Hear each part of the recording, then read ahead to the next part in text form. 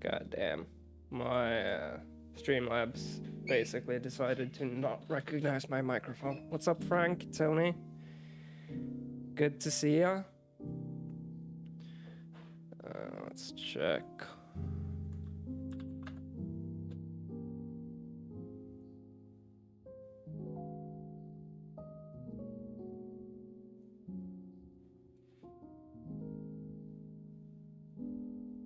Alright, 1080p quality is available.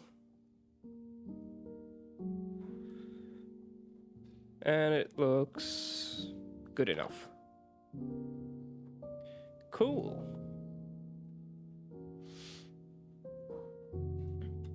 Finally stream. Yeah. Took a bit of a stream break after Let 'em Dare. Zaris, what's up? Was planning on streaming yesterday actually, but I ended up going to visit my mom, and so that's why I didn't stream yesterday.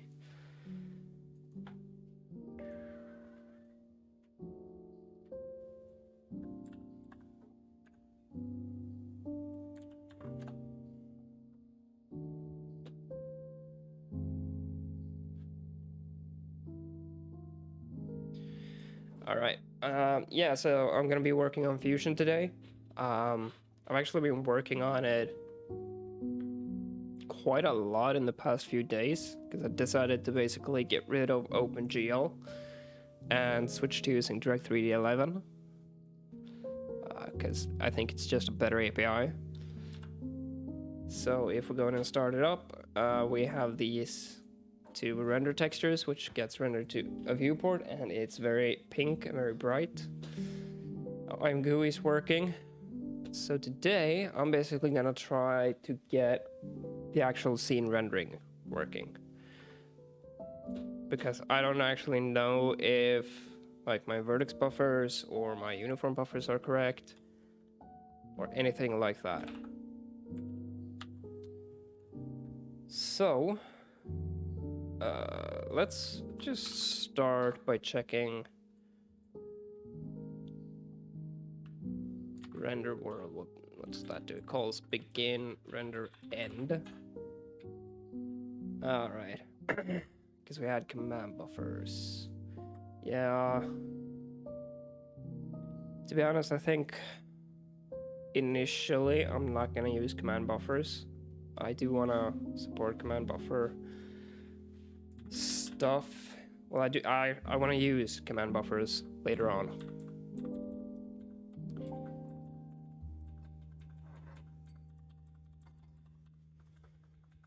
So first of all, let's make sure. Okay, good. We have a PBR shader, which doesn't get loaded anywhere.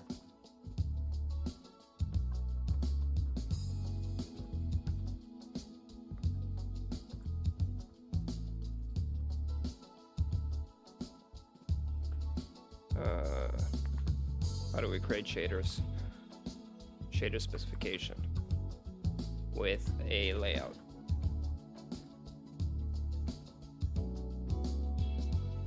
And I'm just gonna call it PBR because the aim is to have it be PBR in the future.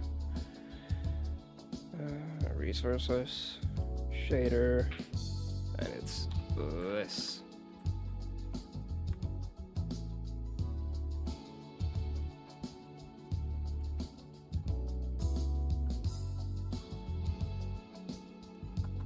Layout, input layout, sorry.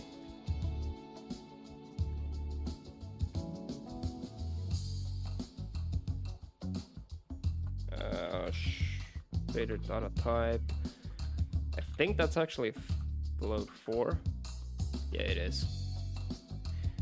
And is there any other parameter I need?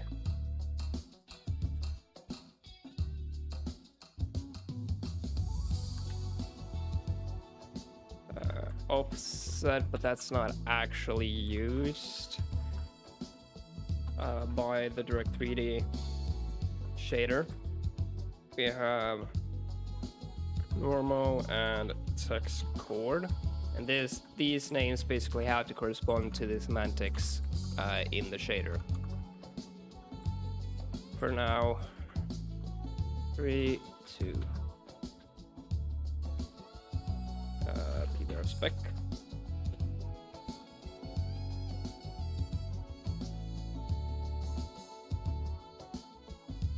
Man, it's weird. I'm looking at Discord and StreamCord hasn't picked up the fact that I'm streaming yet. Another Hazel copy. Nah. Not a copy. Well, I mean, this is similar, yes. For now, at least.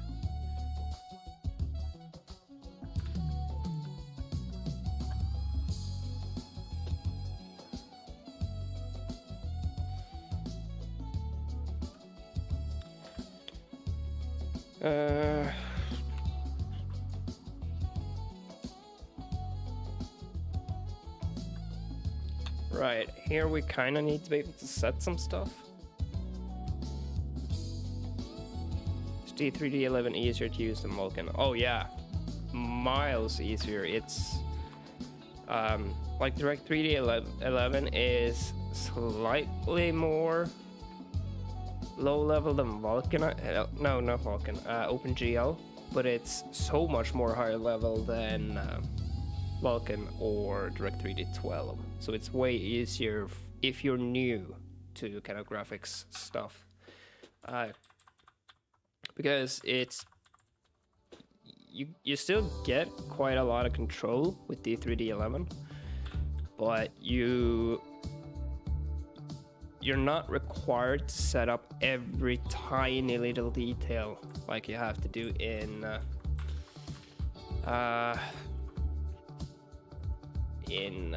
Vulkan. Okay, I can see one problem with this right off the bat, I think. We need to pause this as a constant buffer. So basically a uniform buffer. Thing is, do we do that by name or by slot? Because if we go into D3, D11 shader, VS set constant buffers. Yeah, you give it a start slot and then the number of buffers.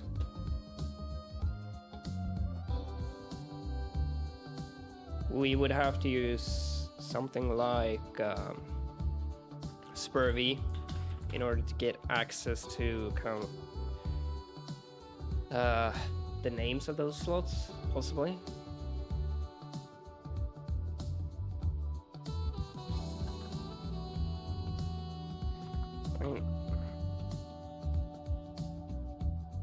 Yeah, pretty sure. So I think for now, I'm gonna include uniform buffer. Virtual void set. It's gonna have to be by a slot. Is a handle, a pointer, or a abstraction, or both? A pointer is just a pointer to memory. Like you could think of it as a handle, but a pointer is just a memory address, right? So don't know what you mean with abstraction, because it just points to a block of memory, and that memory could be anything. So I guess in a way you could say, okay, well, it's technically a handle, but I don't know. I think I find it easier to just think about pointers as in they're pointing to a block of memory that has some data.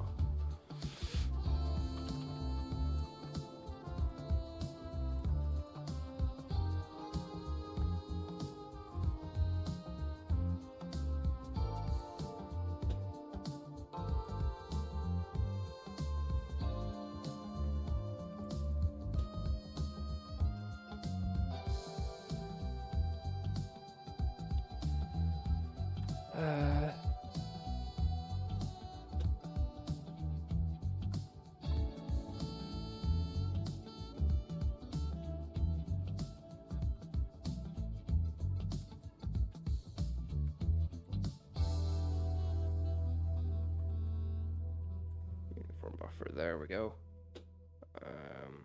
Where is it? Here it is. Do we have... Really? This doesn't provide a way for us to get the buffer. Get buffer. Some handles that are returned by WinAPI functions are explicitly supposed to be used as a pointer, but in their description of a handle, they describe it as something a bit different. I mean, I think they do use kind of pointers as just an ID effectively to represent some resource. But I think generally when pointers are kind of used as handles, they just point directly to the block of memory that has the data that they represent, I think. But I could be wrong. Buffer.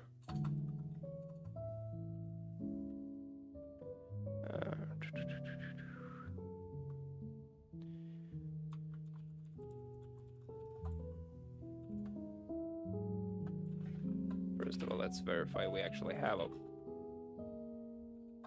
a buffer here. What are you complaining about? Unused. No, it's not. So here we need to do vertex shader. No. We need the device context. It would be both pointer and an abstraction. Like, I'm not sure what you mean with abstraction, because an abstraction to me is something you wrap around a larger collection of functionality. Because you would abstract away certain parts of the API, yeah, but...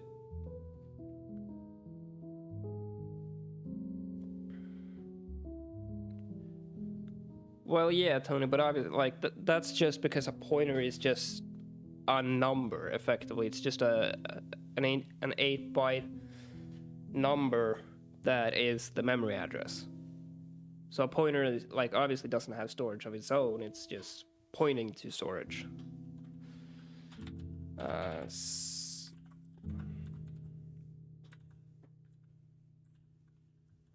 Right, do we set the constant buffer for the vertex shader or hydrate from Tony, hang on. Do we set the constant buffer on both? What happens if we try to do that?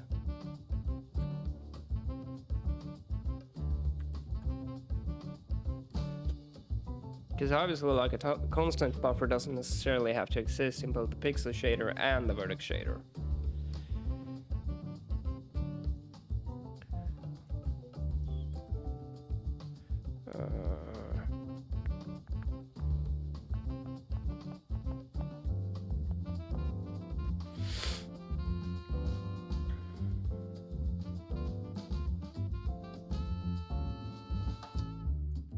It's an optional.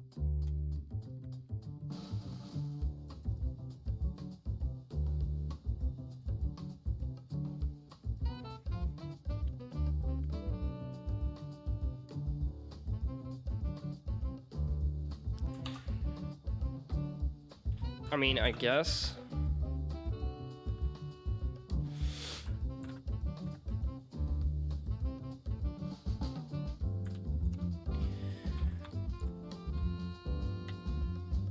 So basically, what I'm trying to come to sort of an understanding over here is if I do this as well as this.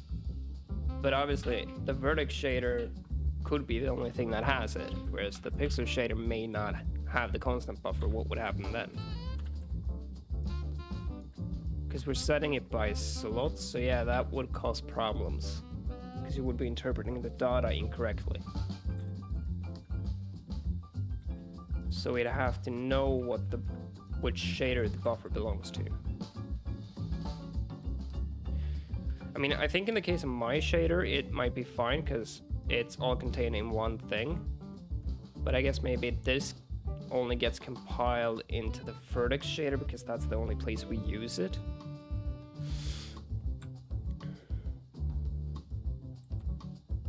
I could just do a quick hack and say that, okay, well, the uniform buffer has to specify which shader it belongs to.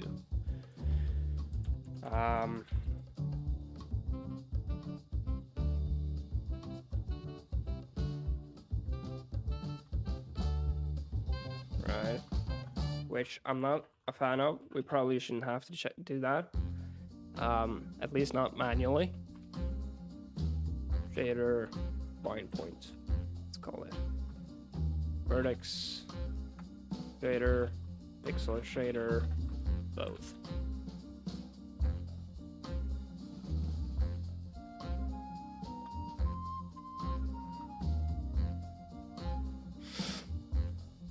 Did you see this one file physics engine?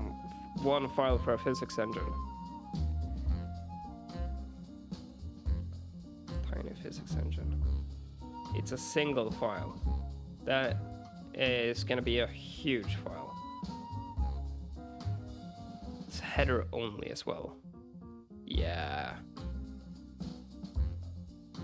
I don't know. That's an interesting approach. Only 3,000 lines. I have my doubts about that. Having a physics engine that's only 3,000 lines of code sounds like it would be kind of inefficient, or at the very least not that capable. But I don't know, I've never even seen this, but definitely a cool concept. Pure C99, no. Get out of here. I'm kidding. I'm gonna get some water.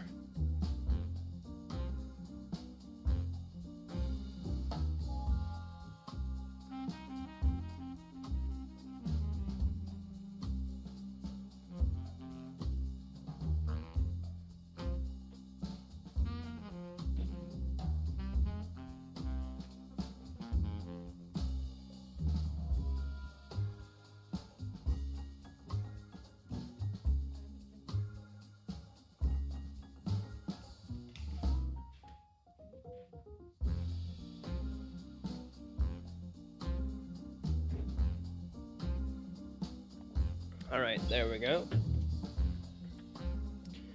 Yeah, no, I think that's a very interesting concept. But, to be honest, I don't get people who would... who actually, like, write header-only libraries that are that big. Like, how do you navigate easily? I mean, to be honest, some of Hazel's files are, like, a couple of thousand lines of code. I think, like, at least... I think we have one that is close to 3,000, so yeah, not actually that bad. Bind point. Bind point.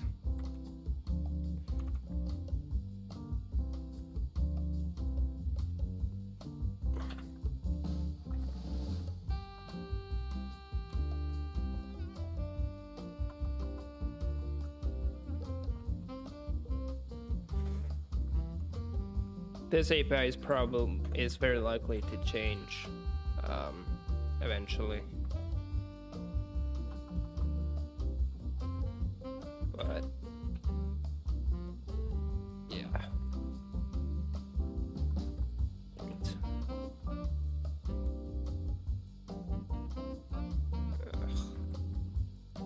Update the constructor. Goes before usage.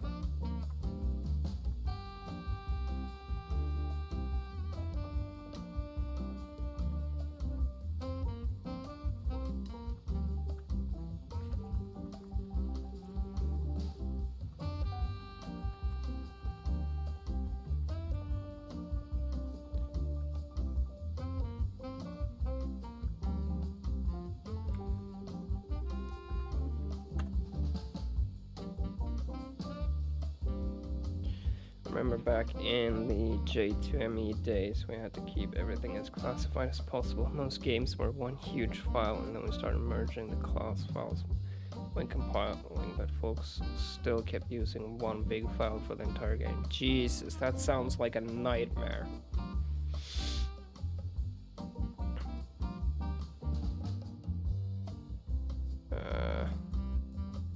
like working on a single game with a team and you have like 2 files and everyone's working on the same files, that sounds horrible to deal with.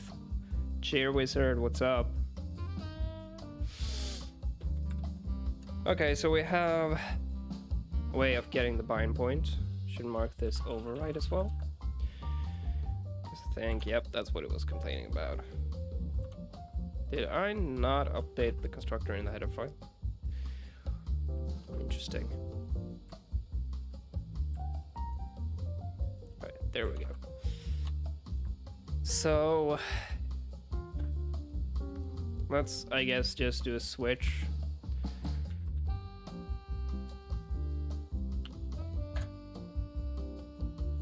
One dev per game. Okay.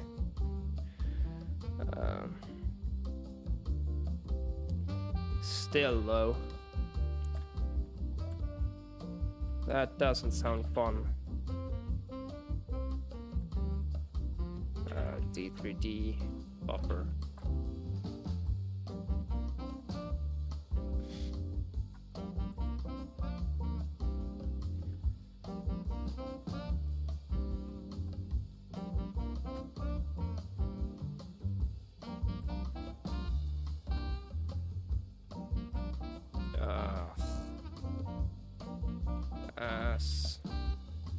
Yeah, whatever. Let's just do these as 2 separate gigs.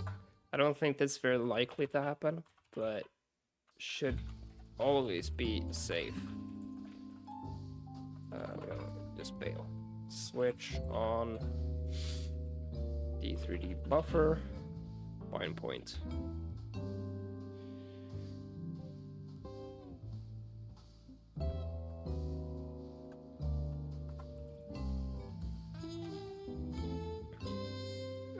In slot 1, and it takes a pointer to it, right? Binary 3D11 buffer pointer.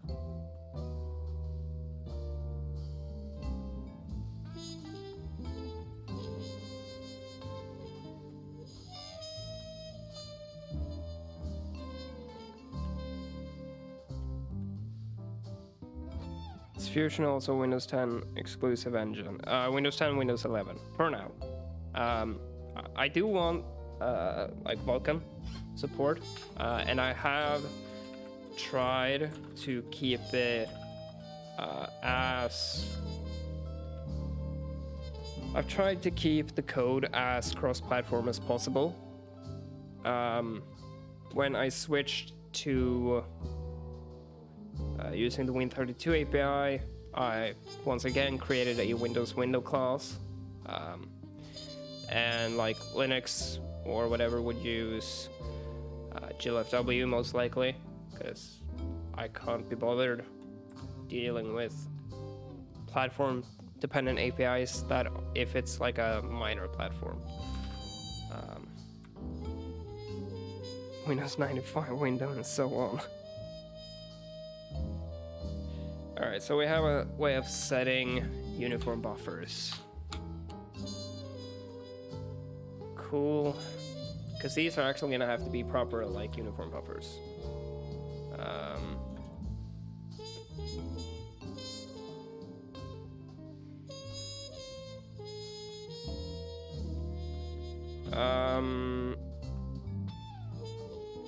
Yeah, I just figured a problem. We may have to transpose these. I don't think it's gonna run on Windows 7. Well, it might in its current state. But the thing is, I don't know which API it was that Microsoft changed, because that's why Hazel doesn't work on Windows 7, because there was an API that changed at some point that Hazel uses, which means it crashes on Windows 7. And I don't remember which one it was.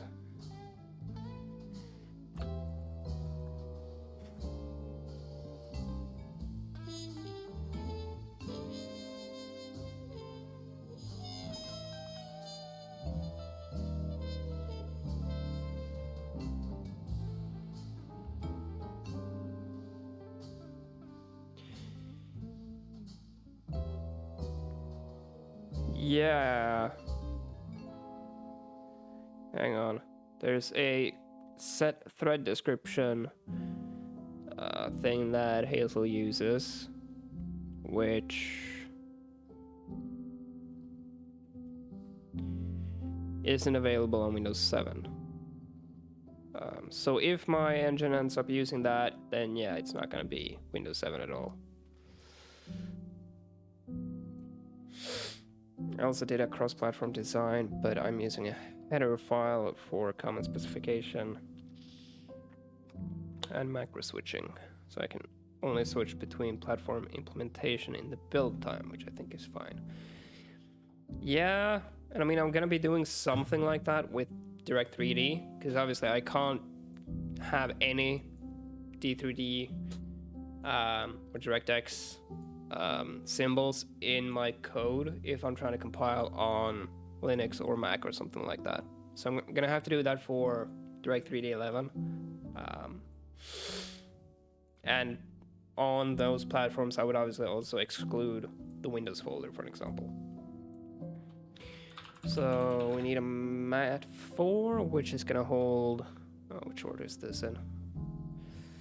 Transform view projection. Which that's always gonna have to change because we don't have the transform of the mesh we're rendering in begin. So I'm gonna have to refactor that C buffer. View projection, right? Yeah. Projection matrix.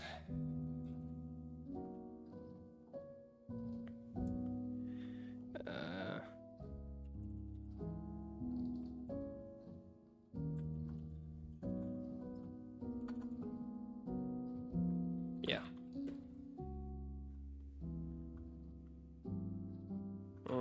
I'm actually gonna call it camera data because that's what it's gonna be eventually.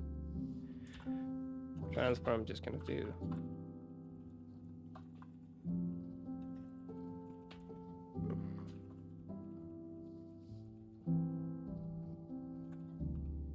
I could just go in and do it, remove it from the shader right now, but that would be the smart thing to do.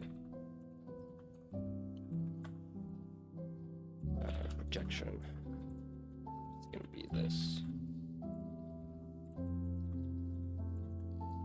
DBR shader. I'm gonna need a uniform buffer for that. Yes, I am. Uniform buffer. Camera data buffer.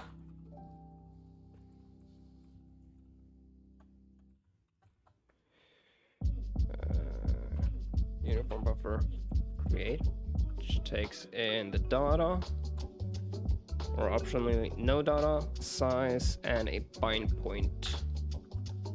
Okay, so size, don't really care. Need to use pointers and virtual function for that case, so I can just use stack and real types. Yeah. Size would be size of GLM mat4 times 3. It's gonna be 64 times 3, 128. What's that? 196? No. Yes. Quick maths is not working out. 192. Got it. What was it? The bind point is next. And this is only used in the vertex shader. Buffer usage is gonna be dynamic, yeah. So allocate the buffer. Set data. And it's gonna be camera data. Find the shader. Set 0 to that buffer. Okay. Does the shader not know about uniform buffers? D3D11 shader does, this doesn't. Okay. Gonna go and grab some coffee. So I'll be back soon.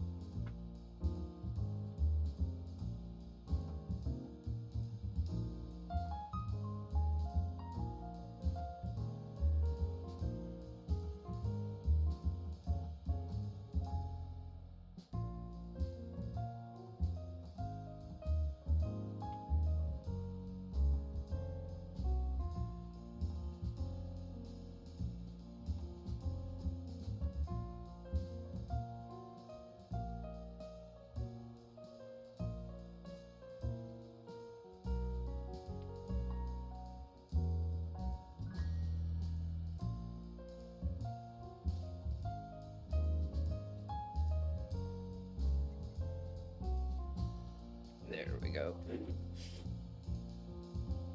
Alright, I mean, it built. So, let's see if it even runs. It does? I don't, like, obviously I can't verify that it's actually working unless I run it in RenderDoc.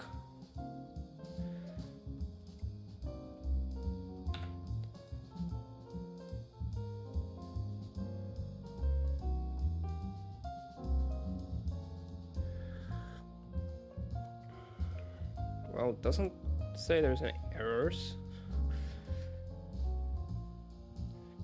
So that's where we do that. We clear, we clear.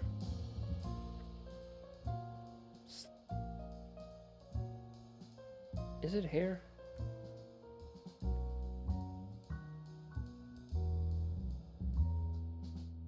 Input slots 0, 0, 0, which I think... I don't know if that's correct.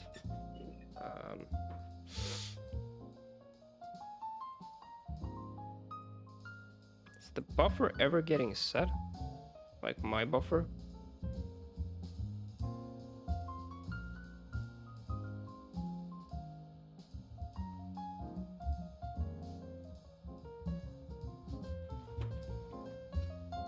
Huh.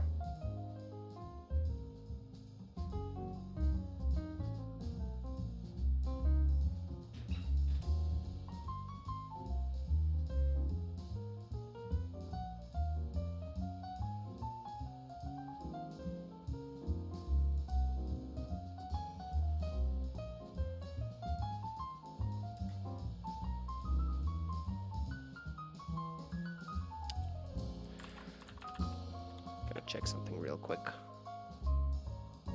Okay, good. Guess we're gonna have to put a breakpoint and see what's actually happening here.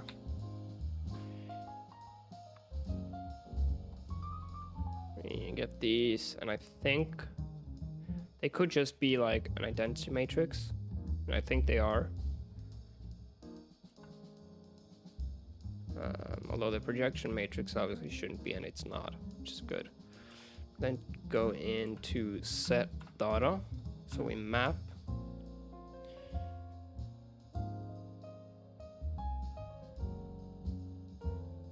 that.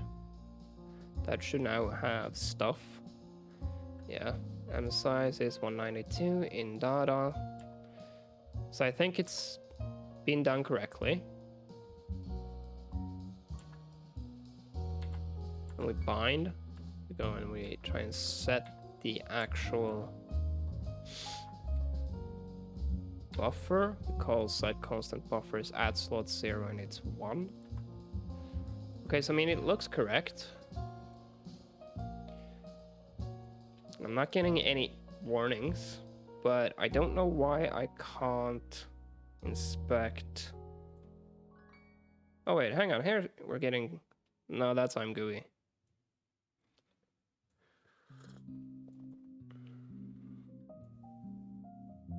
No buffer set.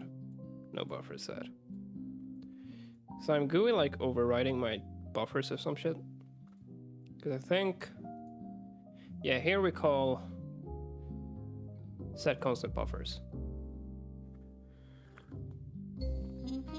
After the shaders have been bound. So we map on maps, that's us copying the data in. It's buffer 52, which is happening here.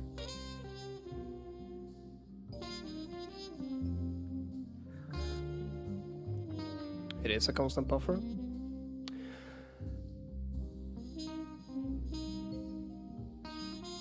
Am I not binding the constant buffer at all? Pretty sure I have to do that. Don't I have to like... No, I mean, no, because this is effectively binding it. Setting it in here. This is literally binding the constant buffer.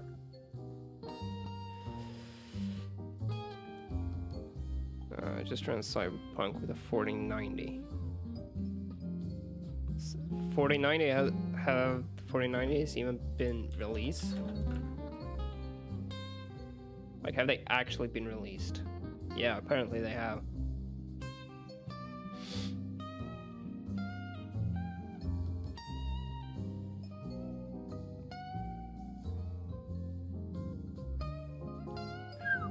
Expensive though.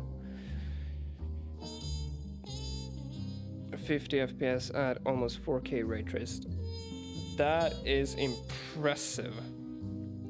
500 watts, Jesus.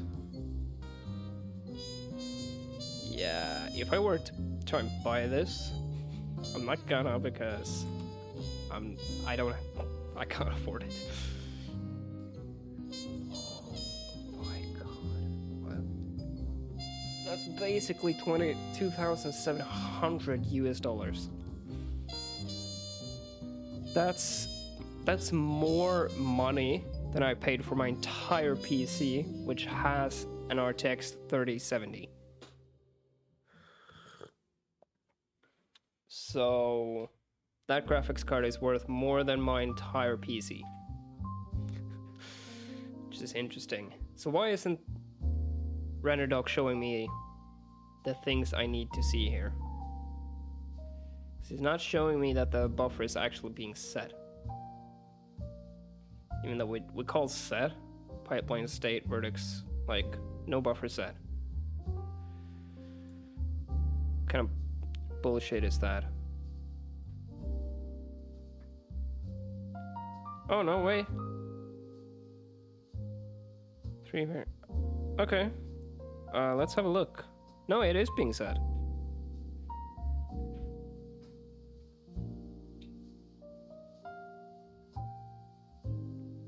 But maybe this isn't... Okay, I have no idea what's going on there. I have no clue. But it seems like they're being said, so cool, I guess. Oh, it's probably not showing me anything here because I'm not actually drawing anything. Yeah, because I'm presenting, but I'm not actually rendering any... I'm not issuing a draw indexed or anything like that. So that's probably why it's not showing me in the input assembler, because there's nothing to assemble.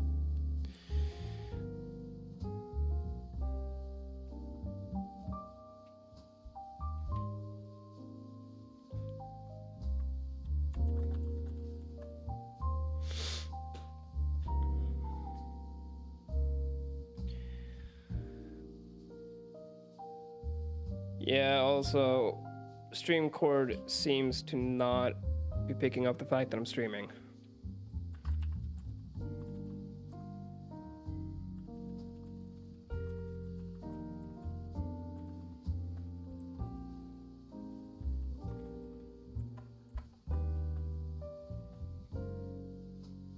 which is annoying.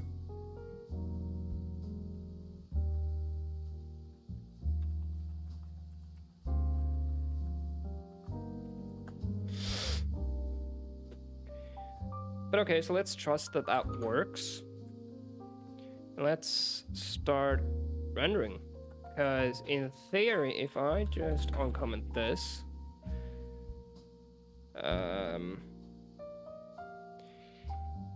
right.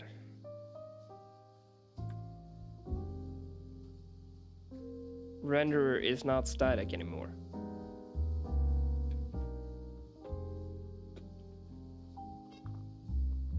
I changed it so it wouldn't be static.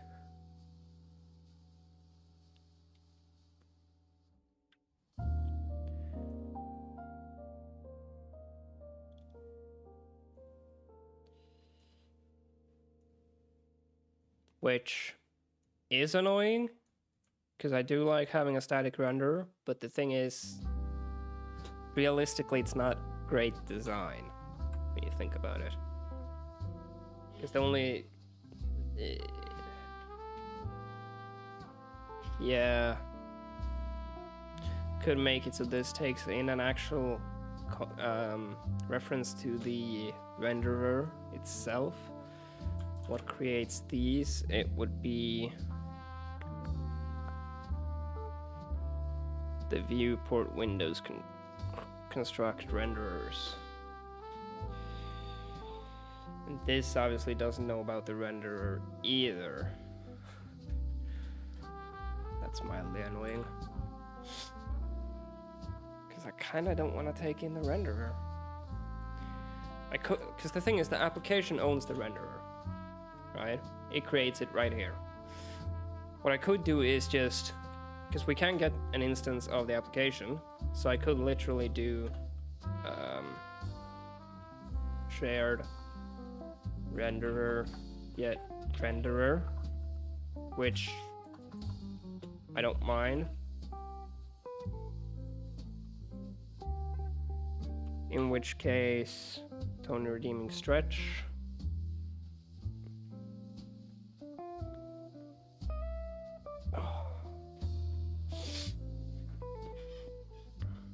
Because in that case, if this is where the application, it could get the renderer. Need wide Peter cow.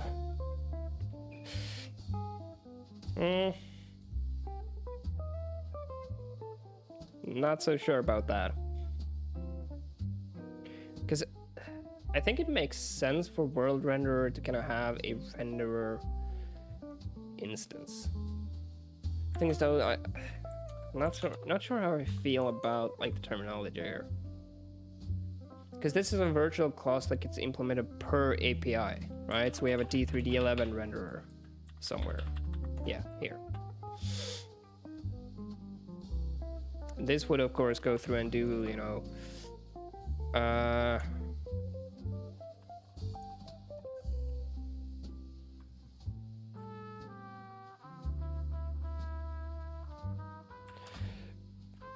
it would go through and like bind the vertex buffer, index buffer. Well, you don't bind the index buffer, you pass that to draw indexed, I believe. So this would actually call get device context, draw indexed. And it doesn't take in the index buffer.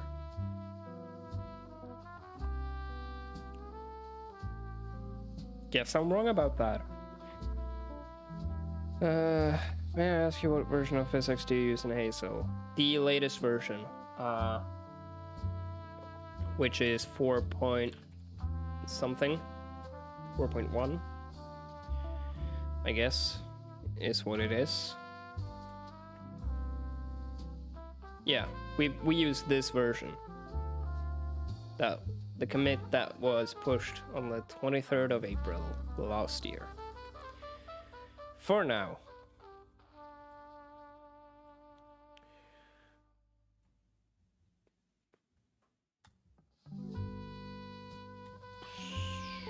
Yeah, I'm not too fond of this API design.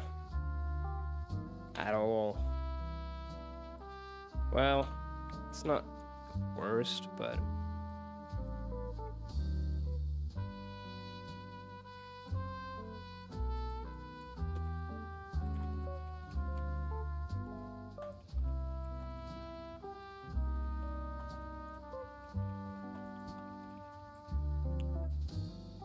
Because this renderer clause effectively represents the API itself.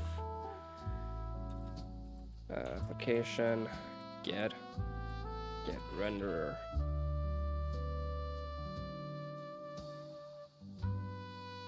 Because here we'd call draw indexed with this. And I mean, in that sense, I'm not a fan of this using... Although people are shady being here. Well, no, I don't mind having that kind of stuff in the world renderer, to be honest. Although arguably it shouldn't be responsible for loading shaders. Okay, let's actually see if we can go in and implement draw indexed here. So the goal is to get device context, draw indexed, right?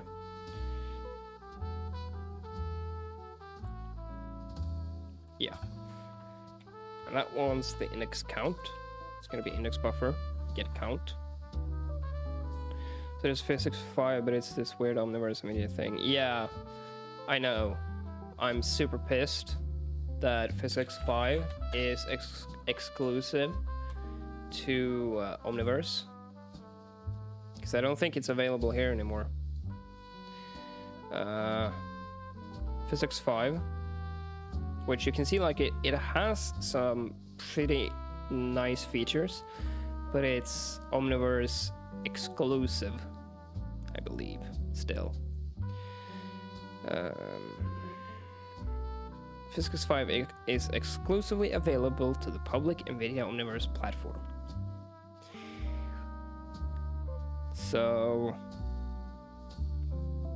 Did you stop the Jolt integration? No. I've been working on that now that we're done with Let 'em Dare. And it's coming along really nicely. Eventually I'm gonna get on to doing fluid dynamics with Jolt, because it supports that, which I'm really excited about. Start index, which is going to be 0, and base vertex, which is going to be 0.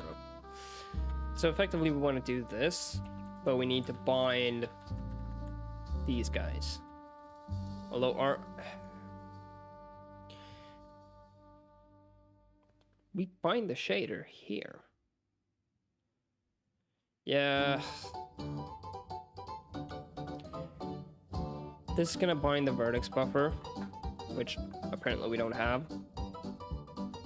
And it's also gonna do in index buffer bind, which currently we don't have either. Now, maybe they shouldn't live here, but whatever. For now, they will.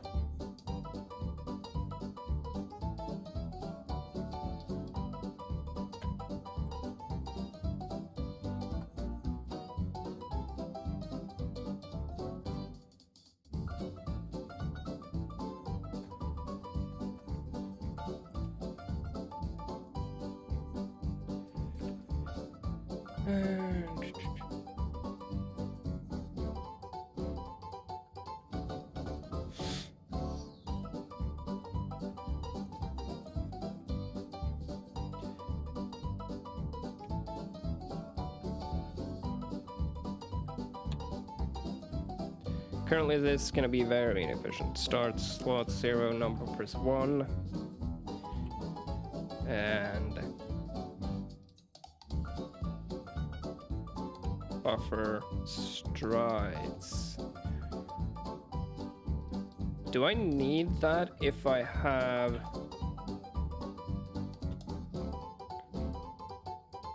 the layout set to automatically do stuff?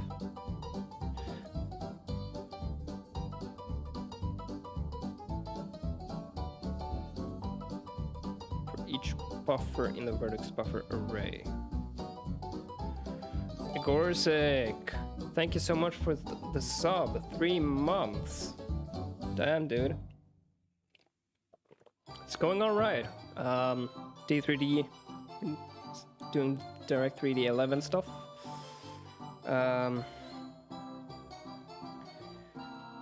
So yeah. Now this strides between each vertex buffer, I think. In case you're passing multiple. What am I currently working on? Just getting the Direct 3D 11 renderer mostly working. Strides. It's gonna be an array. 0. And it's strides. And I think... Can I pass? No, because they're optional apparently.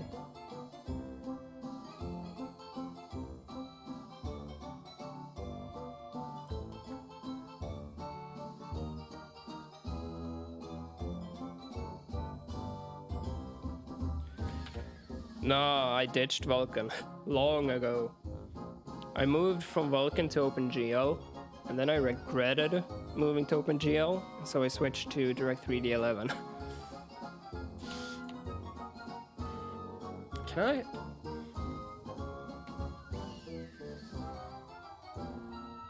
What happens if I pass no to those?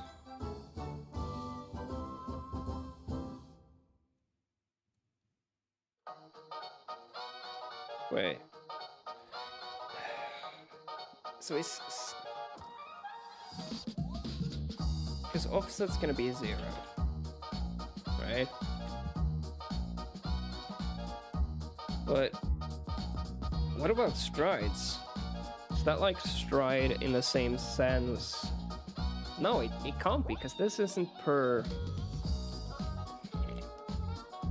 Is DX11 just better than just Vulkan? No. Vulkan can give you more control.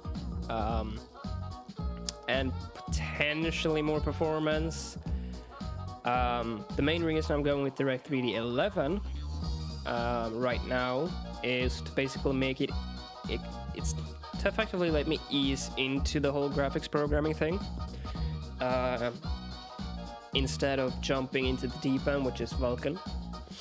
I do want to have a Vulkan renderer in Fusion at some point, but I need to be more comfortable with rendering in general before I can do that.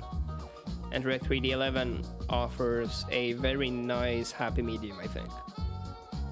Because it gives me more control than OpenGL, but it doesn't overwhelm me like in the same way that Vulkan does. Just a time saver. Yeah, pretty much. So I don't know if this is actually correct at all. But let's assume it is. And probably cry about it later. I haven't even written a Direct 3D 11 index buffer. So let's do that real quick.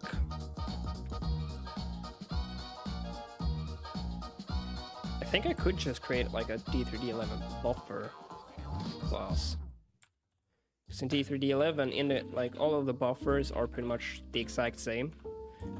There's no like special types or anything depending on the buffer.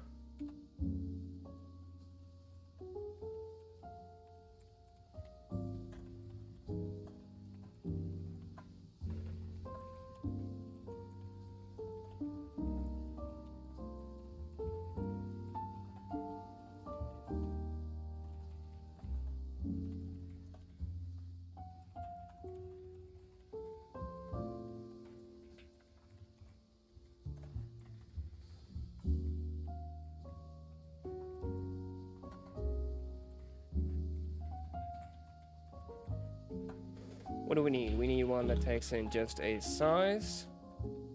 We need one that takes in some data and a size. For future, what do you want to implement in Fusion? What are your engines gonna specify? So 3D is like, I'm not gonna be doing 2D first of all. I have no interest in like 2D rendering or anything like that, or 2D physics. I think that's boring to implement. Like, I like 2D games, but I don't want to make them, and I don't really find implementing 2D that interesting. And so I'm gonna be doing 3D, and I basically just want to push my own knowledge, my own experience. Still suck in English. That's all right. My English isn't the best in the world either. I think it's quite amazing that you have even been able to learn a little of a different language. Because most people don't learn a second language at all and just stick with what they know. We need size, we need a buffer. I think that's it. Right. Yeah, this is what I ran into with OpenGL as well. I kind of want to specify size, but in order to get a count out of a size, I have to know what type the data is. But no, so my kind of goal with Fusion is to just push my own knowledge and learn new things, and also get better at what I already know. In what genre? I don't know, like, I'm probably not gonna make a proper game in Fusion.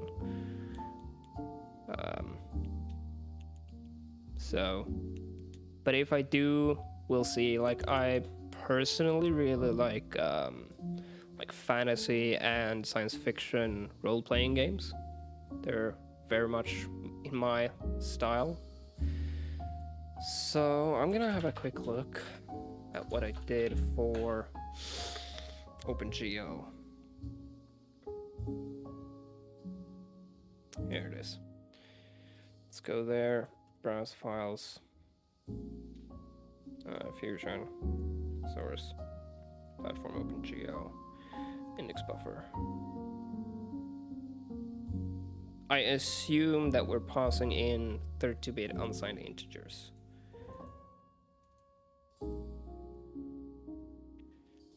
Which, yeah, to be honest, like, I think that's safe to do. Size divided by size of u in 32t to get the count. All right, let's go ahead and implement it.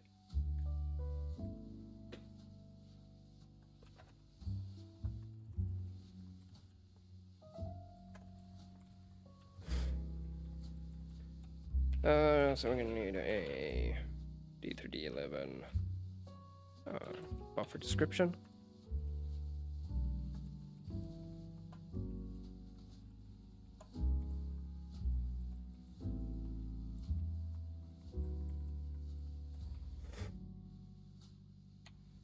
Byte width is gonna be size. Let's actually have a look at vertex buffer, because why bother? I'm actually just gonna steal this effectively. So we ground the context, we do that. The usage, which is going to be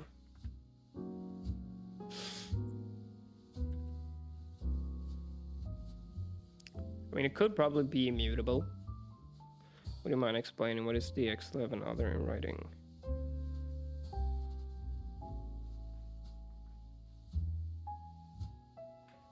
You mean like what's sort of the benefit of Direct3D 11 over OpenGL? I'm not sure I understand really. I mean, an index buffer can really be immutable, I think, for now, because we're not going to be changing the data every frame, or even like every second. It's going to be an index buffer.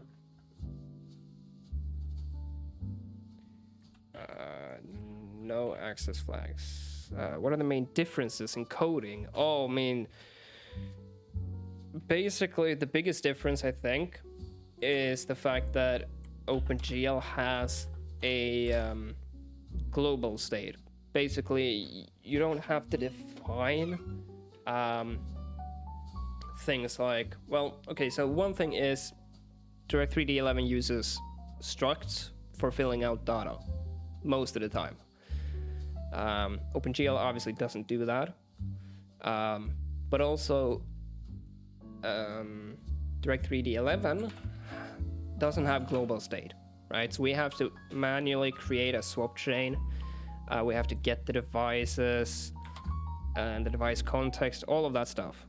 We have to set up a back buffer ourselves, which, I mean, you can do that in OpenGL to some degree, I think, but at least in the core profile. The kind of main difference, Direct3D 11 uses structs to fill out data and doesn't use global state, which is a good thing.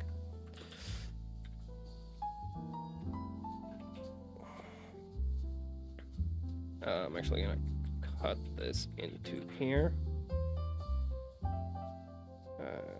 Create. What's the problem here? Well, this is a problem, first of all. Should be null pointer. But it's not happy about this, even though I'm including it. Okay, now it's happy.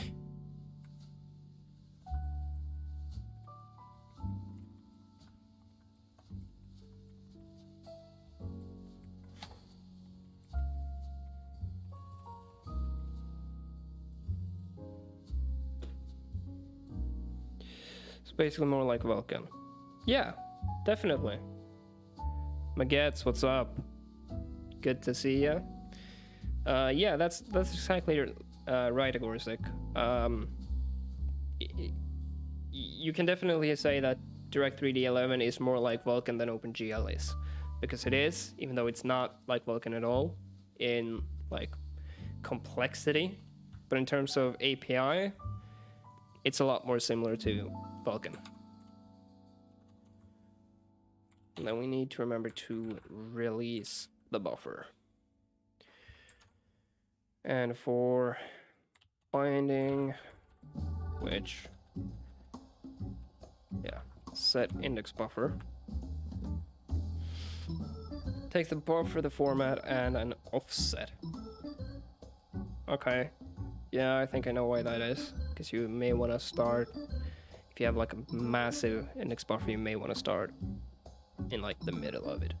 But yeah. So buffer.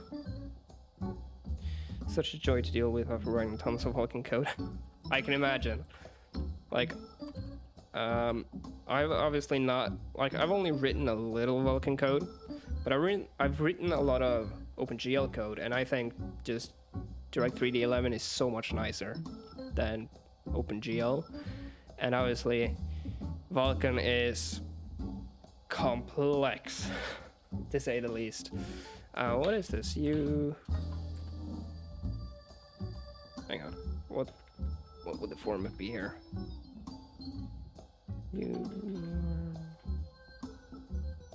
Because formats, it's an unsigned 32-bit integer. So would that be you, Norm?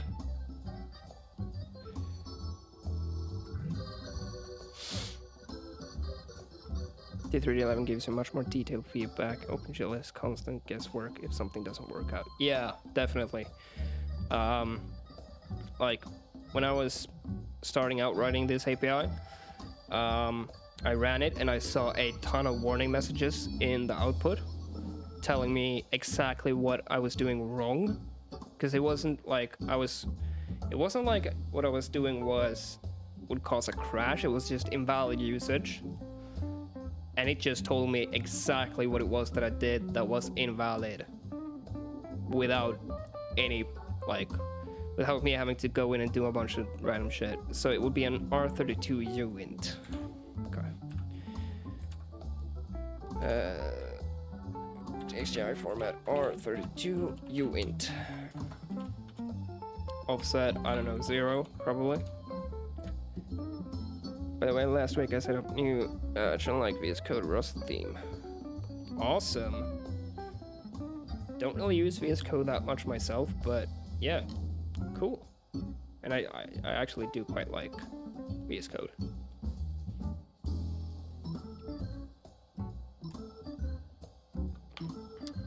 All right, we have index buffer binding. So where was I? Renderer.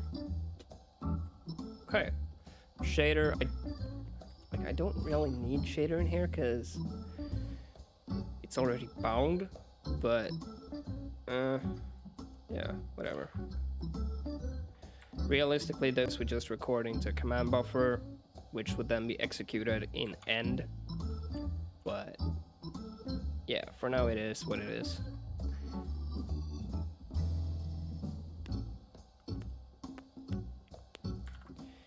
Do we do anything in begin? Yes, we clear the back buffer. But I think begin gets called from the application, so...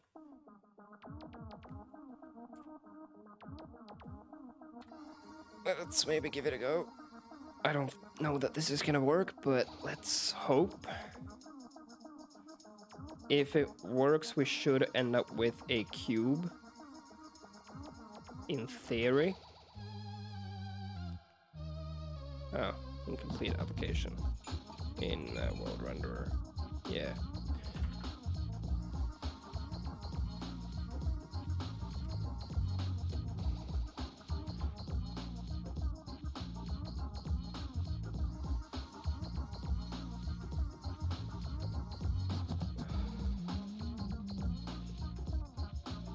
What do you use for maths and fusion? GLM is what I use. Because GLM is very nice. Because this is const. Can it be combined be const? Because like obviously the buffer won't change because you bind it.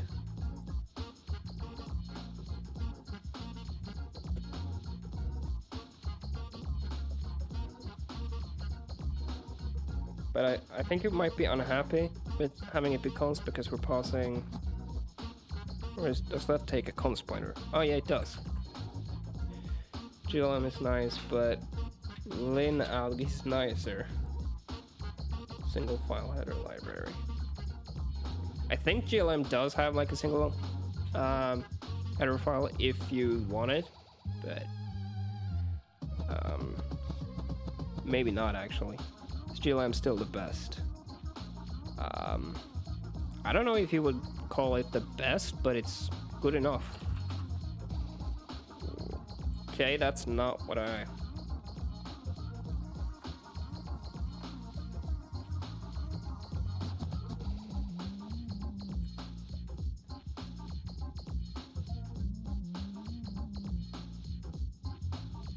Single header public domain short vector mod library for C++.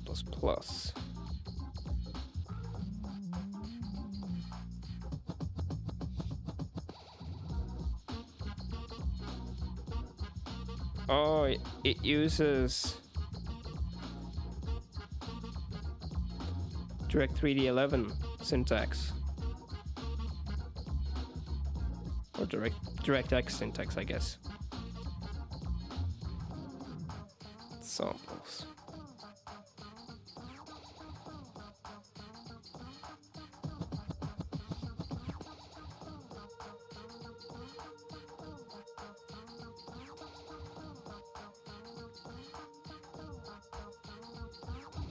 That actually looks really interesting.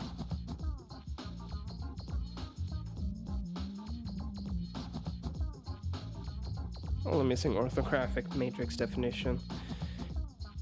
Yeah, making an orthographic projection matrix isn't that difficult. So okay, that can be const. Can this be const? I don't think it actually can. This takes a non-const pointer.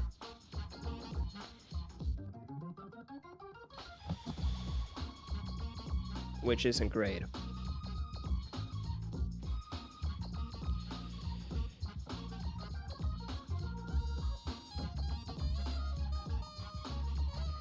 Yeah, I don't think we can make this const. Or maybe we can. I don't know. Doubt it.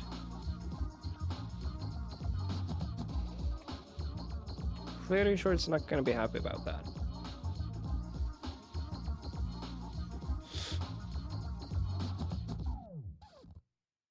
Because IA said index buffers or index buffer doesn't take a const pointer, it takes, or I guess it's fine with that. Awesome. Let's run it. See what happens. We get a crash. Awesome. Because index buffer is null because we're never. It is. Why is index buffer null? What's coming from? Should be created in mesh. Index buffer create. Oh, that's why. Of course it's gonna be null. And I'm gonna be wrapping these includes in an if-def windows. Index buffer. But for now it's whatever. Renderer. Switch, renderer, current API. Could make this compile time as well, but it's whatever.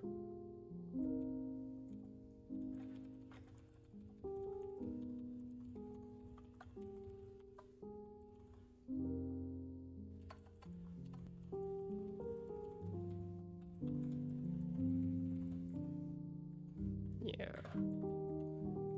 Size first here. Whatever. Doesn't matter. Now it shouldn't crash. And it doesn't, but also we're getting loads of errors. Well, warnings, I think. Current primitive topology valid. Oh yeah, I haven't set that at all.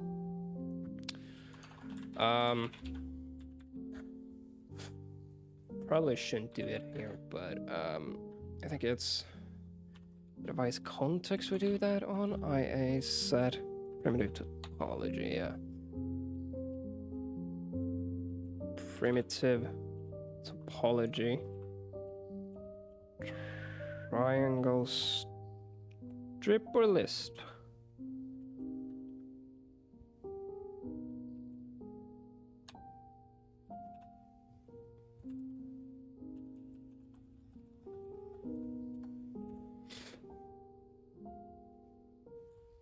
Actually,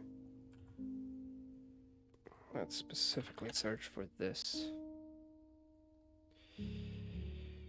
This takes the primitive topology.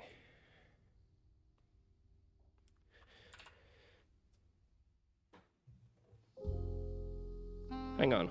Wouldn't we want point list? No. No, because each vert.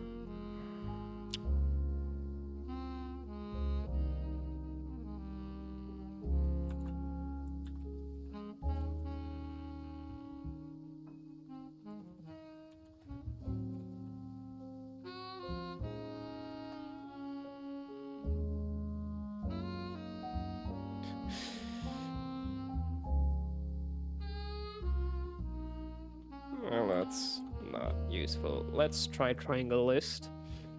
I have no idea what it's actually supposed to be. Okay. I saw something else happening here. An index buffer is expected, but none is bound.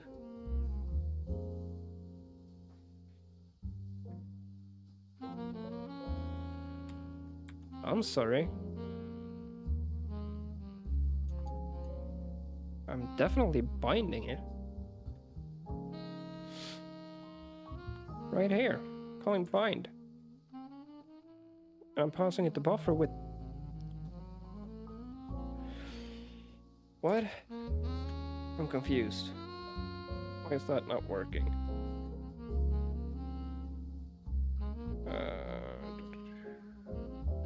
Really wish that RenderDoc had a dark mode. Yeah, we have an issue. Okay. Index buffer is expected, but none is bound. How?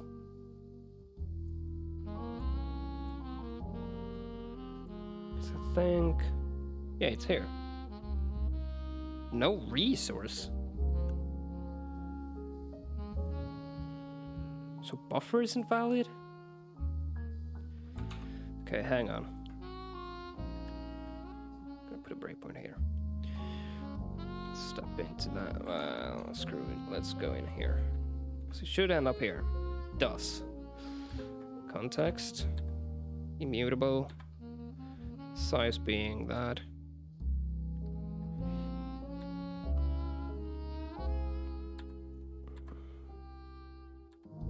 We do have I'm not giving it any initial data. Just realized.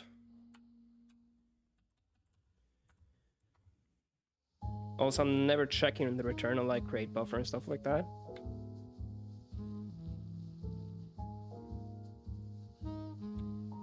Okay, are we still? No, now it's good. But I'm not seeing a cube.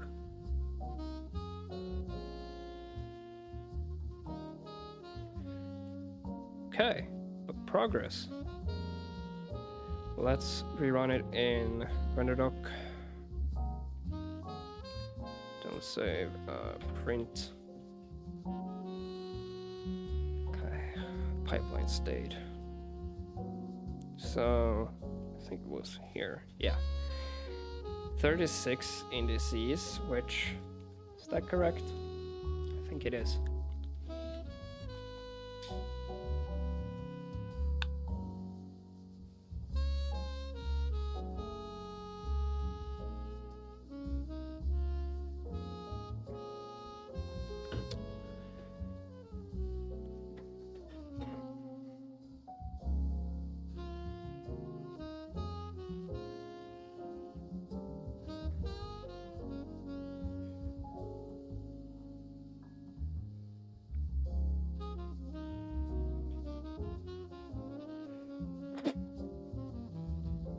I mean, it looks like all the data is there, but it's not displaying for some reason.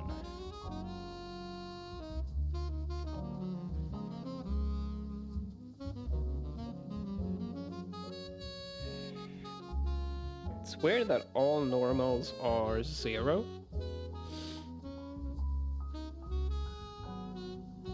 No, they're not, sorry.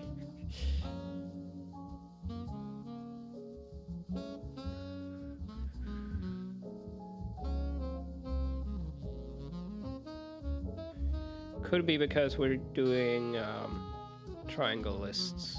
Yeah, I think it is. It's not supposed to be triangle list. Then what the hell is it supposed to be? It's not triangle list. Triangle strip? Point list? Maybe? What's the actual correct thing here?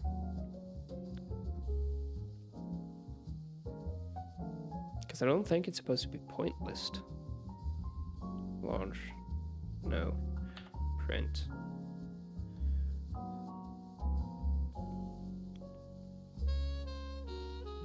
I don't think it's supposed to be that.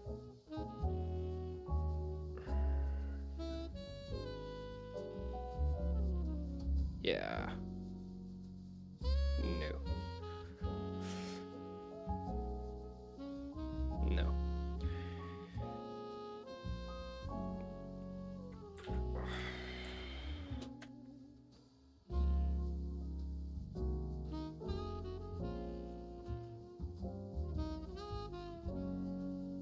So here it uses a line list, apparently. Which it's not actually using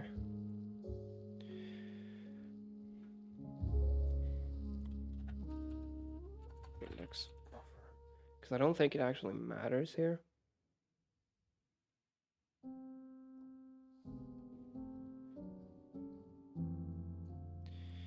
All right.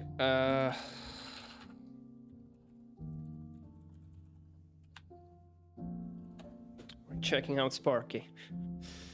Because that actually does have Direct3D 11. SP platform. Because I have no idea, like, What maps to what exactly? No, that's not it. Render. Primitive, nothing. Let's just search for this. Triangle list is what Eon used. Didn't I use that? Isn't that literally what I used initially? Hang on. Yeah, it was. Okay. Interesting.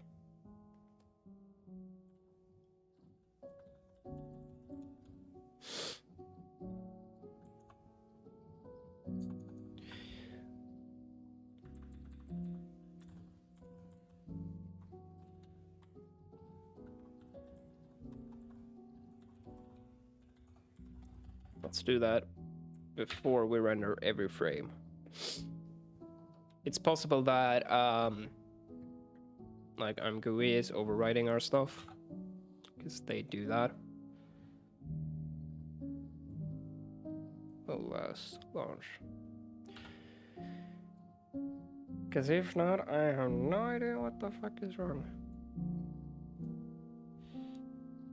Pipeline state. So we are using triangle lists. I think the data is correct. Yeah, we don't see anything.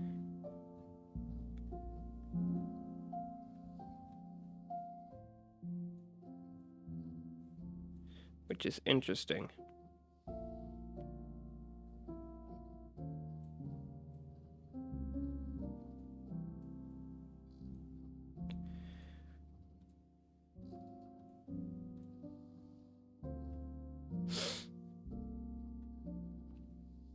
Uh-huh.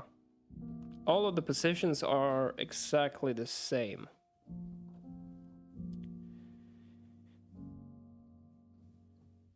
Why?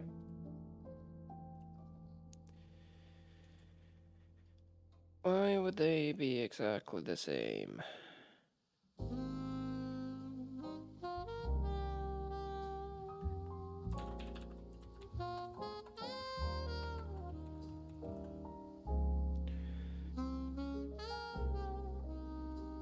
He's passing 0. Like that.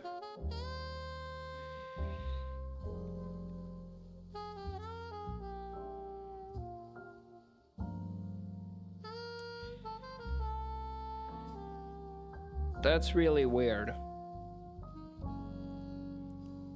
Because it's basically passing the exact same vertices for every single one of them.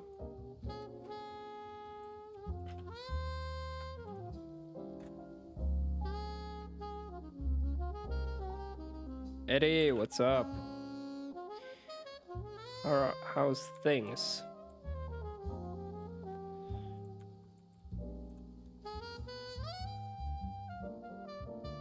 Stride offset. Ah, probably because stride. Oh, I misinterpreted stride.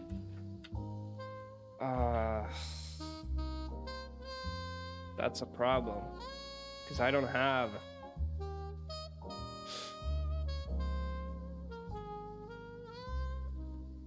I don't have access to stride in the vertex buffer. Because the vertex buffer doesn't know about the layout.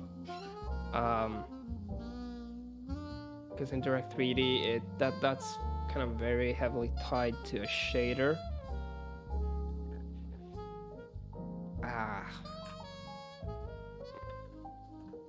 That's a problem.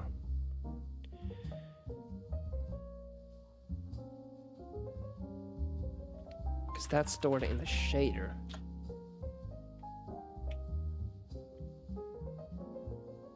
Inside the shader specs.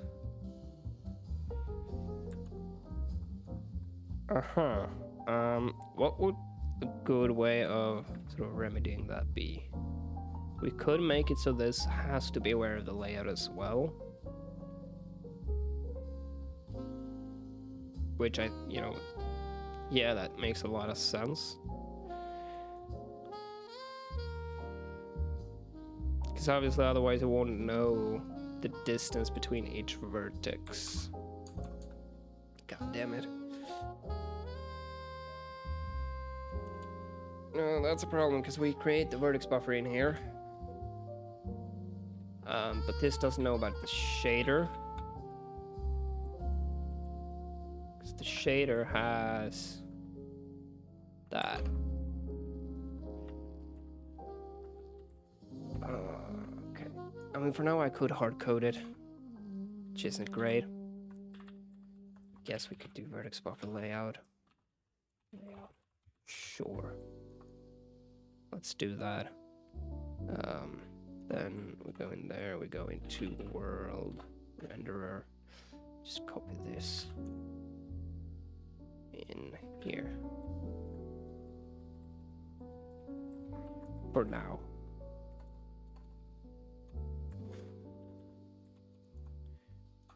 Gonna have to come up with a good system for that. Because then... yeah, I could just do... stride.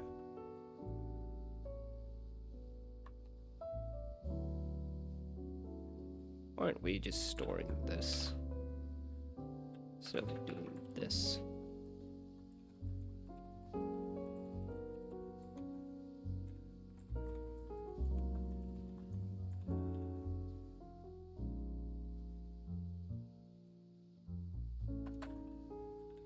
Layout, get stride.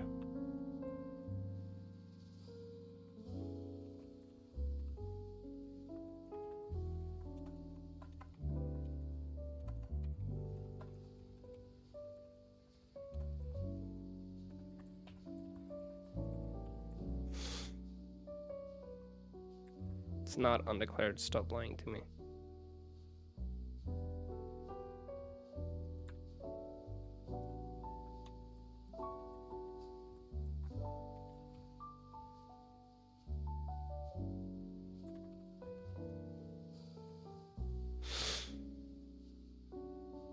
There we go.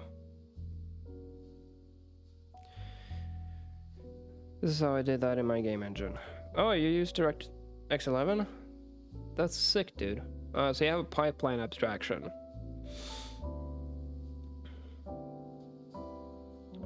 Which has the input layout.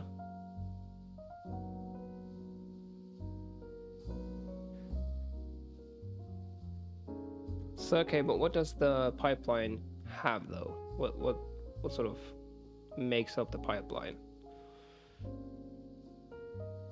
Has the layout, rasterizer, and depth stencil state. Okay. Has a pipeline config. What's that? Let's search for it.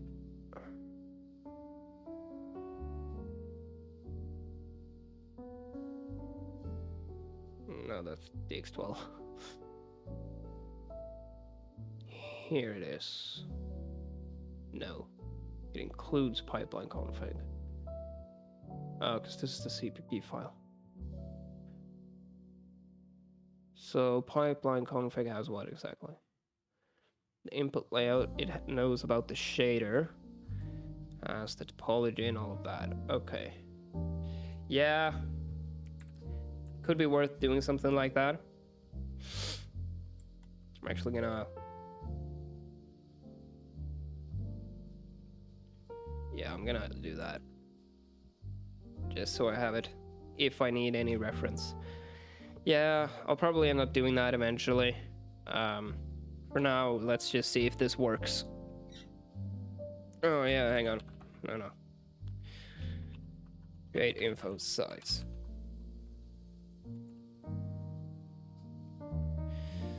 We have that here as well. Create info buffer size. Thank you so much for that, Eddie. I'll be sure to keep that strategy in mind.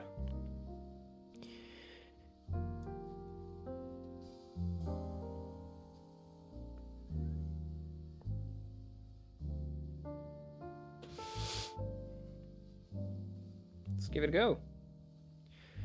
Well, still not seeing anything in here.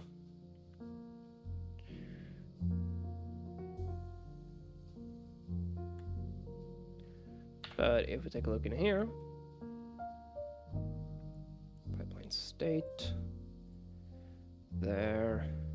Mesh view.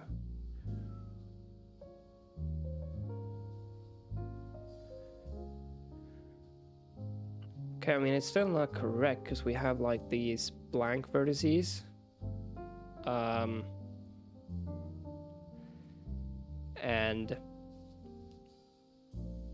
yeah, this looks weird. I think that could be due to the matrix multiplication though.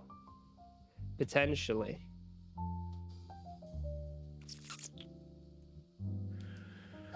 So what happens if I just go in here and don't do that? Instead I do, because it's possible that the actual matrix multiplication here is incorrect.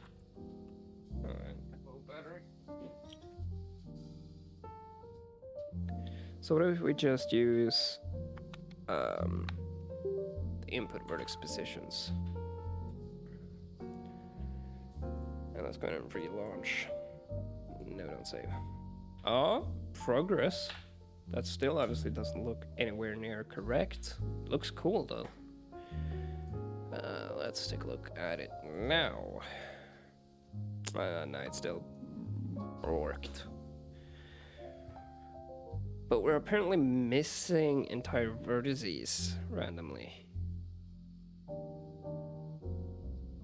Which doesn't make a lot of sense.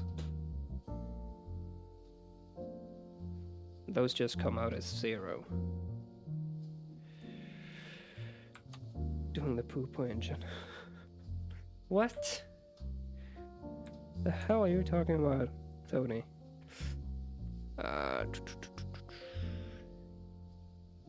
Let's put a breakpoint in here and take a look at the actual vertices. 24.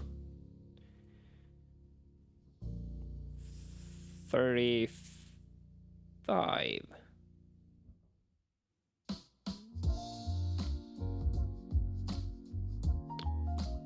What's the point of a .lib file for DLLs when it's possible with Win API functions finding a resource by name at runtime? Surely the Windows compilers could just generate this code themselves.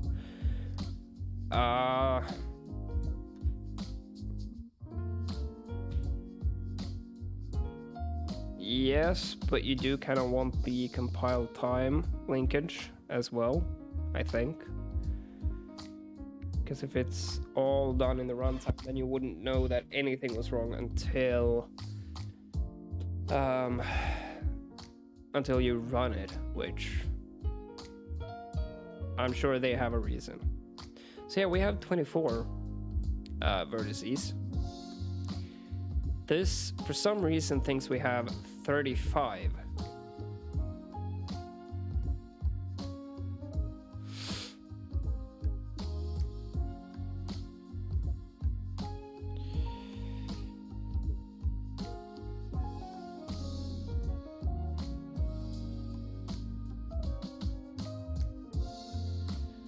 Why would it think that?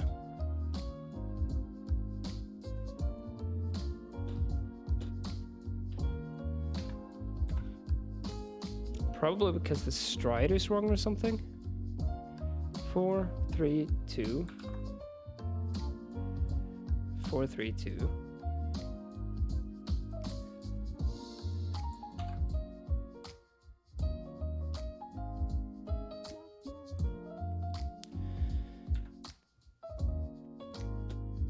$36 per, which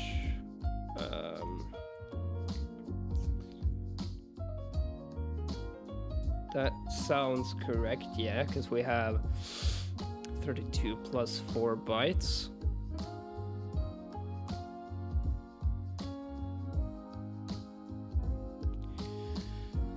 I mean, I don't have the offset here.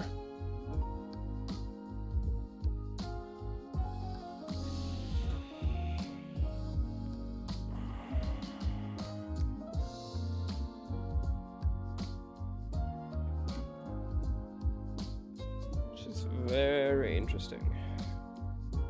The .ite should have that just fine, but it thinks that there are more vertices than there actually are. for some reason. Cocodora, posture check. Yeah, that's probably a good idea. So it would come in here.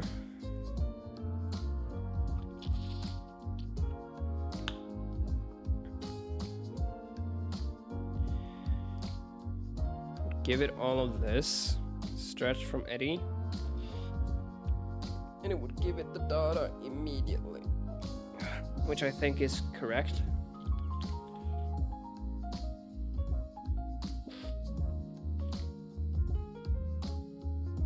I'm gonna take a look at your implementation, Eddie. Because I'm not actually sure what's happening here.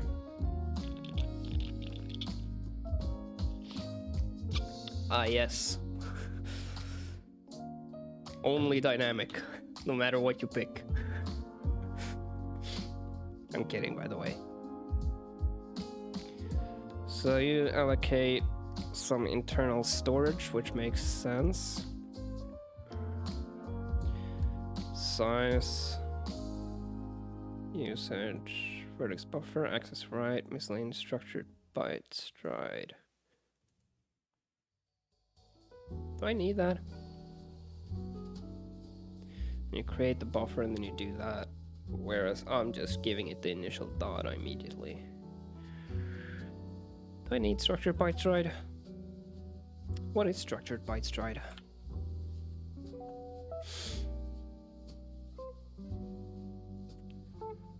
I would very much like to know. Size of each element in the buffer structure in bytes when the buffer represents a structured buffer.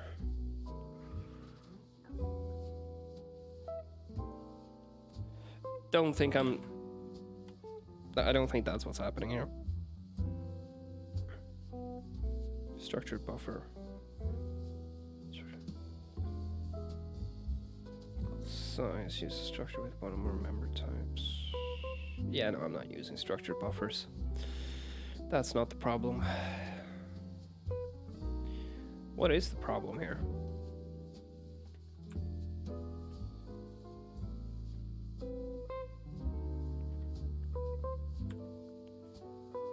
Size of float times 2, 3, 4.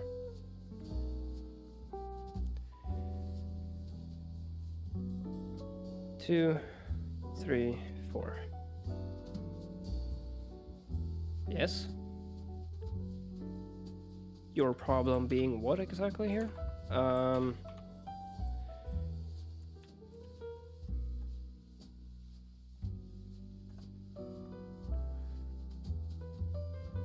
Because I don't think it's the constant buffer is messing stuff out. We have the input layout here, which we create here. So we go through, we give it the semantic name, the semantic index format. Is that correct? That looks correct.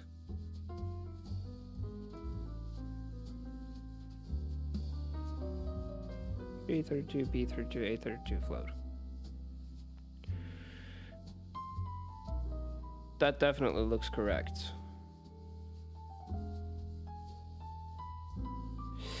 Actually, no, I guess, yeah. We're running into an issue here. I just figured it out. Because if we go into mesh, we're telling it that it's a float 4. The thing is, vertex stores vec 3, and then vec 2. So yeah, of course it would be wrong. Because this effectively needs to be a float 3.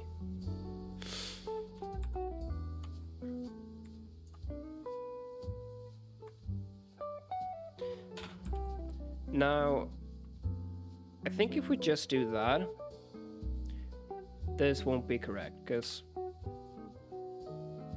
this, would it correctly interpolate, like, realize what's happening here? And, or would it, like, start writing the normal to the end of position? Because it's possible it would do that. If you take a look, the start of the next vertex is going to be -1. So if we build and then rerun it and we see a -1 in the first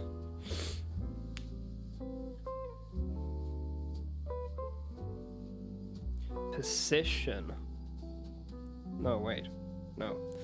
If we see a 0 in the W component, if we see a 0 here, then I guess technically it's working, but it might not be. No, I don't want to save it. I want to launch, print screen. Have a look.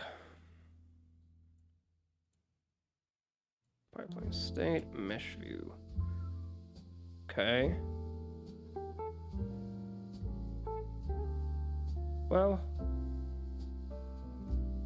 I don't think it's actually, yeah, I think that worked. Mostly. Although it's, yeah. That looks like it worked.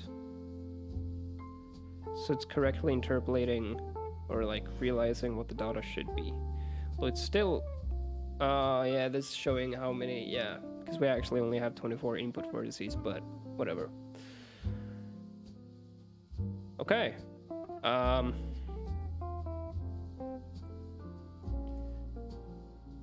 Cool.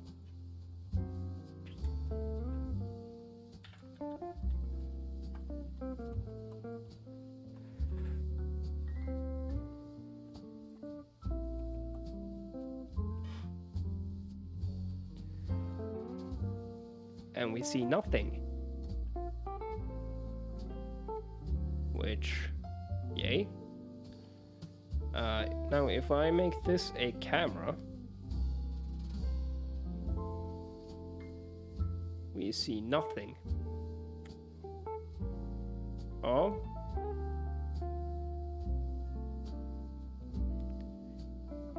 Okay, that's interesting.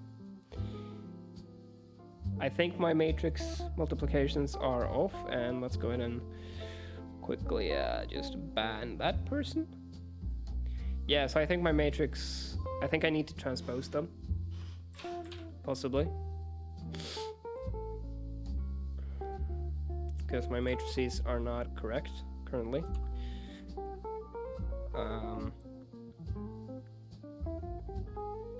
GLM transpose.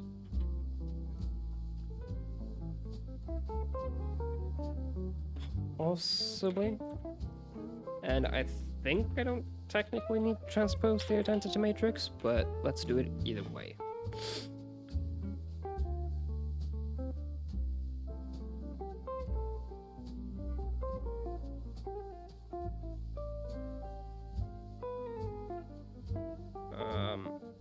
Yeah, I think it's working now. It's a bit weird. Oh, scale.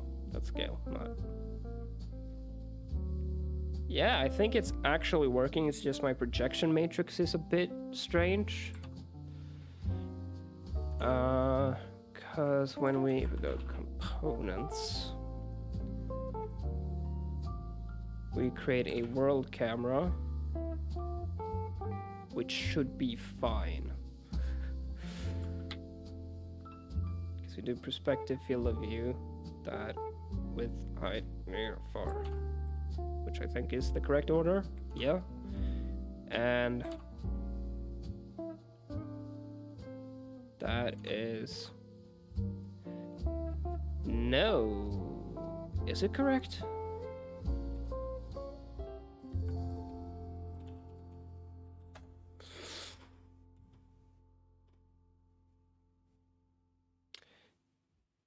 Sort of, but not really, because it would construct an identity matrix, I think.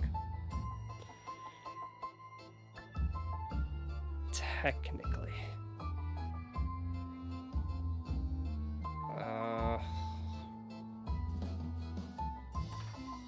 Because it would default construct this, which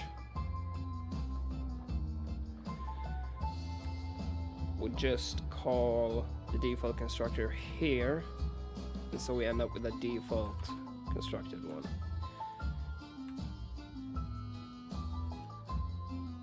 Although if we were to resize, it would actually fix it, I think. Sorry for knocking the microphone there. So, no. Alright, I can't remove camera.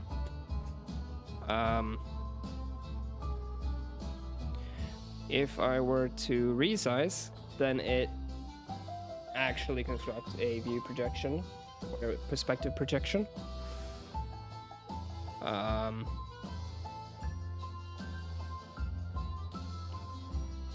And now I can't see it at all.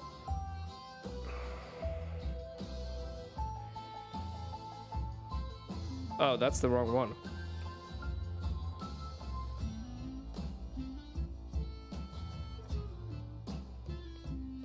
Oh, hang on. Okay. I mean, still not correct. Something's obviously still wrong. But we're getting there.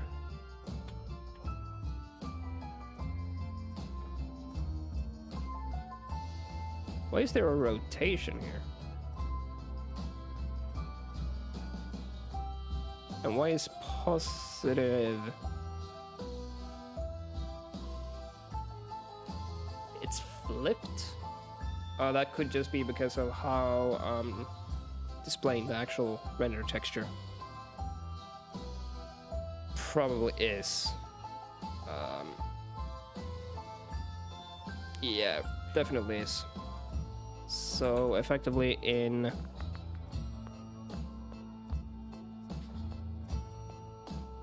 game viewport window, where we do, no, it's not in here, it's in there. We flipped the y-axis, which we don't actually need to do anymore.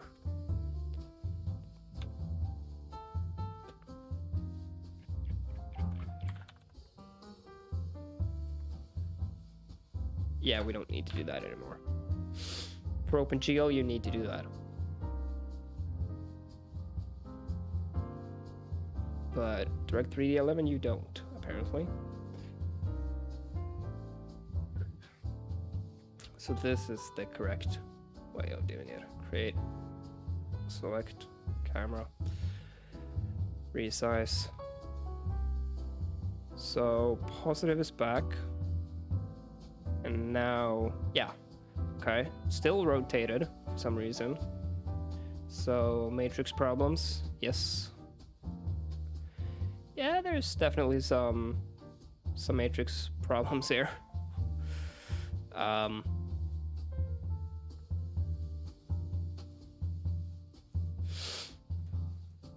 But we're making progress, which is good. Width, height, width, height. On resize, we do width, height. That's correct, I think. Is this correct? Width, height, yep. We're passing in the view matrix correctly.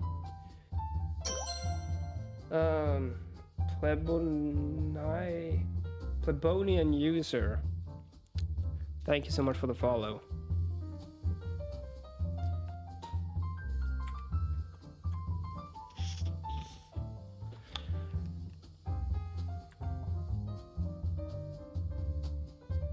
The view matrix is the inverse, which is fine, I think.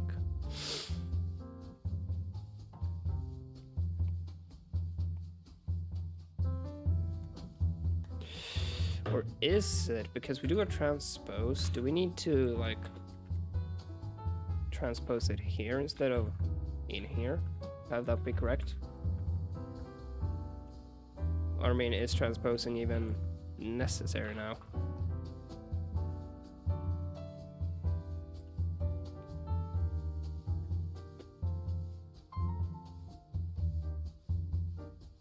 I'm really not sure.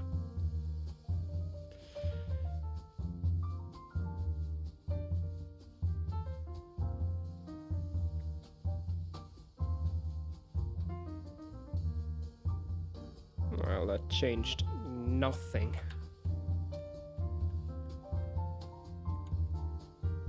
Do we need to transpose? I think we do. Let's maybe try not. So it's possible. What are you doing? Trying to get rendering geometry in Direct3D 11 working. Currently, the transformation matrices are not really doing anything nice for me. Yeah, and if we don't transpose them, it's all weird. So transposing is correct. So what's the problem?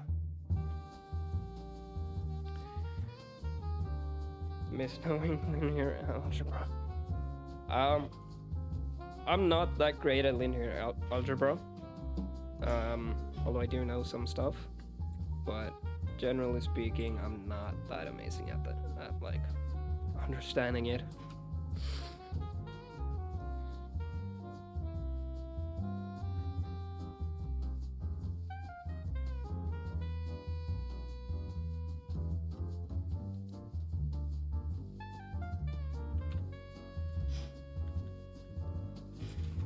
Okay, is my multiplication in the shader correct? We multiply position by transform, then by view, and then by projection, which I think is correct.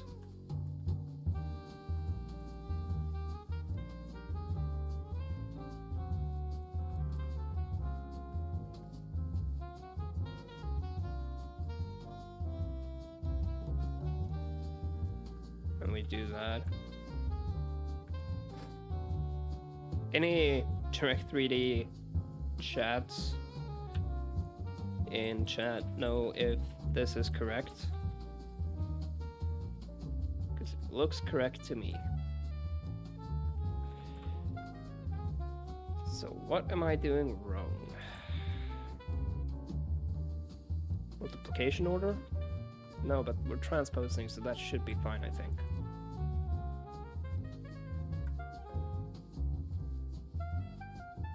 And then we're doing an inverse because it's the view matrix.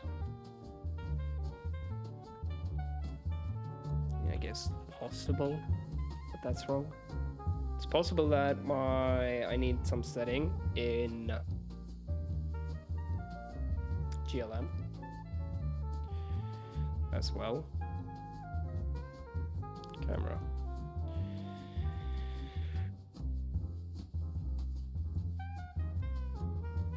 Yeah, because it's like flattened and shit, which it shouldn't be.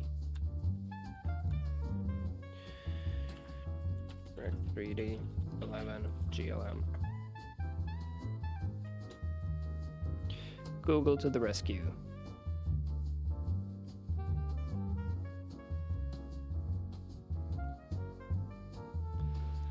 Took that longer math course at school. Guess who remembers absolutely nothing? Yeah, of course. Now, I don't do culling, but that's not really a problem.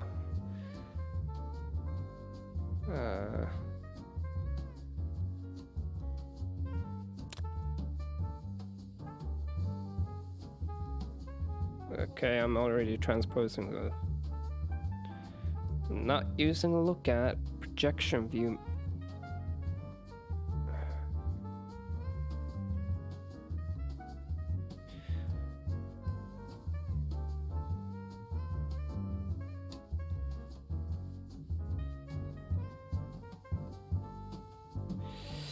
Well, yeah, because in like GLM kind of expects projection view model matrix instead of MEP. But the thing is, I'm doing the multiplication after I've already transposed the matrices. So I don't think that's really a problem. Although, I mean, I could be wrong. So rearrange the order of these, maybe? Like, at this point, I'm literally just... Position... Wait, no?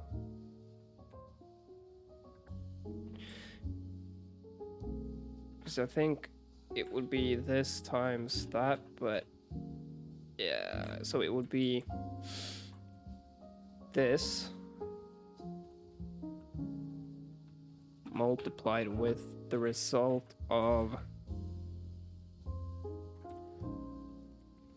the view matrix multiplied by the result of the transform matrix and invertex data position.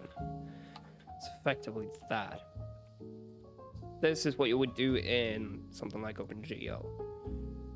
But I don't think that's actually like even slightly correct here, because we are transposing the matrices before sending them in here. So this would be very, very weird. Create a camera, resize it. Yeah. Clearly that's not correct.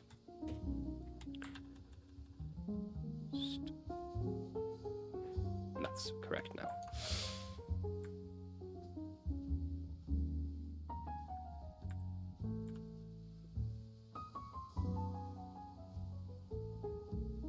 So I actually have no idea what's happening here. Guess we're opening up RenderDoc and taking another look. Lost load. Create an actor, camera, resize. Let's move it there. Do that and do a print screen.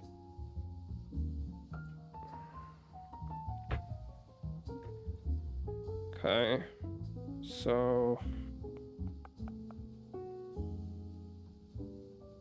all right, it's this. Pipeline stayed.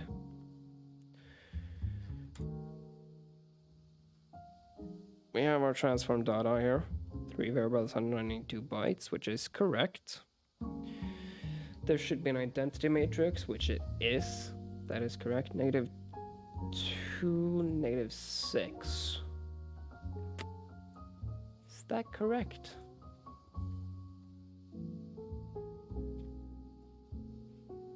Can I see here?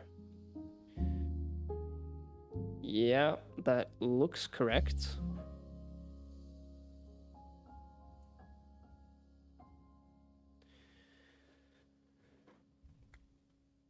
And it's all ones there. Is that correct though? I mean, this kind of feels a bit like your matrix calculation order like this projection view model. No, because the thing is, I transpose the matrices before sending them to the shader, which means in the shader I should do actually like model view projection, like this.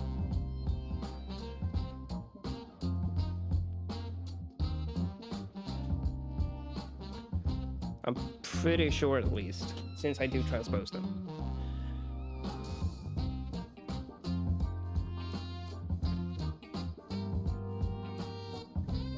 Or maybe I'm wrong about that.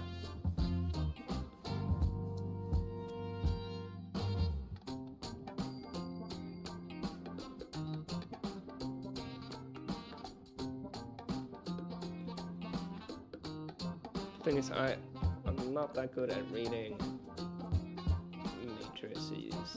At least not when it comes to like projection stuff. When it comes to transforms and view matrices, like, yeah, I'm good. I can read that.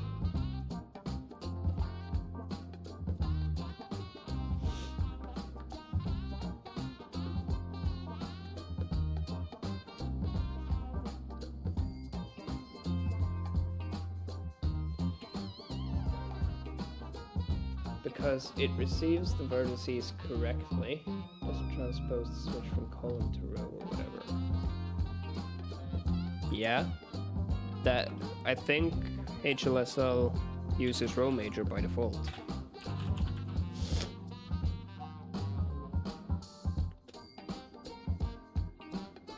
Column major.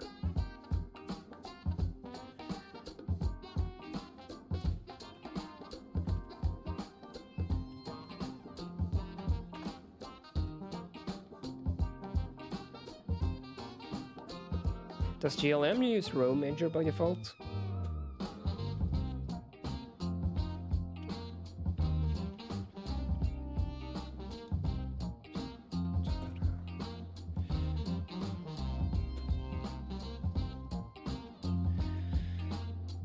GLM is column major. Wait. But if both...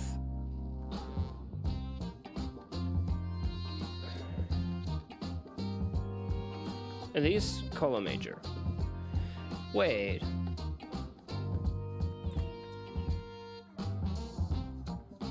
So you're saying... Because I think GLM is column major by default. Because if I'm not wrong, OpenGL is column major as well.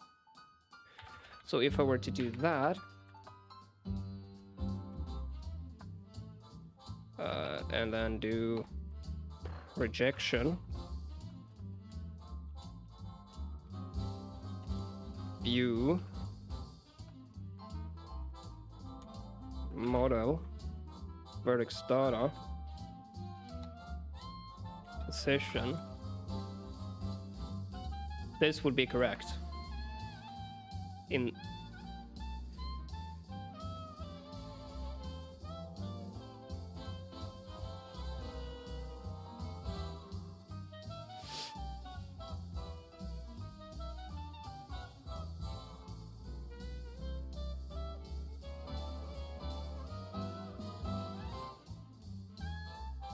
I mean, yeah, that also works just fine.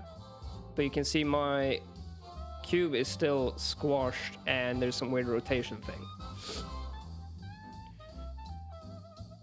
But yeah, you're definitely right. Both are column major. So I can do that. And just not transpose anything. But I think the projection is weird.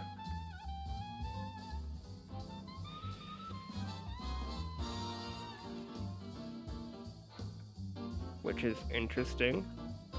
So we call set viewport size, which recalculates the perspective matrix. It takes the field of view, the width, the height, the near and the far plane. And what is vertical field of view? 70. So that's in degrees, but it does take radians.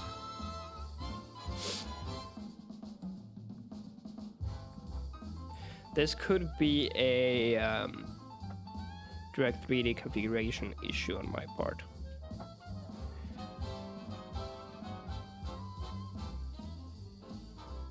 And also ignore all of the uncommented out depth stencil stuff. I do have depth in the render textures. 0 to 1. Hold on. I think GLM is -1 to 1 by default. Because OpenGL is -1 to 1, whereas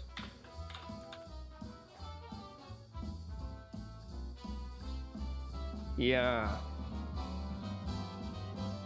I think that's correct now. I don't think that would necessarily.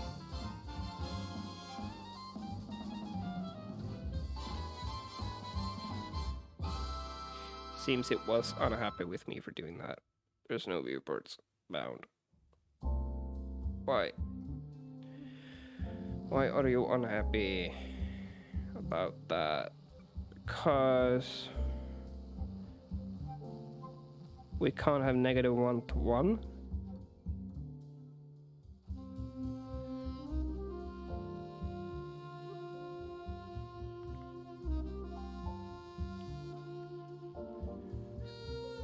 -30.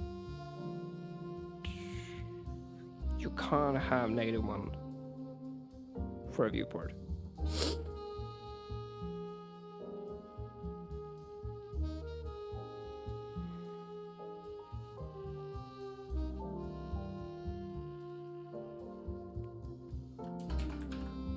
But which would mean I'd have to use a define in GLM to tell it to use 0 to 1 depth. I don't think that's the actual problem I'm running into here, but it is a problem that I can see straight off the bat. Because it didn't look like a depth issue, it looked like a perspective problem. But I guess maybe.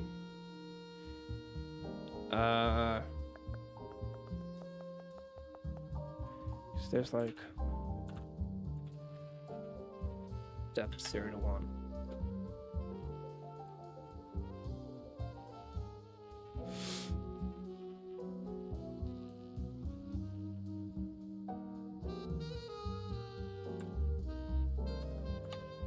So fun.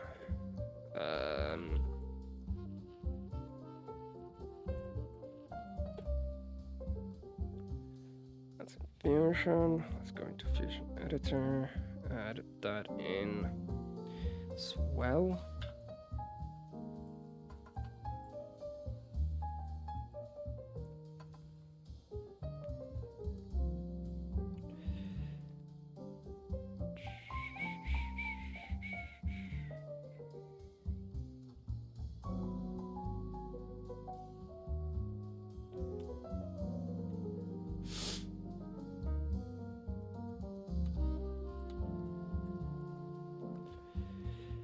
Could it be eat time? For you it is.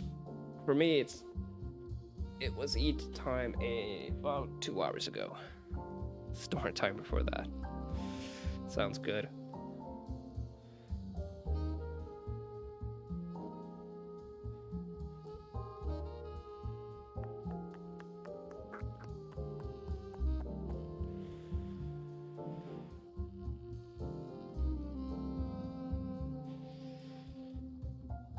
I think I'll be back in less than 30 minutes. Sounds good, Tony. Hopefully I'll have fixed this problem by then. I don't think this will do it, but you never know, I guess. Remember to do that. Nope. There's still some weirdness. And it is a transform thing. Or a projection issue, effectively.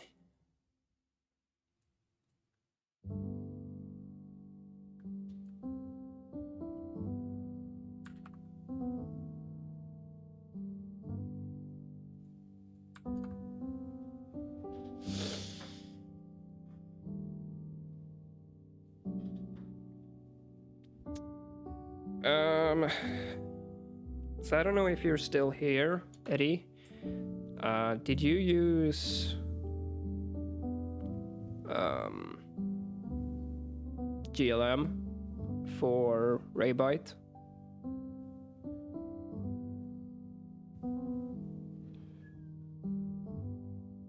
Graphics API, perhaps? You did? Okay. In that case, I should hopefully be able to find something out by checking your code. Where are you doing? Yeah, no, hang on.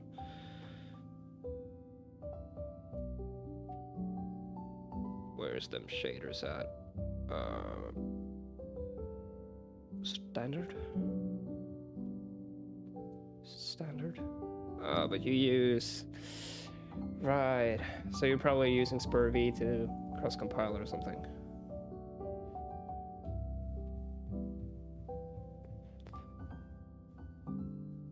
New projection times transform times that. Yeah, that's what I'm doing. Because this is effectively what that is. It's this by this. Although isn't the multiplication technically happening in the wrong order here? Because these will get multiplied first, and then this, and then that, whereas I think it's supposed to be this with few matrix, and then the result of that with that, maybe. I don't know. Because there's something that's not right with the whole projection thing. Could I even do that? Yes, I could, because I could just float 4x4. Call it view projection, which would just multiply those together. Then view projection let's call it view projection transform, which would be, because I don't think this is the problem, but you never know. It would multiply those with transform matrix, and then output dot position would multiply this with invertex dot position. I don't think this is the problem, but we'll see, I guess. Create camera. Resize it. Yeah, no. There's still some like super weird shit going on here.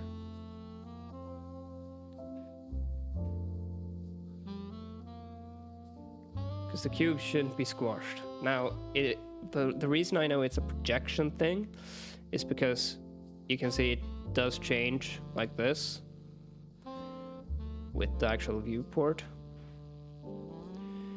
whereas it should pretty much stay fixed. So I guess it's possible something isn't being resized correctly. I don't think it's that garbage. Shouldn't matter in the end, I don't think.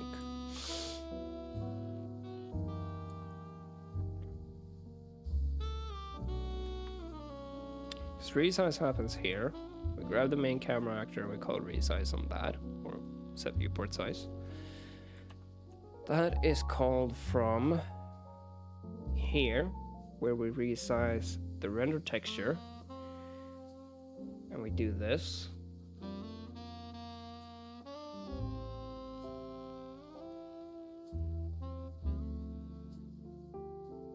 Call on resize. This then renders all of the content, that does that, which is correct. So what is the problem?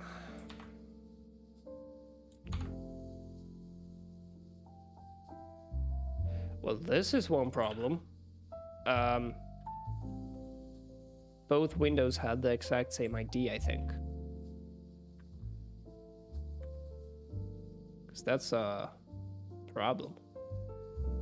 Because that takes the ID, not the title itself.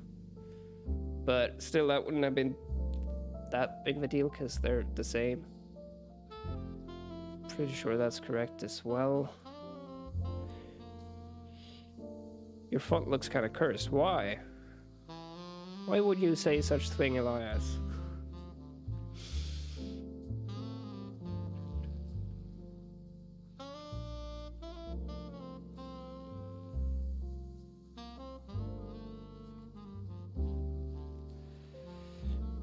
And yeah, this definitely won't fix it. Nope, didn't fix it.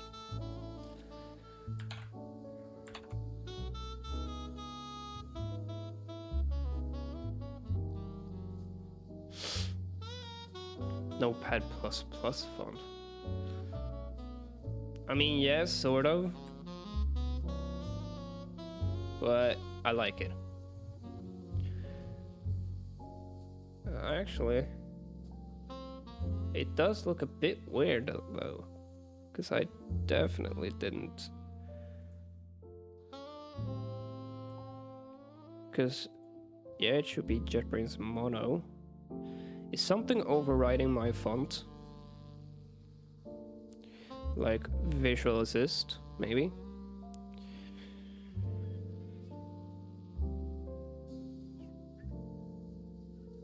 Coloring and attributes. Nope.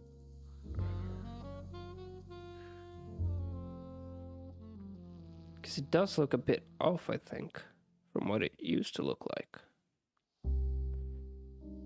But maybe not. Oh well. Let's put a breakpoint. Yeah, whatever. Let's do this. That will get triggered. There we go. Create a camera. Oh yeah. Let's move it there, and then resize. What's this? 1280. Okay. 758. Which 1280. Okay, so this, yeah, because it's getting this on both.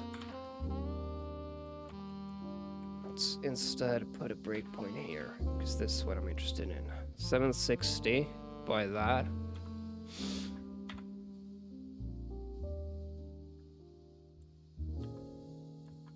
Okay.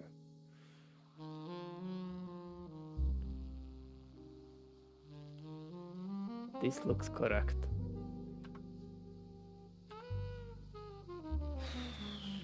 Alright, tell you what. I'm gonna have a look under Hazel. I think setting the phone again or changing the theme fixes it. Let's try it. I mean, if I were to switch to say medium, hit OK.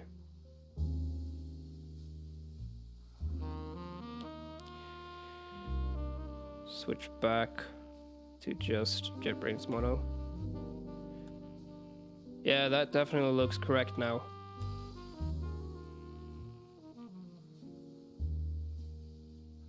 I think it looks correct. I don't know. Can't tell. I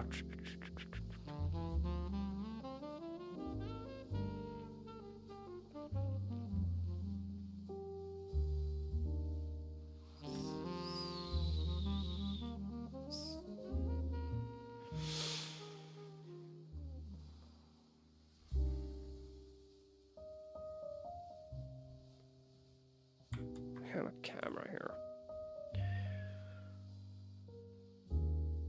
Perspective projection. Radiance, yeah, with height far near.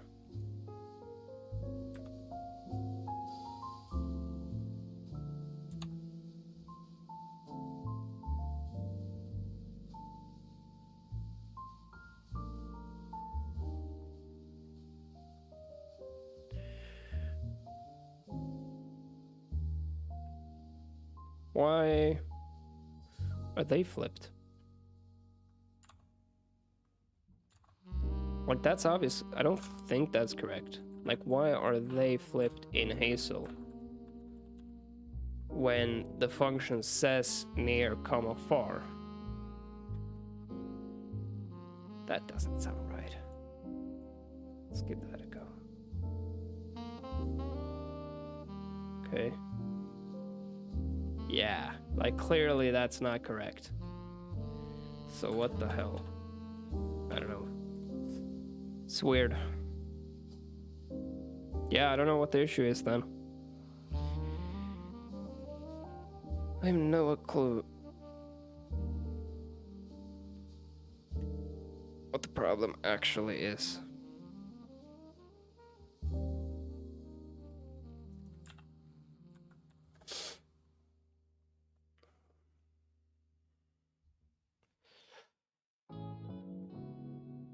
This is the editor stuff. Then we have a scene camera.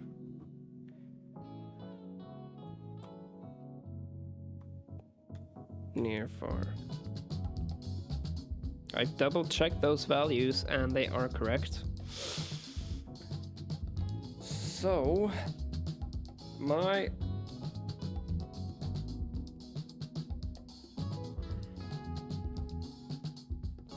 only other suspicion here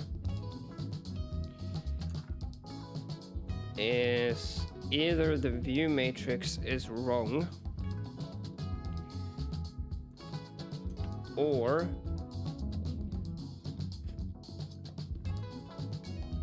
I haven't configured Direct3D properly, but I should have. Although I guess it's possible that the render texture could be misconfigured. What if we don't inverse? I mean, that doesn't really make much sense, but let's try it anyway.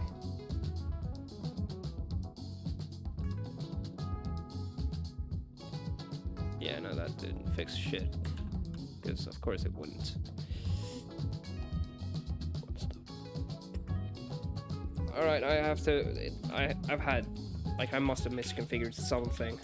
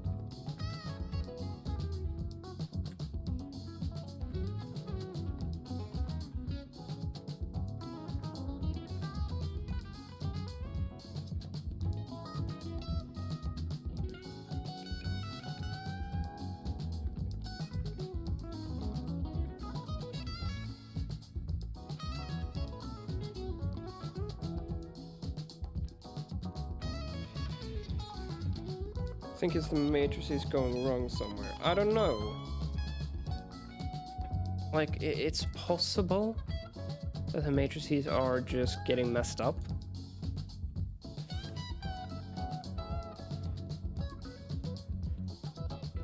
Because, like, the render texture itself looks fine.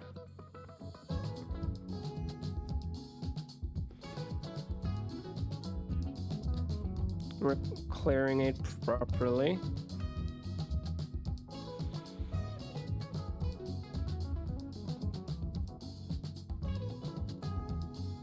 What's the problem? Basically my cube gets squished. And the thing is, it's based on like resizing.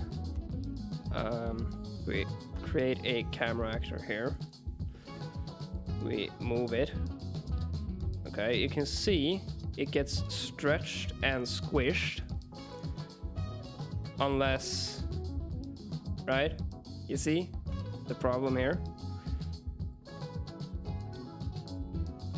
This obviously, it should be like a cube, no matter what size we have the viewport at.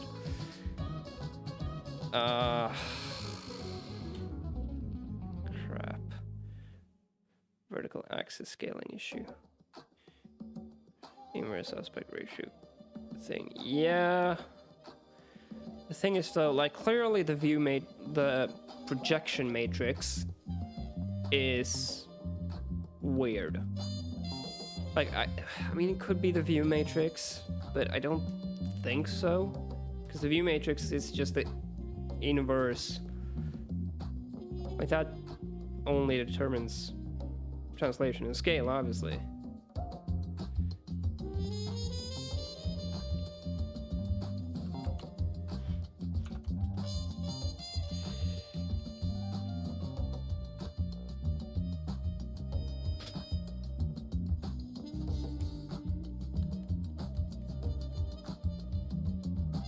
Because this calculates projection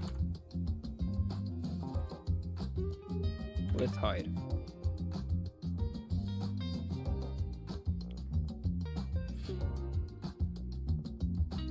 And we're passing the camera instance into begin here, which stores it into a struct that holds that. Whatever's happening on the x-axis to account for scaling isn't happening on the y-axis. No, I mean, it's literally just the fact that my matrices are screwed somehow.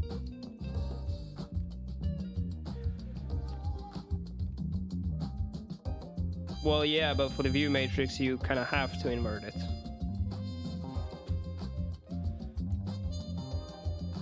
That's like the point.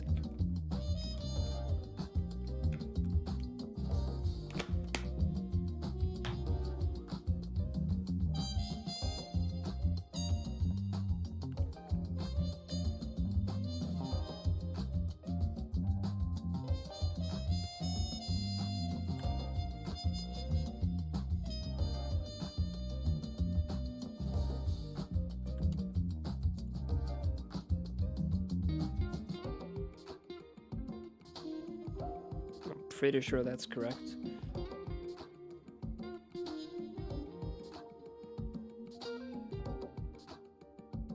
size of mat4 times 3, which, like, yeah, that's correct. It's supposed to be that size, of course. Maybe the buffers. I don't think the buffer is incorrect though, because when I inspect it in here, transform is an identity matrix, which is correct. The view matrix is ones on the diagonal, and then -2, -6 on X and Z. And if I check, which I can actually do in here, what the values of the camera transform was, it's 2,6, which is correct. And I can't read, isn't the depth range from -1 to 1? I don't know, I was under the impression that Direct 3D was 0 to 1. Depth range.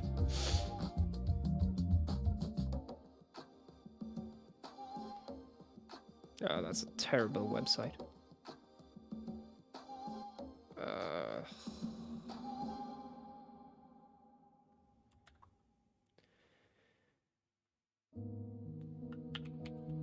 OpenGL is -1 to 1. I do know that for a fact. Vulkan is 0 to 1, and I think Direct3D is, yeah. And the thing is, I like GLM by default does use 0 to 1, -1 to 1. But I also enable a macro that tells it that depth should be 0 to 1. So, unless that didn't take effect or something, which would be very weird. Yeah, no, I also had that idea at some point, because I kind of thought, well, maybe it could be. I don't think, yeah, this, obviously not, because it's header only. So what is the problem? Depth 0 to 1, there. In Fusion, we also do GLM depth 0, 1. So that should be a thing, I think. I can check. Like, if def GLM depth 0 to 1 is do X. Yeah. So it is enabled. Tony, the problem is my cube goes squoosh. Okay? You see how cube squoosh? It's not supposed to be squoosh. And, okay, so transform view matrix, they're both correct. Meaning it has to be the projection matrix that isn't correct, or it could be correct, but I'm just doing matrix ordering wrong or something like that. Should name Fusion editor to Infusion. That's not actually a bad name.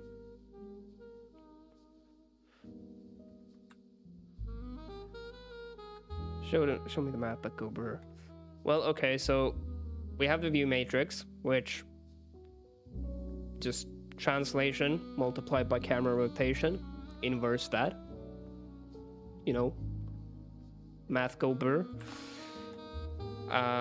We store that into a struct with an identity transform of view matrix and a projection matrix. Can you zoom in and out?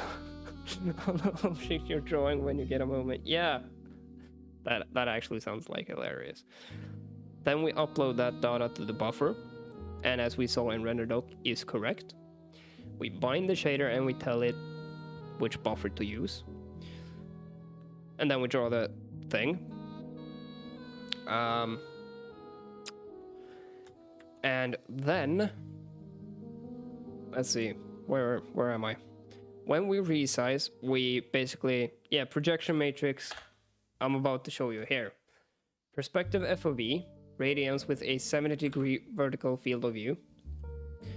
Near plane of 0.1, far plane of 1000, because that's just how we roll. You can see near, far, with height. This all looks correct.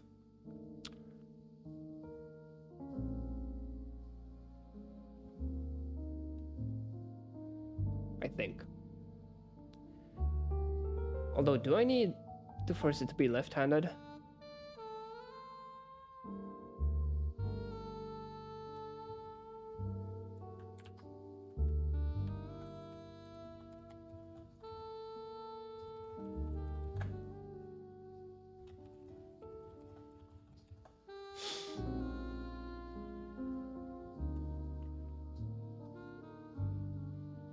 Aha. Okay. So they use left-handed. Whereas GLM by default uses right-handed.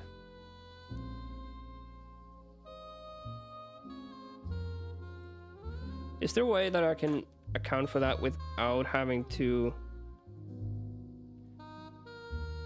Yeah, I can probably use like a dedicated function. Perspective FOV.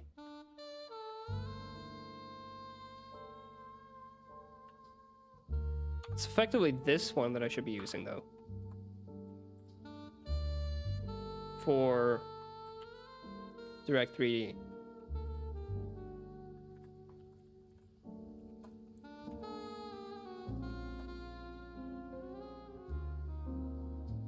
Did you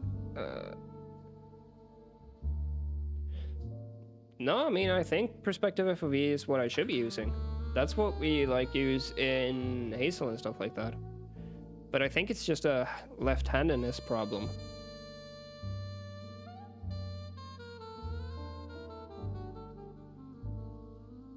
No, that wasn't the case at all. Okay, hang on. What about just perspective? Because that takes... Maybe I should be using that. Because that... I don't know, let's give it a go. Copy this. This would be width divided by height because it's the aspect ratio, not the width and the height. And then near and far. Let's give it a go. See if that fixed it.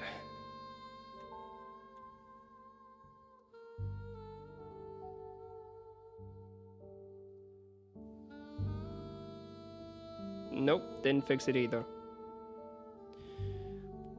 Still squished.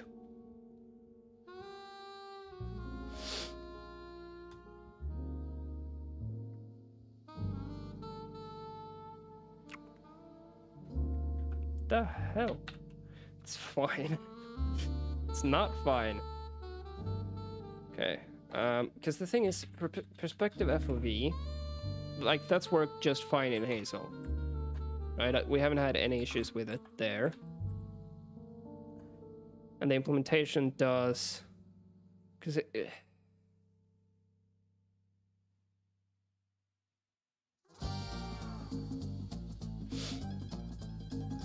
It's using -1 to 1. The hell? No, hang on. Because it's using a right-handed coordinate system, which apparently seems to work, even though it shouldn't. But then it does -1 to 1.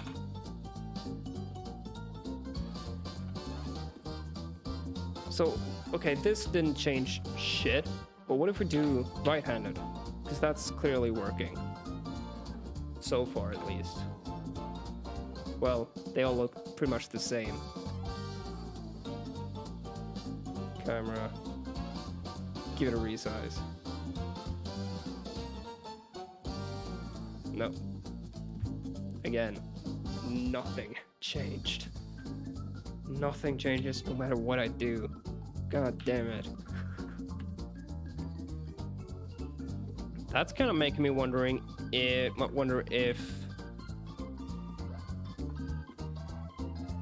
it actually is the perspective or the projection matrix. Eddy redeemed hydrate.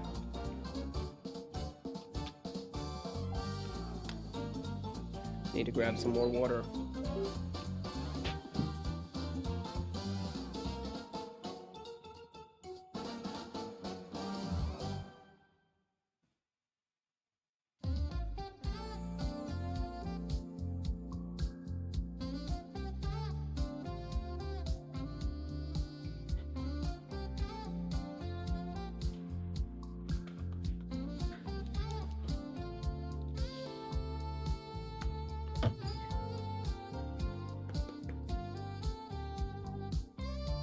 What?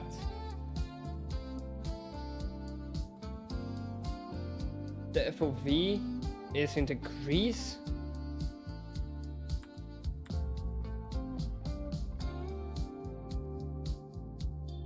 No. Field of view in radians. Right there. It's in radians. What about perspective field of view? No, don't take me straight to it. And field of view expressed in radians. So yeah, it's then why is everyone using degrees in there? Because everyone is dumb and doesn't read the goddamn instructions. Look, radians here.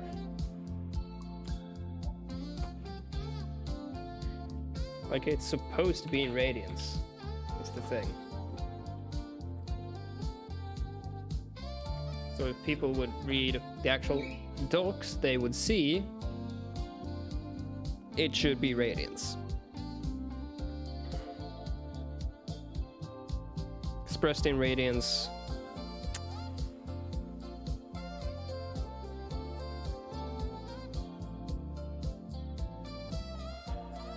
Okay, what? Hang on. Whoa.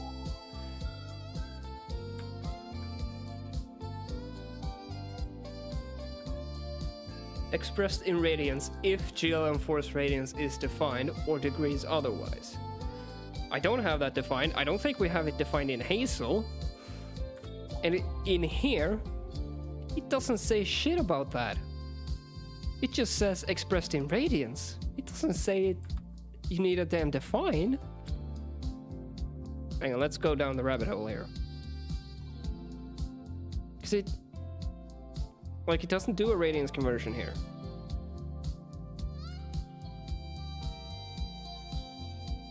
Although that's perspective, not perspective field, but I guess let's try it.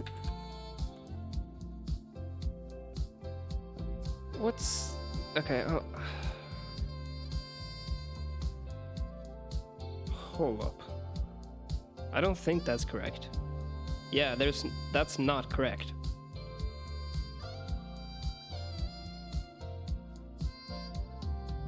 That's not correct at all. Right? It's supposed to be radians. Even though apparently this website is lying, because this, like, it wasn't checking for this define anywhere, at least not in that function.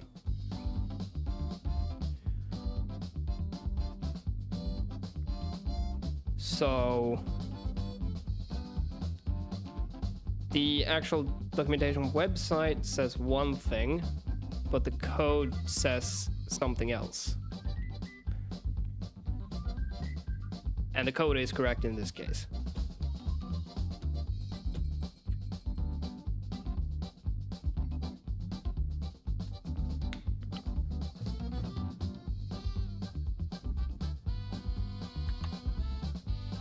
Something is clearly very fucky.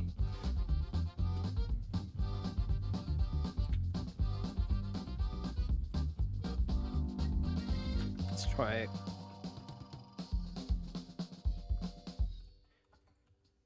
What happens if we just do a projection matrix?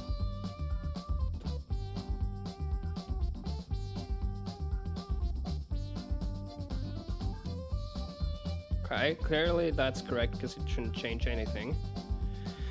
I don't know what I was expecting to see here. Because I'm technically inside the object, although I guess... No, I can't move it either. Okay. God damn it. Dog says decrease, code says radians, but actually you need to use hamburgers per pixel. Yes.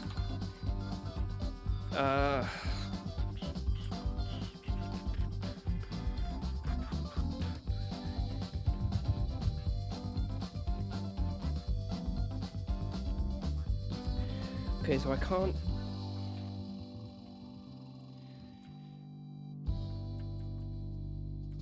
First of all, what's rotation? An identity? Quaternion, I think?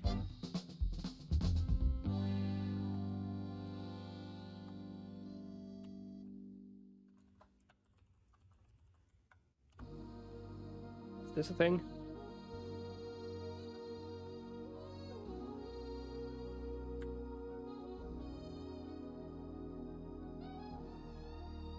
I think so, yeah. Because there's also this weird rotation happening.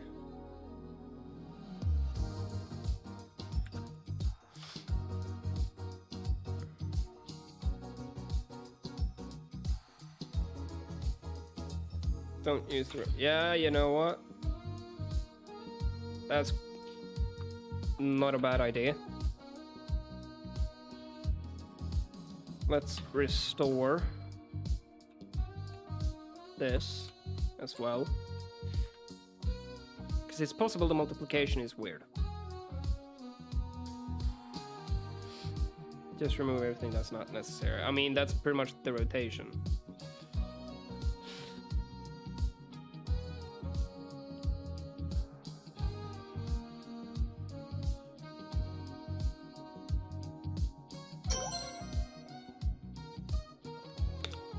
I'm kidding.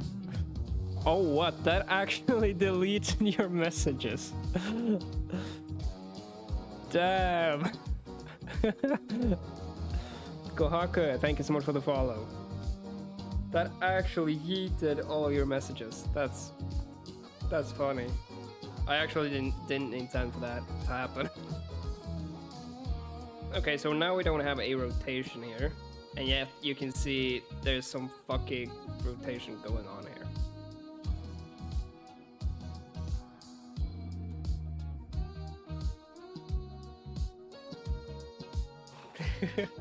Guess that's what I disturbed even if you didn't mean to.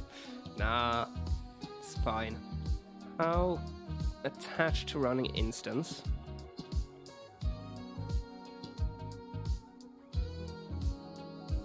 Yeah, I don't know.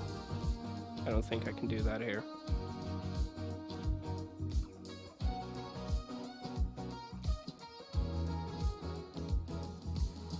Yeah, okay, that's not gonna work.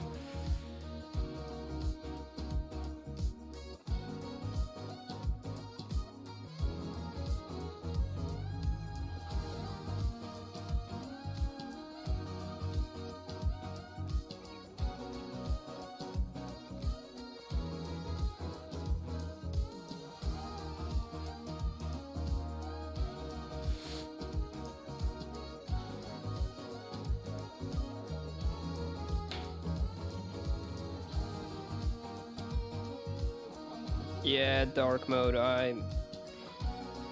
RenderDoc doesn't have dark mode, I don't think. Maybe they do in like an update. I don't know. I haven't updated in a while. Does. Where?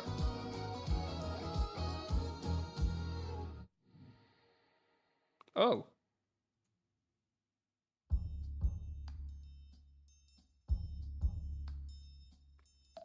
Damn. I did not know it had that.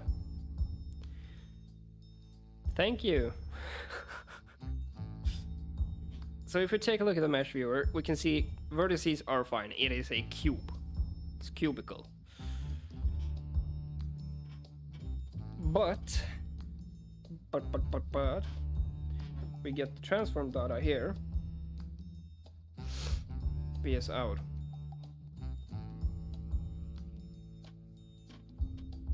I mean, yeah, like that's obviously transform stuff because you can see it's weird. It's not correct. Because you can see if it was, we wouldn't have like -1.1. Click on the VS out in the viewer. Oh.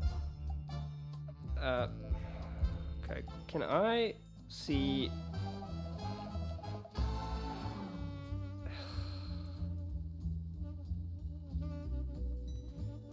Yeah, I think this is because I don't like the back buffer itself. Doesn't actually have like a depth buffer. At all, and that's why this is happening. Could that be the reason? Because in here, in the context, I basically got rid of the depth buffer. Because I didn't, like, because it's not technically necessary. Because this is just like the final image that has been composed. Check the output. Where can I see that? Output merger? Because it's drawing to that and it's drawing to a depth target.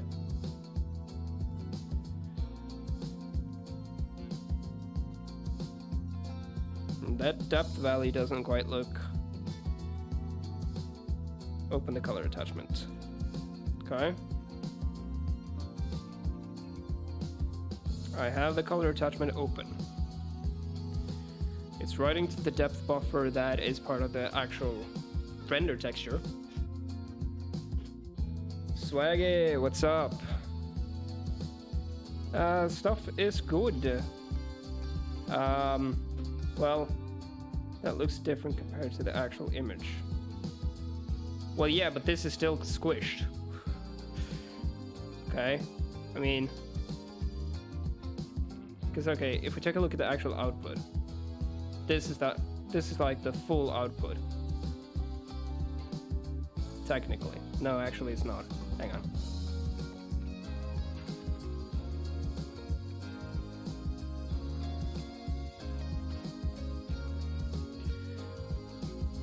They're resizing on the FBO. Yeah.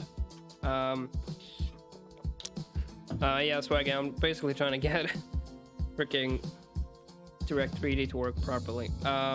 In here, we detect a resize. We fetch the new width and height, and then we call resize on the render texture,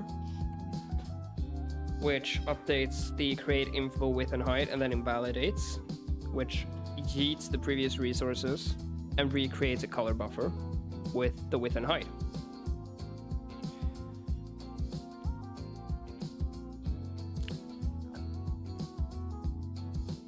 So I don't think that's the problem.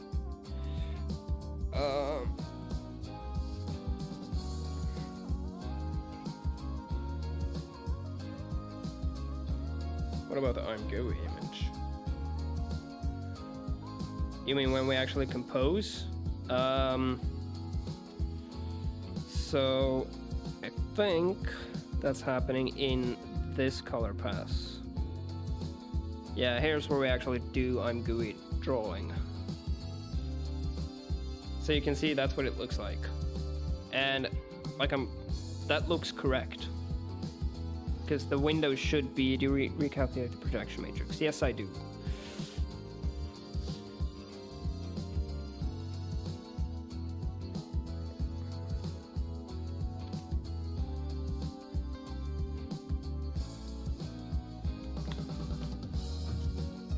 I mean, that's like, because if we take a look at, because the thing is we set the frame buffer. Get window width returns M.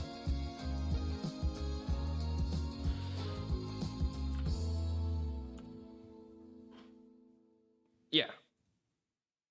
Although I mean potentially this should be like get content region available, because it renders, then it gets the new width and height, and that's what we resize the buffer to. So they should match exactly. But I mean, potentially we should get content region available and use that. Although I don't think that's actually correct. Hang on, let me just do this real quick. Because I don't think anything like this causing problems. So if I were to do this dot x, this dot y,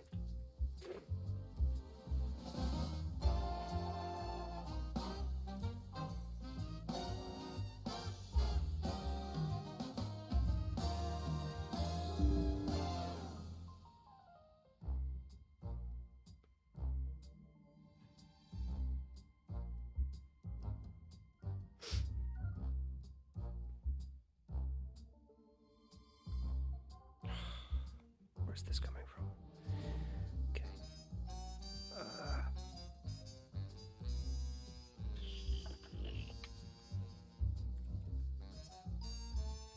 If width is 0 or height is 0, just bail out. Well, actually, let's go even further down into here and say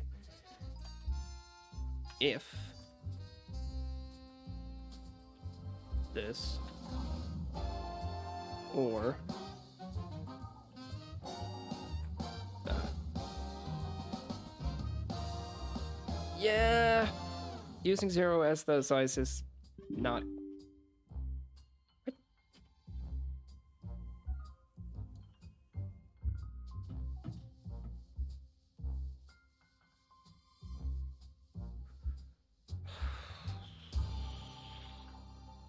How did that happen?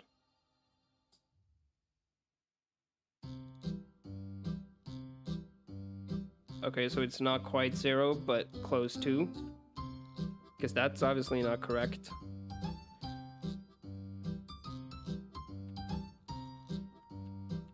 Because that detects them as being 0. And now they're... That's interesting. I guess I'll just hack in a quick fix. Pixel, what's up? And Tony wants me to hydrate. Which, yeah, sure. Let's just do a check in here as well.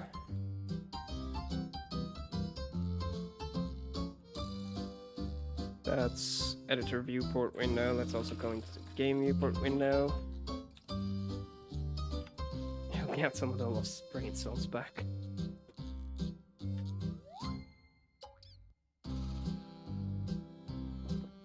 Create.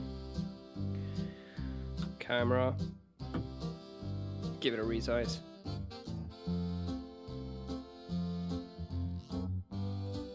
Except it's not actually resizing. And I think I remember this. Basically, a constant region available.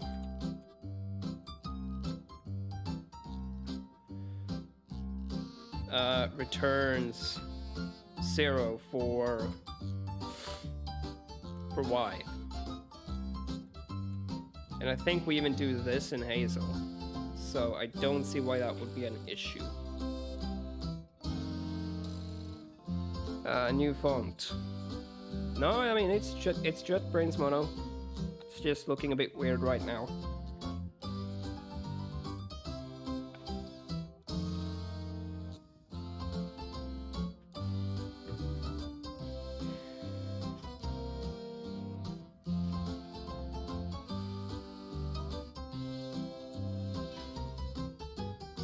I don't think this is gonna work.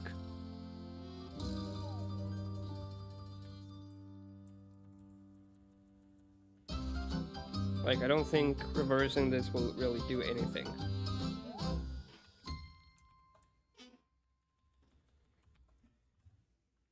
That with view matrix.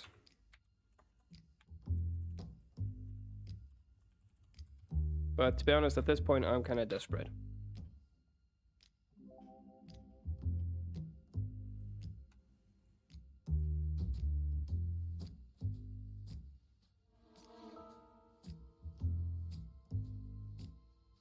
Yeah.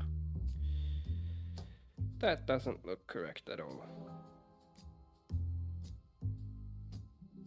Yeah, that's not correct.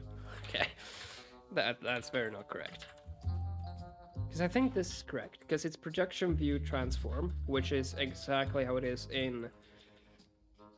Like, that's what you're supposed to do with column major stuff. So confused.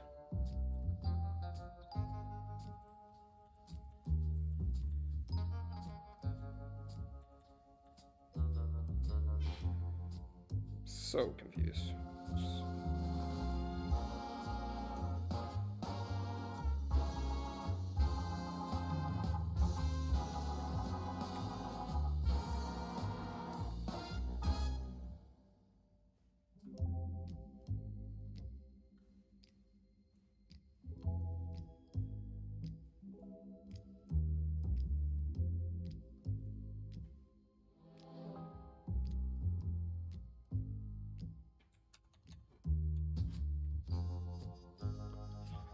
We're doing with hide, Levels editor. With hide. Like, what's the damn problem here?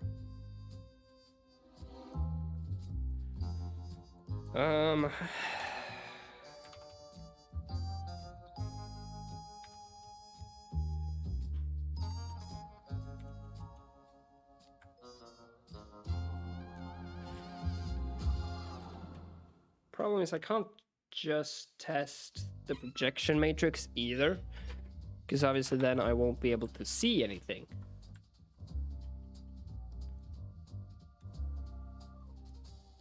And like, I'm still holding on to the fact that the matrices look correct.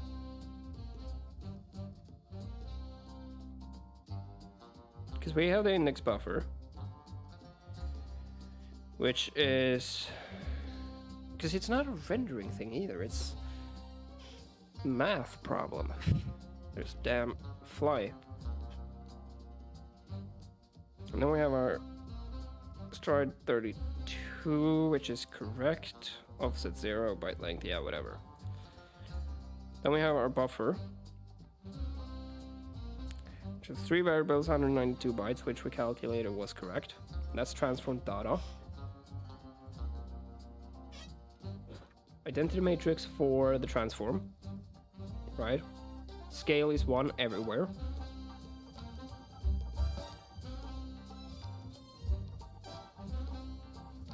Is it? Yeah, it will be. Then we have view matrix, which -2, -8, because the last column is X, Y, Z. Now that we actually have them in the correct order. And projection matrix, is this correct?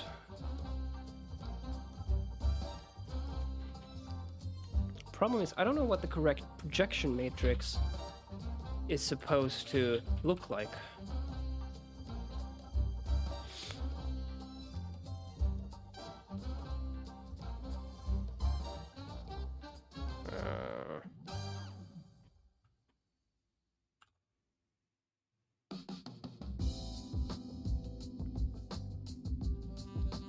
But I mean, it looks correct. Right? Because we have our diagonal here.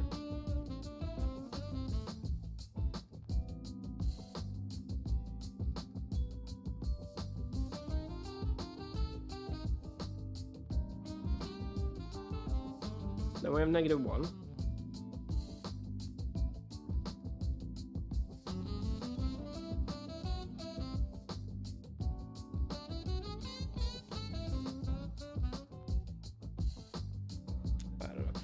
I'm gonna head to the bathroom real quick, so I'll be back in a moment.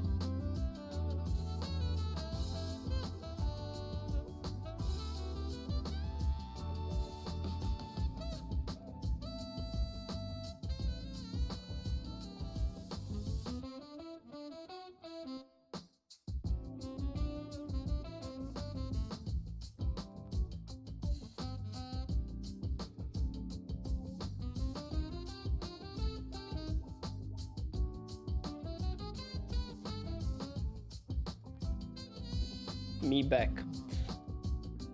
I'm gonna check something real quick.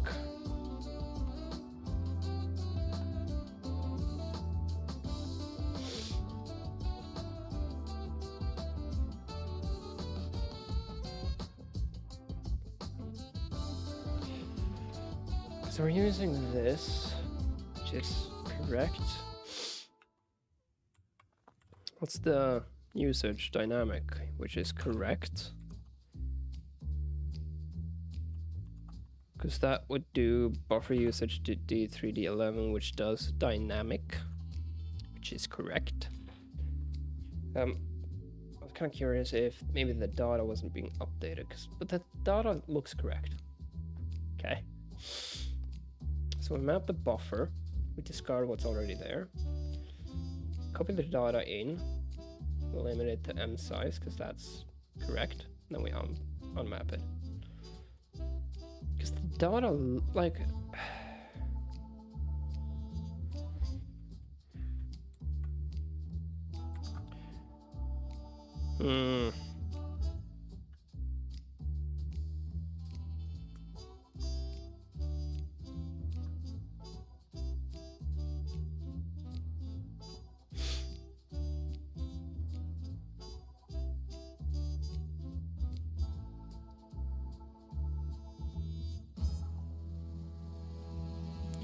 because it's the actual game viewport that's looking weird, right? Because I haven't even started trying to fix the actual sort of editor viewport,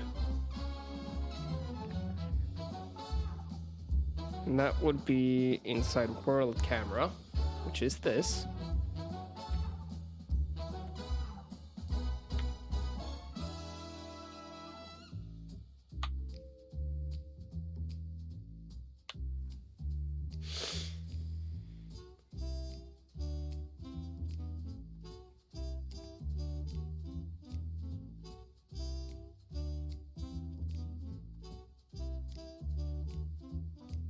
Make sure to resize it. Hang on.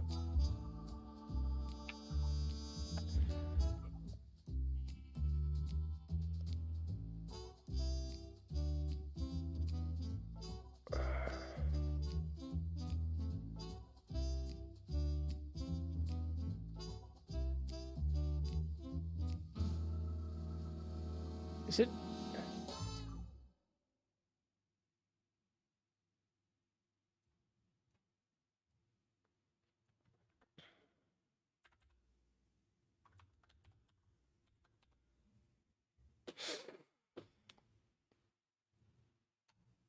The fuck is happening?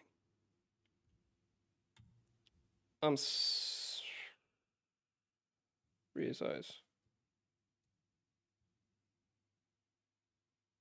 What happened here?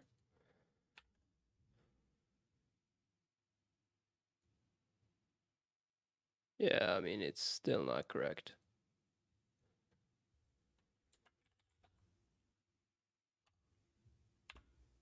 What if we try using the negative 1-to-1 version?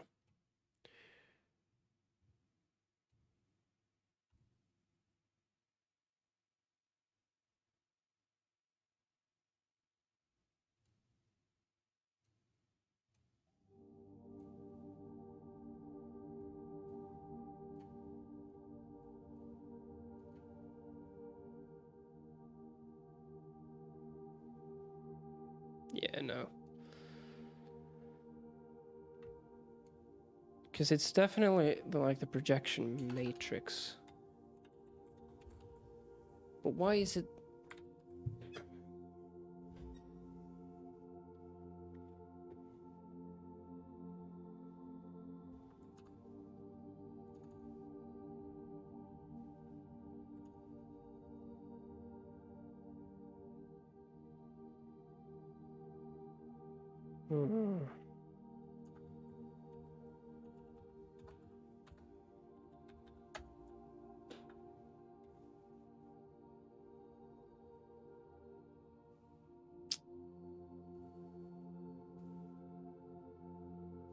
And the layout matches exactly the same. We have transform, view, projection. Transform view projection.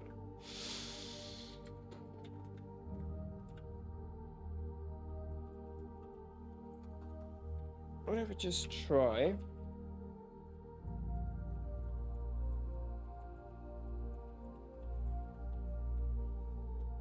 Like, I don't think this is gonna fix it. At all. But I'm gonna try. Again.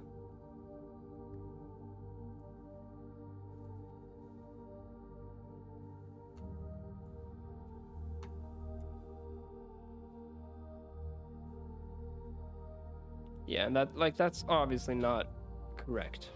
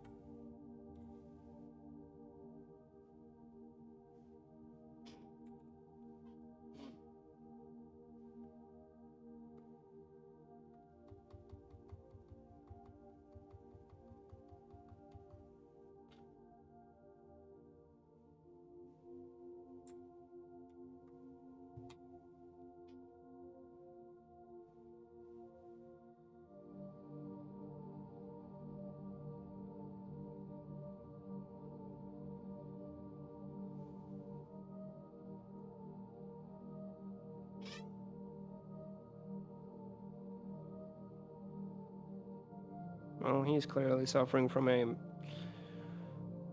column versus row major issue.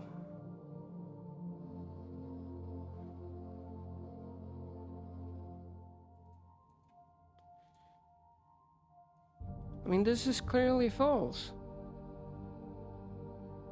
Normalized device coordinates, which are not the same. -1 to 1. Which is OpenGL. Direct is 0 to 1. Yeah? Field of view to be in degrees, which... I mean, that's clearly not the case, though. Like, maybe it used to in 2013?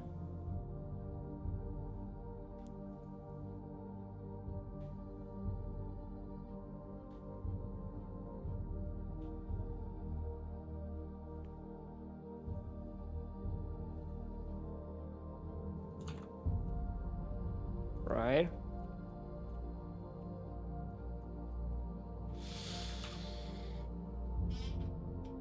Because that's not the problem.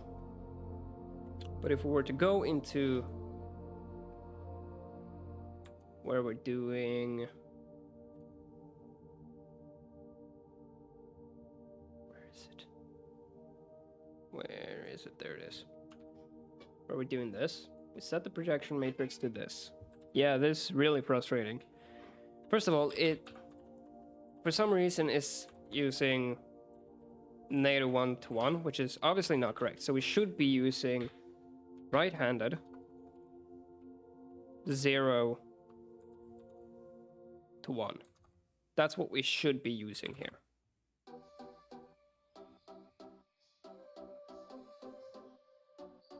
And it's using radians because it's not offering to do like a radians conversion or anything here. And it's sine and cosine, so yeah. But this is actually the function we should be using. But I don't think that makes a difference. Because I tried that, didn't I?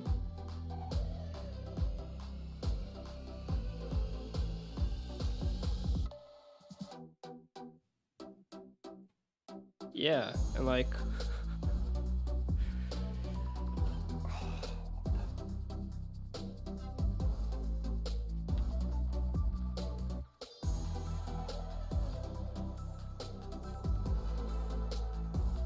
$70. That 0. Fusion is a game engine that I'm working on during my spare time, when I'm not working on the game engine that I work on. as a job. Okay, just gonna verify here. So 1.2. Okay. So field of view 1.2 radians. Extra practice, yeah, pretty much. Like that's actually why I started working on it, because I wanted to kind of work on stuff that I wasn't so good at, and so I could get better at them. All right, let's have a look. So result. All right. So 1.12. That's the field of view, right? Yeah. Well, no, not quite, but hang on. Width is okay. Hang on. I'm gonna actually write this down because I'm gonna double check.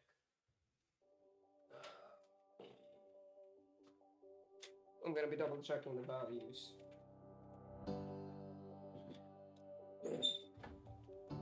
Let's do some actual garbage. Alright, so we have this.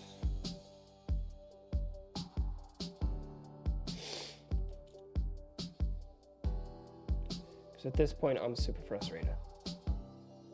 So we have 1.12 in top left. 1, 1, 2. And then zeros. Alright, 0, 0, 0. That's correct, I think. Then we have 0, 1, 4, 2.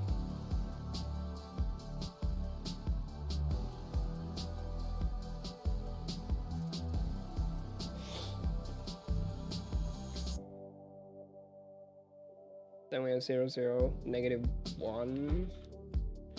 Negative 1, effectively. And I did not make this big enough. So we have 0, 0, negative 1, negative 1, roughly, give or take a few. Then the last one, we have 0, 0, negative 0.1.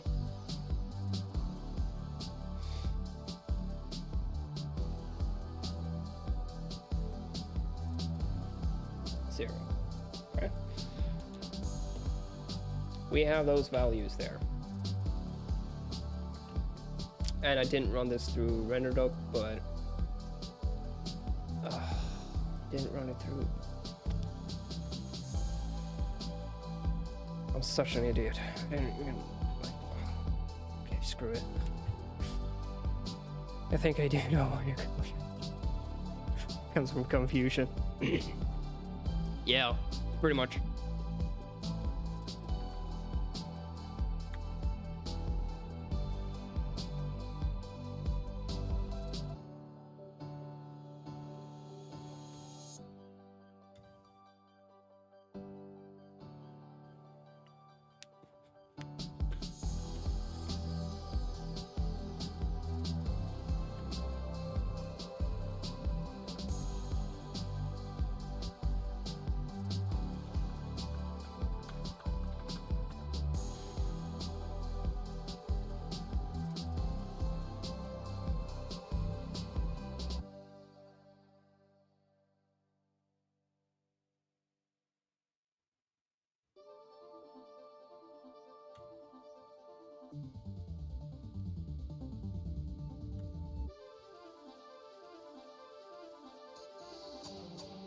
So in, it looks fine. Out, gets squished.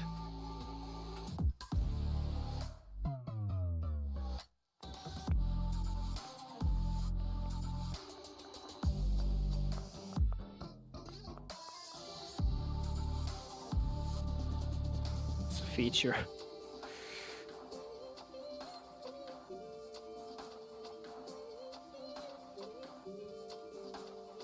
Just want to verify, yeah, that looks correct.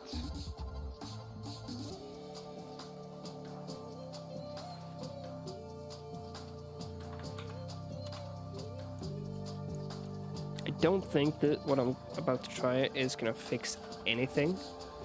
But I'm gonna bring back the depth stencil.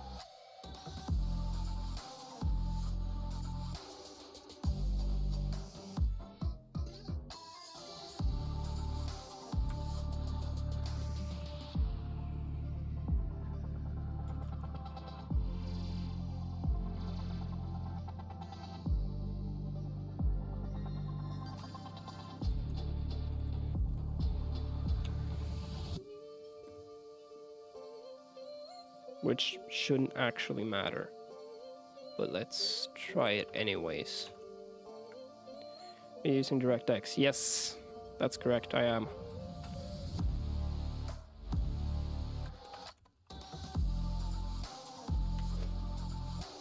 This shouldn't change anything.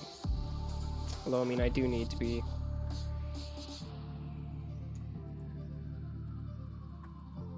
releasing that.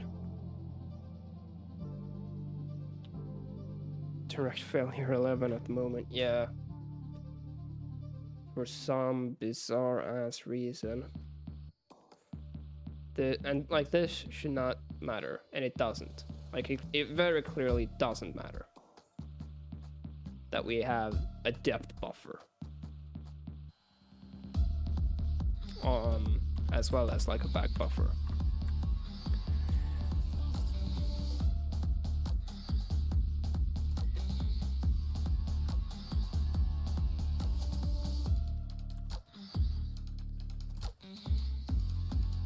Problem is, Jan fucking didn't use GLM for Sparky either.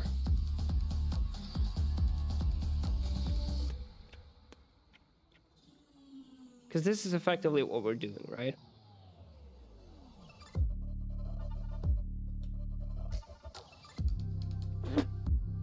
Sorry.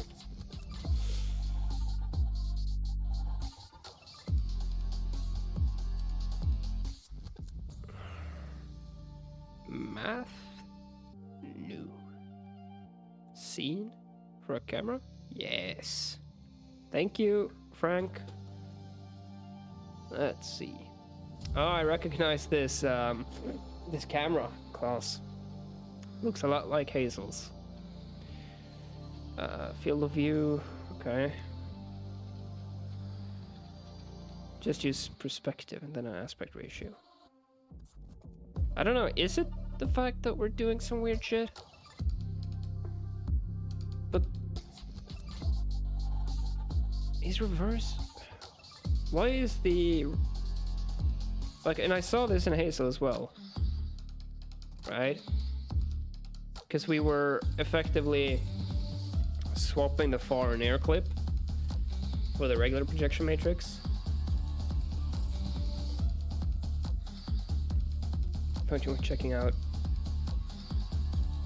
Well, Marka, I'm sorry, but the notification channel in Discord didn't actually detect that I was streaming for some reason.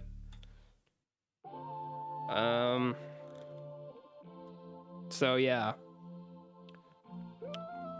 No idea what that's about.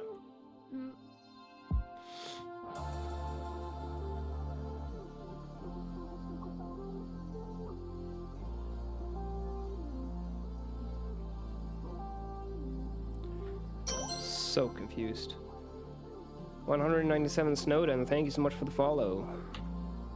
Yeah, I actually sent FKP a message being like, hey, StreamCourt didn't pick up my stream at all, so it's not my fault. This looks correct, but it isn't. What if we kill that? Because it doesn't matter at all. We don't even take the transform into account, which I guess could technically be the problem. No. Like, it shouldn't be the problem because an identity matrix has unit scale of 1. So of course it doesn't matter. So what the fuck is the problem?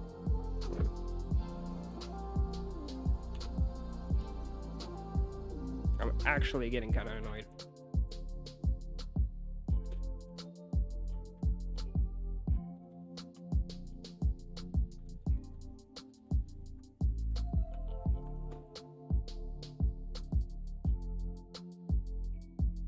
Like something's clearly fucked beyond belief.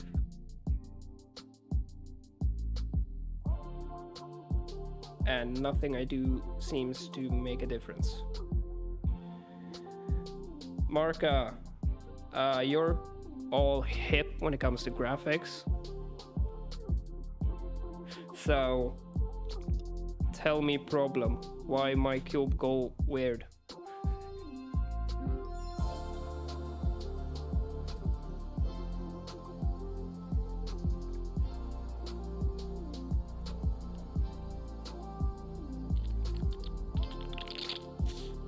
Thing is though, like I inspected the matrix and it looked correct.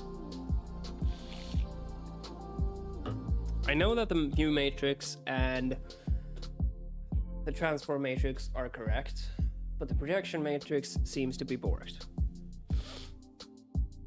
But it shouldn't be borked.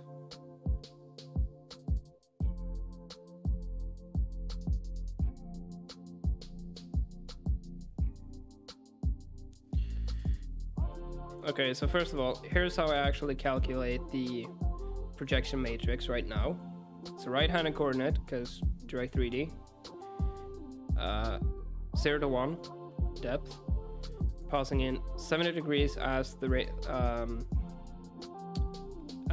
vertical field of view in radians. Width divided by height as aspect near far plane. Okay. We then go render dock. And let's actually grab a new capture.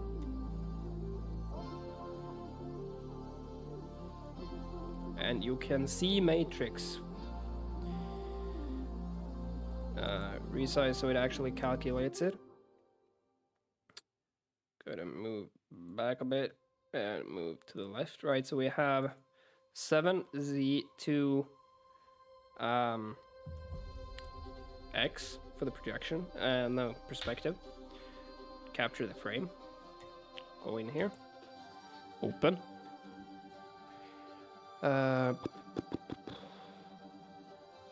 Which one of these is it? It's this one. Right? We go to the pipeline. Now go back. We go to vertex shader. We go to transform data. Okay. Transform matrix is an identity matrix because it is. View matrix, we have 1, 1, 1, 1, 1, -2, -7, which is correct from what I can tell. And then we have 1.75 and just a bunch of values here. And I don't know, like, if this is at all correct.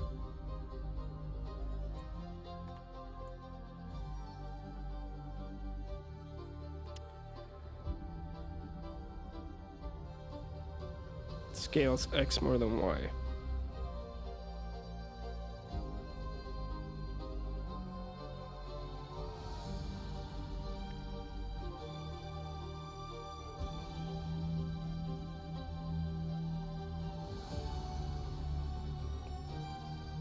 Well, I mean, shouldn't it? They recalculate the projection from the size of the inside window. Yeah, I think so. I mean, you can see here, like, yeah, y is bigger.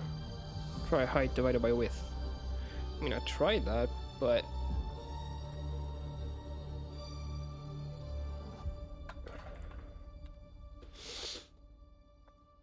Alright, god damn it.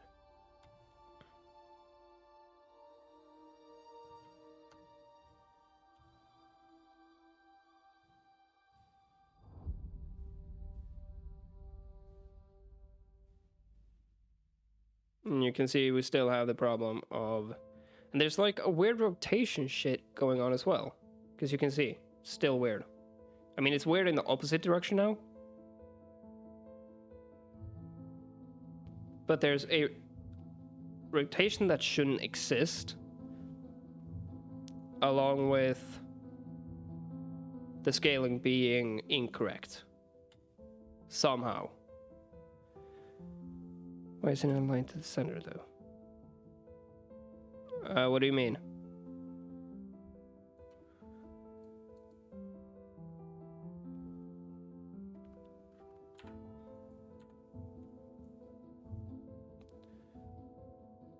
Like, yeah, there's yeah.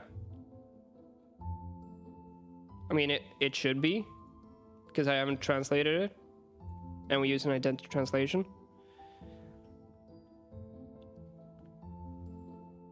So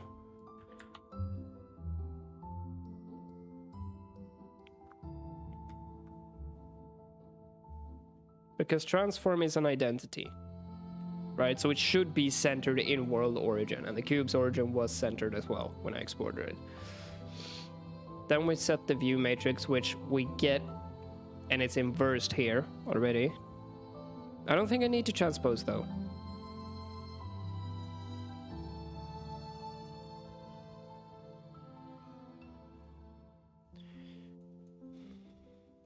I mean, maybe. But the thing is, GLM uses column major. Direct 3D is set to use column major.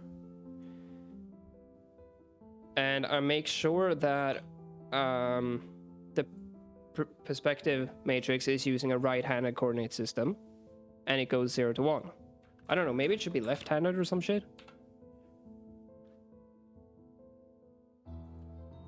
So, like, I shouldn't have to transpose, from what I understand.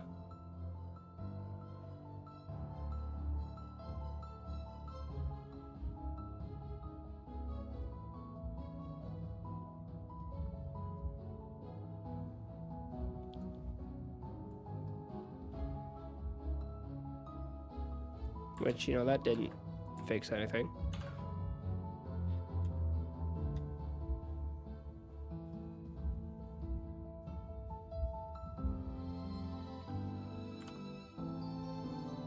How do you render to the screen?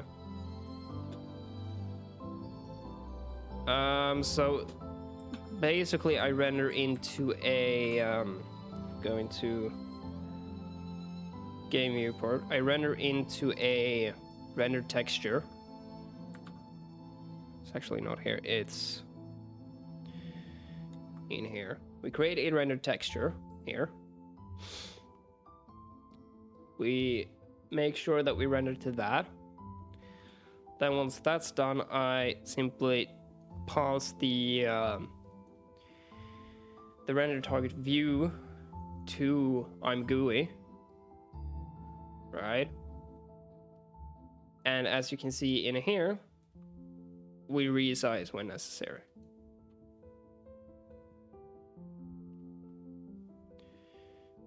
And then, so that would render into like ImGUI's buffer effectively.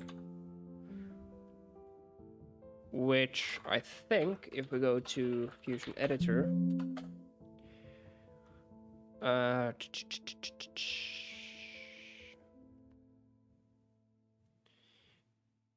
yeah, so here we begin like the new frame. We go and we render all of the window stuff, which will also render into our kind of world render texture. We finish rendering, and then in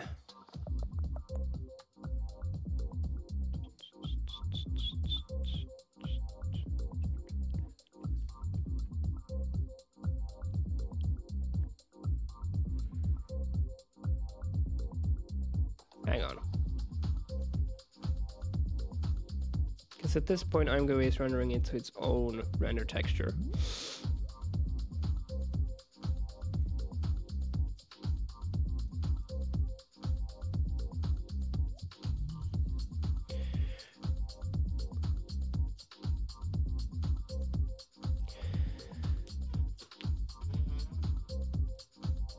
I'm wondering if maybe I'm screwing something up. Because in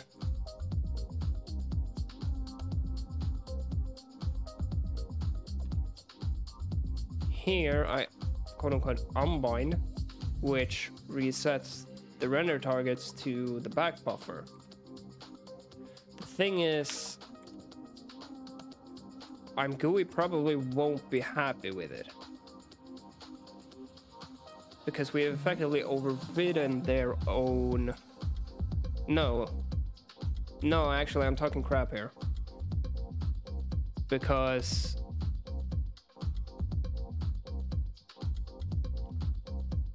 what playlist? It's the Epic Mood playlist on Epidemic Sound. Actually, we have a slight problem here. We would render the world in the context of the UI, I think. Maybe we wouldn't. Hang on.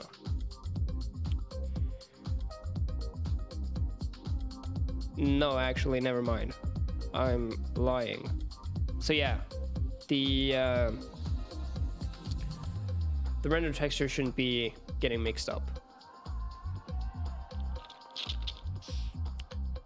And I mean, if they were, we would see that, because it would look weird as fuck.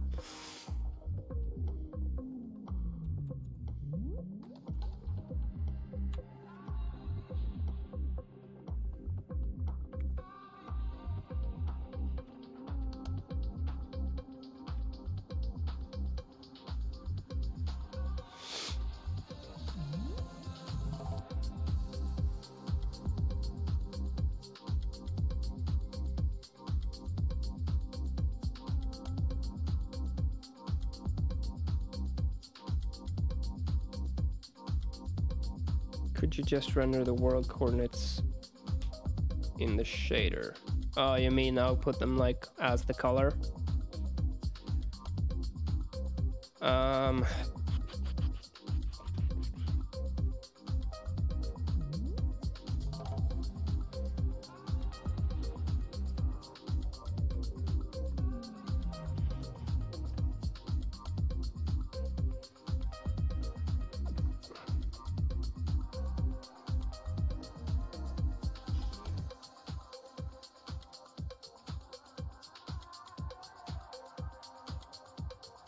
You want the screen coordinates?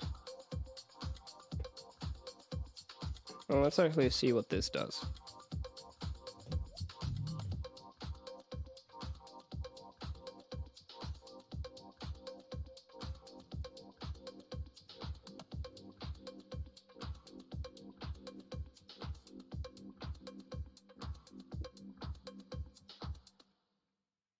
Okay, so this is actually like world coordinates, and you can see it's pure white.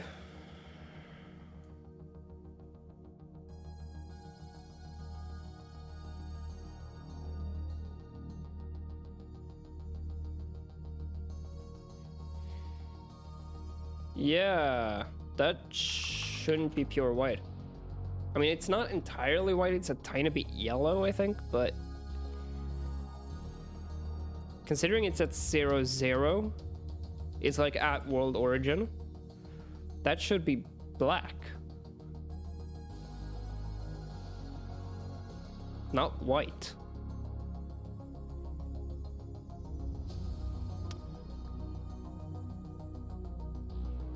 Yeah, I know I haven't disabled backface culling. Kind of did that intentionally because I wanted to make sure that the vertices were correct without having to go inside and make sure that like stuff were working.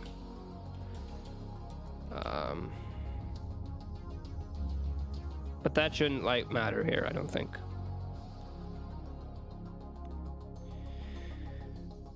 But this is clearly wrong, because position, if it's at world coordinates, should be 0, 0, 0, 1, meaning it should be black, not white.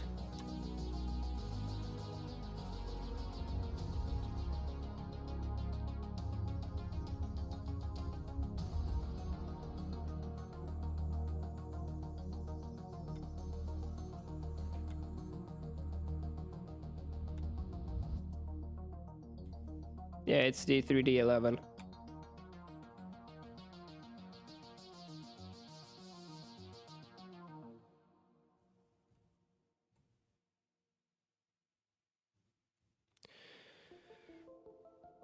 Why did I go with old version? Because I'm trying to learn and not spend months being in pain over Direct3D 12. That's basically why. So if I do a print screen here.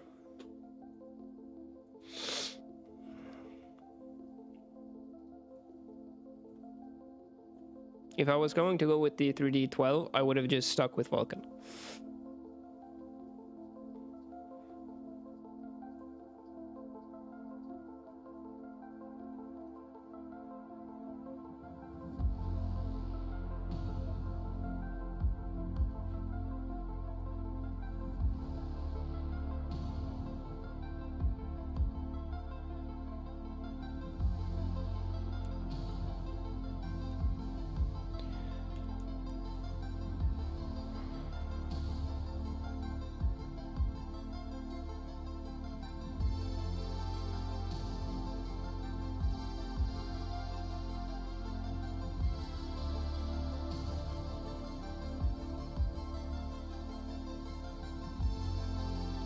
No, I wouldn't have.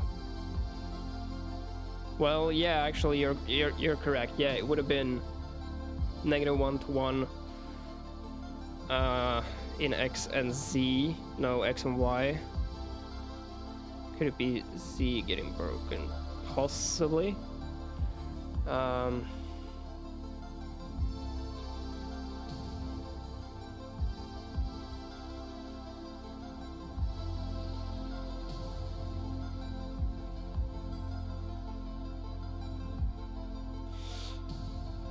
Because we have -1,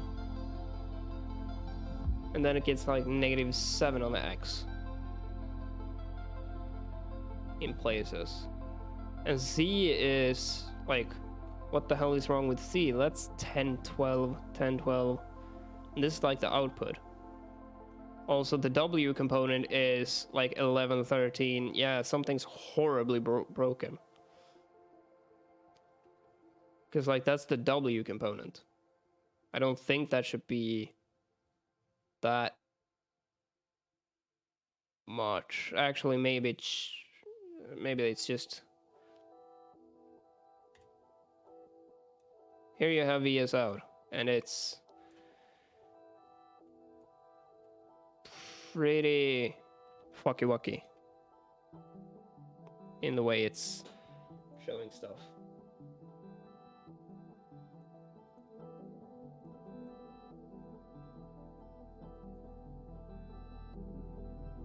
It's still inside the viewport. Yeah, it should be.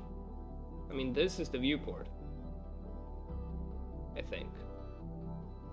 Is it?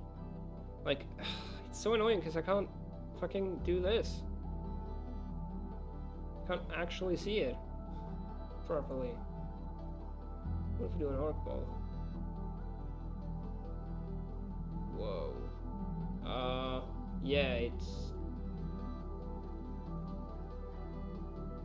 Although... that viewport looks very strange.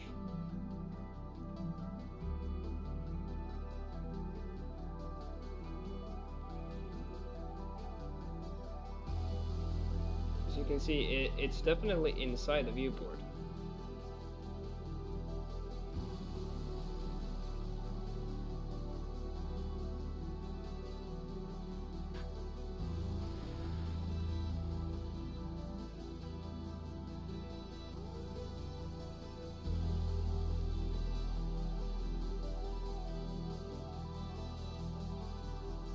Actually using the wrong width and height for the render target.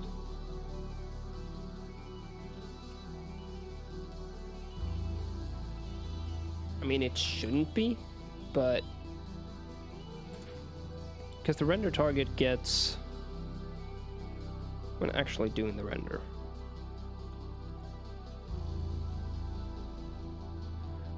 I mean, hang on.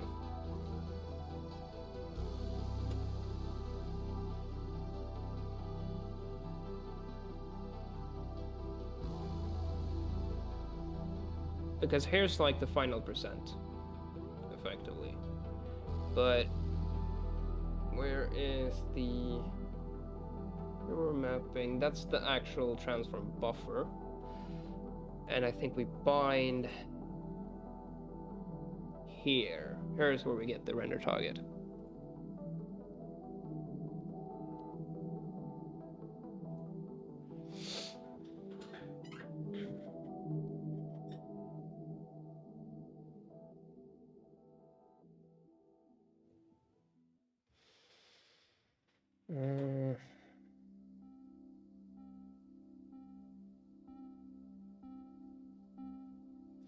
Because the thing is, it should be correct, I think.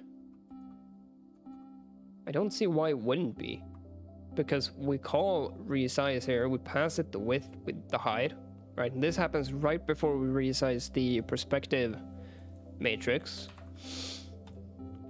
This goes in and updates width and height in like the data structure. And they get set correctly.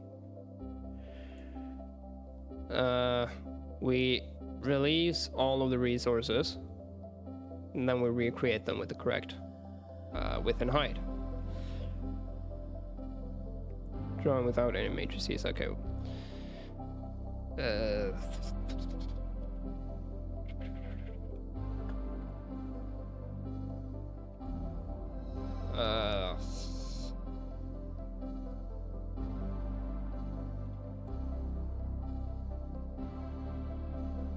What?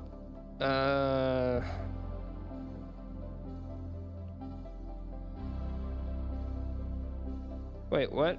Hang on.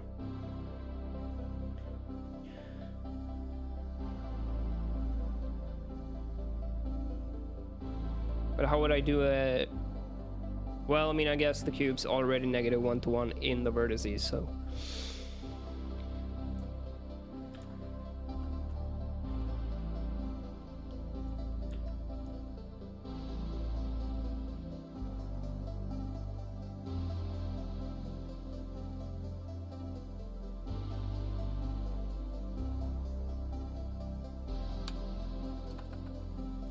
Basically, if I just output invertex data position, we'll get the actual screen coordinates. Does it work directly if you use like negative 0.5 to 0.5 quota and render that without projection? I mean, I don't know. I don't even have the API to do that, I don't think. Well, no, I do.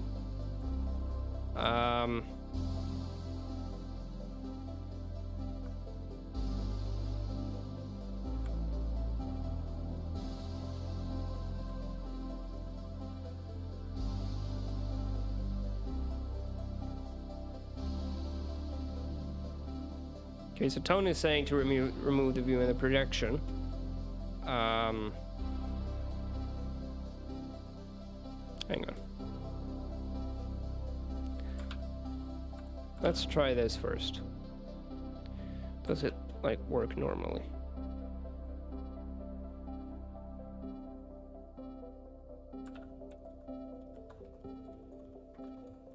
Can effectively just do that then. To test if that works normally. And we resize, create, because the thing is we're gonna be inside of the, like, we're currently inside the cube.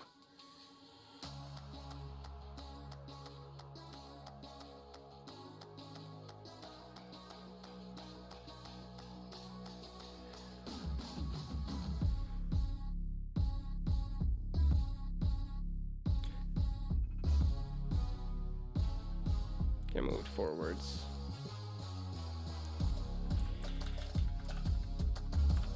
If I do this, I can.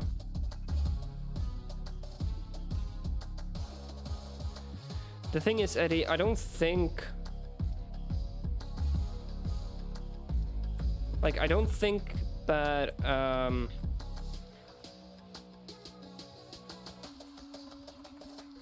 that I need to be doing it in that order, because that's, you do it in that order if the row major, or is it if they're, because I tried that.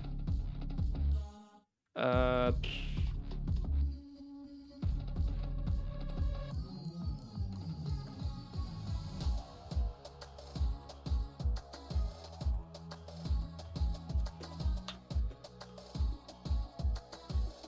okay, because now it's appearing here. So if I do this, and we make sure we resize, we get that, right?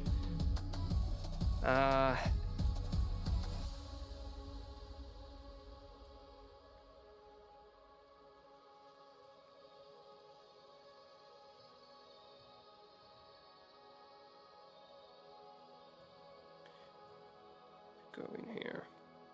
I mean, I can try to do it in like actual MVP order.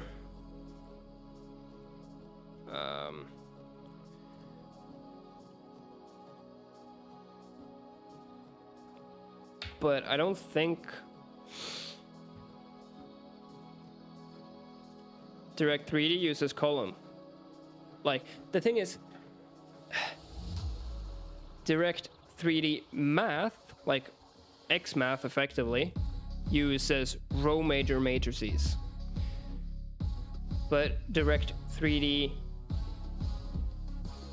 in, like, if you use DirectX Math, you will transpose your matrices because they're in row major and Direct 3D expects column major by default. GLM uses column major by default, so we don't have to do a transpose.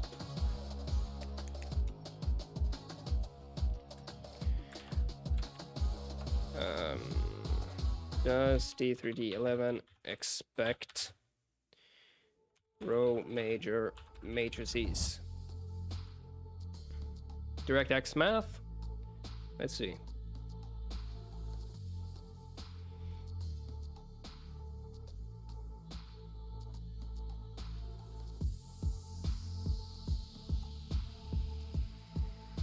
Historically, they have used row major. Modern Direct 3D does not have a strong requirement, and typically HLSL shaders default to consuming column major. Okay, so historically they used row major by default. Now, generally speaking, they will use column major by default because it's more efficient from what I understand.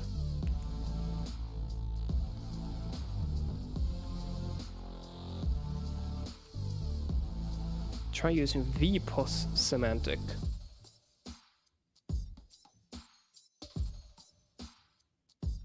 What do you mean VPOS? I'm using SVPOS. VPOS, pixel location. Wait, what? What do you mean? So just add a different one that has VPOS, or just change SV position to VPOS?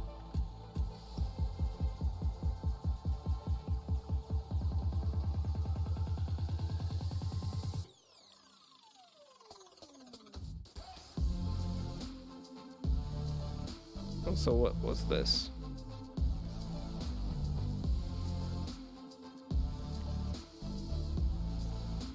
But with 0.5 offset. Huh.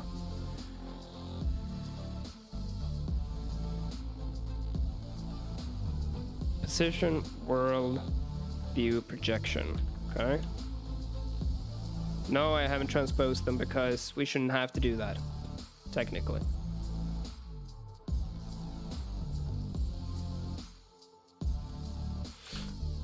So basically just do this. I don't know, I'm so confused. I mean, I can try it the other way around. Like, I can try multiplying as if they were in row major ordering, but I did try that and that doesn't work. Yeah, because it, like, GLM matrices are column major, right? Like, I know this. But if we were to swap this around, so we multiply that there, this will be lost. Model.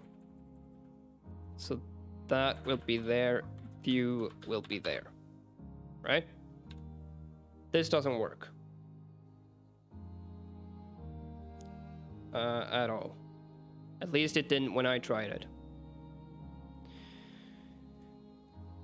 But who knows? Yeah, like...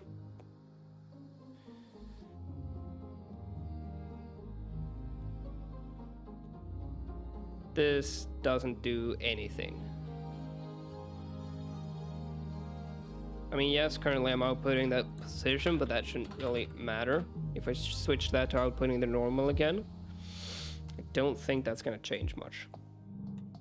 If it does, I will be shocked. Yeah, like you can see, it's like 1, it's gone. -1, it's gone. Try that order, but that's the order I was doing it in, I think. Input position with whirl. I mean, I guess it's a slightly different order.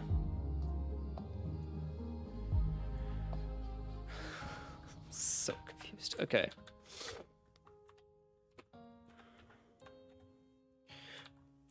World position. Multiply vertex startup position with transform matrix. View position, which is the world position with the view.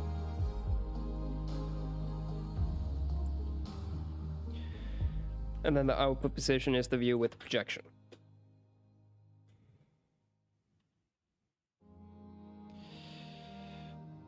So output, okay, sure.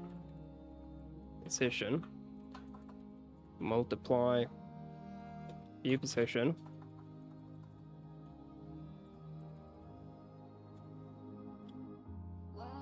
with projection. Should have stayed with 4 OpenGL.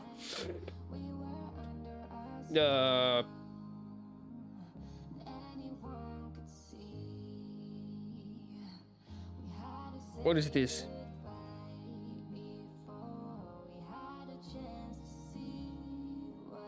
What happened here?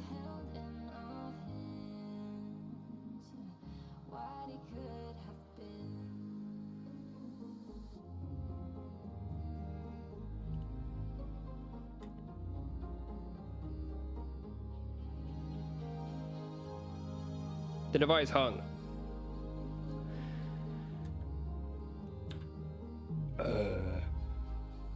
What?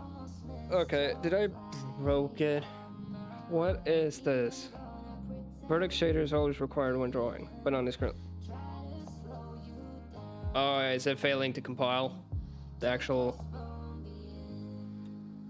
It's I think it can't compile for some reason?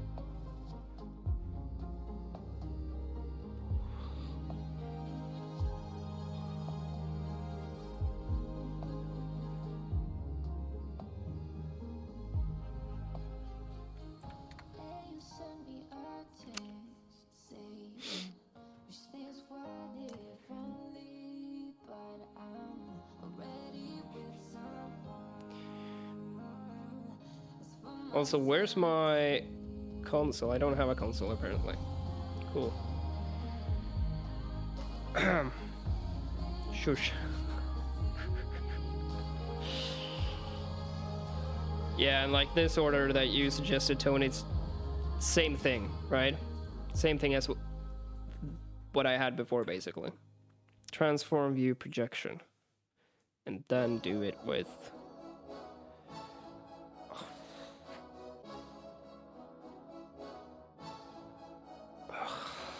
Okay.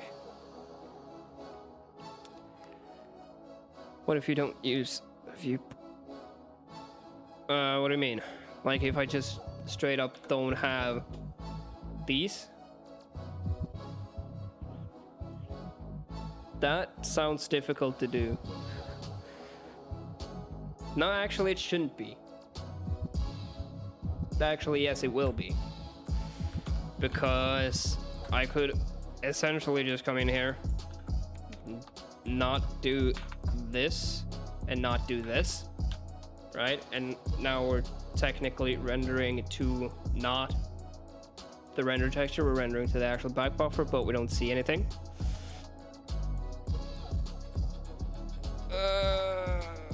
And to fix that, I would basically have to not render I'm GUI, which I guess technically isn't too difficult to do either. I literally comment this out. I could just comment out the entirety of Draw UI. And we should see it directly on the screen. Yeah, like that's what I'm trying to do. Okay, because I have to basically... And now we see nothing.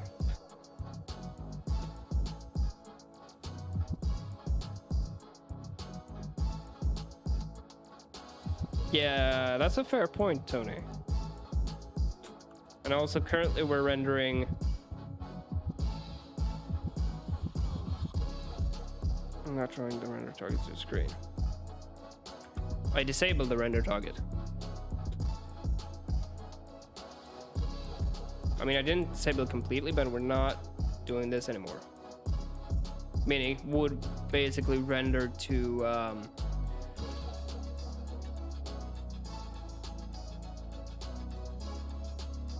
the back buffer, which would then get presented to the screen. Yeah, I should be rendering the world.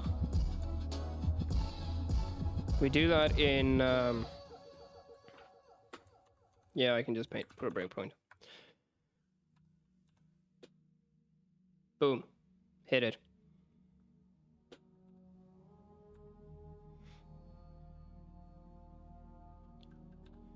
What could be happening here is we're actually rendering the first viewport.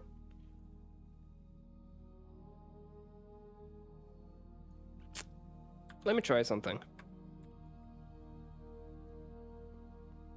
Where is it? Here it is. If we disable that, so we're only rendering the editor viewport, because that way I can actually control the position of, right? So now we're only rendering that. And this has a viewport camera, which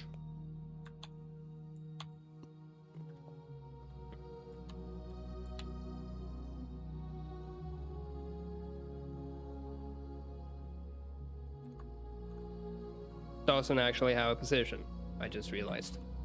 Well, it sort of does, but it's not used anywhere.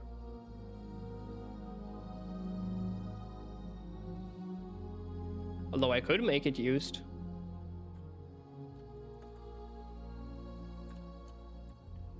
Take out the rotation.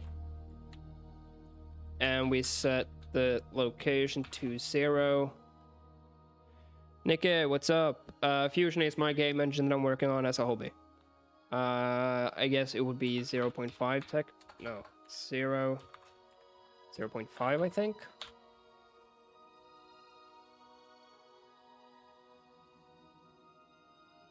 Because it would inverse it. Okay. Hold on. 1.5.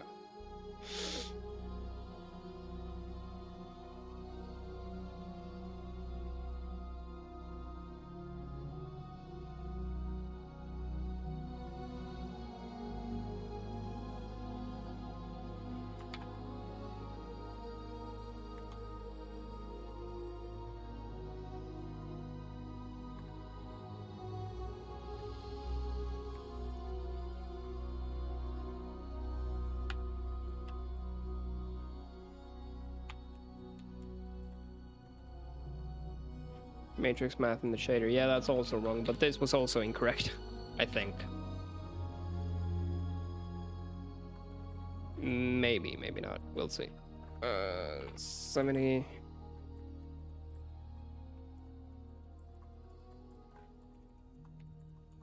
Then shader. Yeah, that's still incorrect. Bring back that. Run it. No, it should technically be accurate. I mean, it won't be. Okay, so we see blue. Why are we not seeing the entire cube though?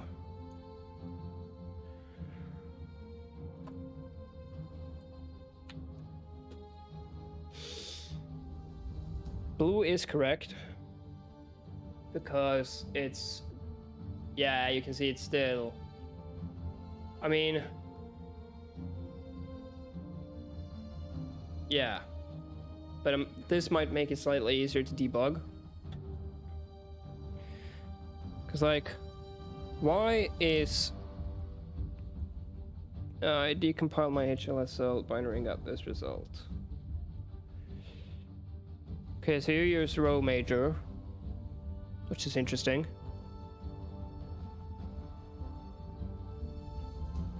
But we've already determined that's not the case for me. And that then does world position as a flow 3, multiplying it in that order.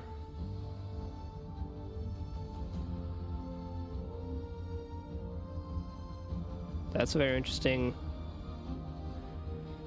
Okay, and then it does that with the view matrix, and then presumably it does it with... No, GL position is position... Yeah. Yeah, obviously it's spur V, it's not the same, I know that. But it's mainly this that I was kind of interested in seeing. Because like that does use row major ordering, but I don't. Because if I was using row majoring and passing in a column major matrix, we wouldn't see anything. I don't think.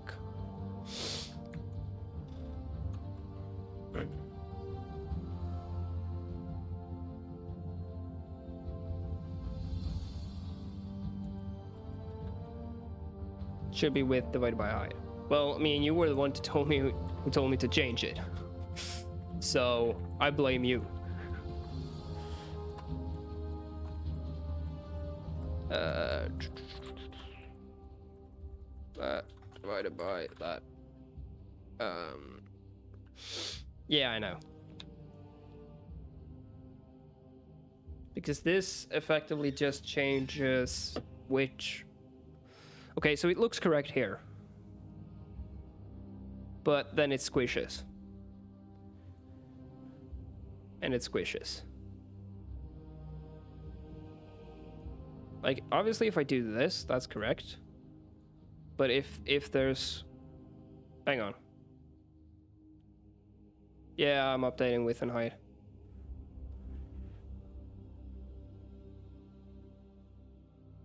Because that's not correct.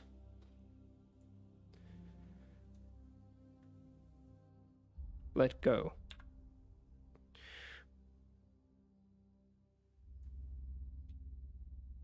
I've let go.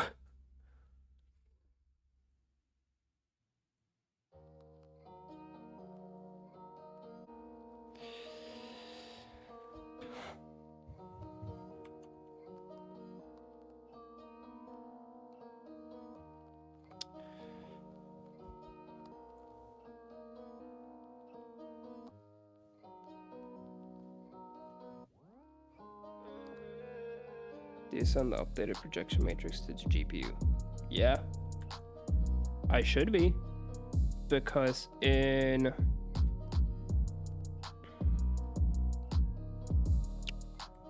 World Renderer we do set the actual data of the constant buffer, and we do get the projection matrix and view matrix fresh every time. Because I am right in that, you know, I should be using constant buffer, right? Because that, from what I read up, from what I could read online, that was effectively almost like a uniform buffer. And doesn't actually hold constant data. In the sense that you can update the buffer.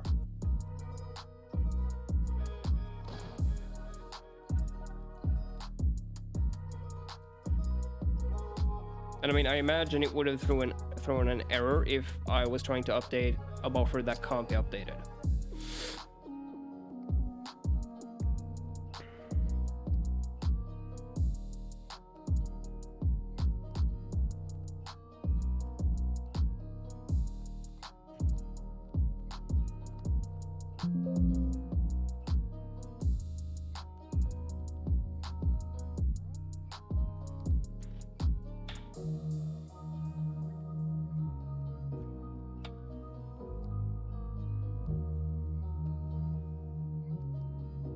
But I mean, I clearly am recalculating it. That's... Like, I've verified this. Because currently it's like in here. Let's verify that on resize gets called.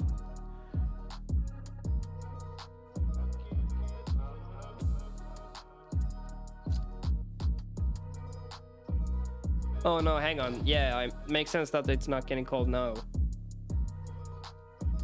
I think. Yeah.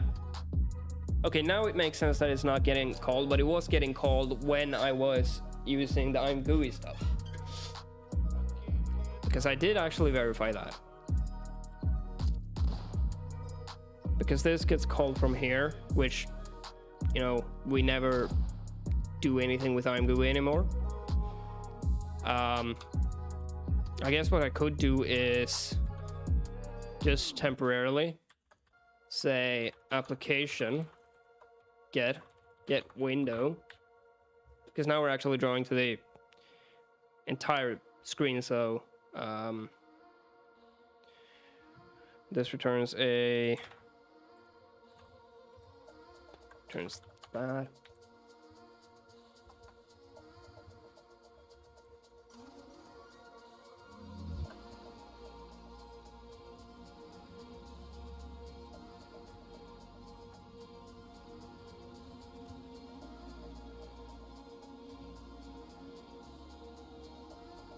I can probably comment that out.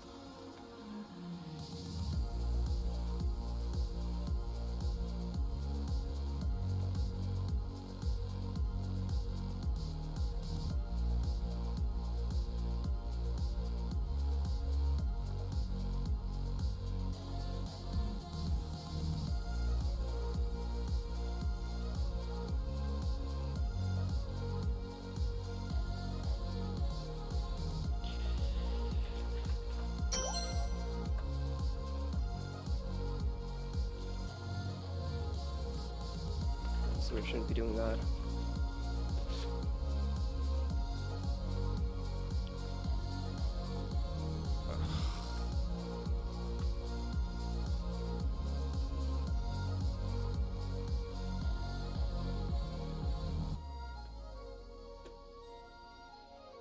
How did I fast comment? No, I don't have Control C, Control K, Control C. I have Control Shift, and then it's like the star symbol. So that symbol, you do that, and yeah, exactly the one that Marcus sent. That's the keyboard shortcut. Location name nested in. What?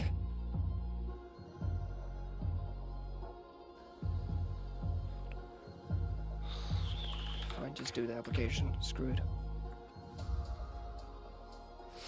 Yeah, it's super useful.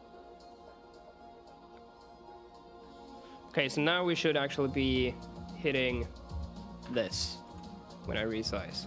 And we do. And yeah, all of a sudden that is working.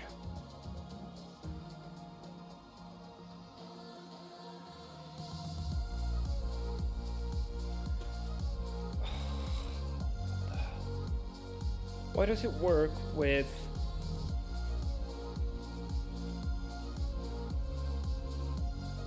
Am I not resizing this correctly?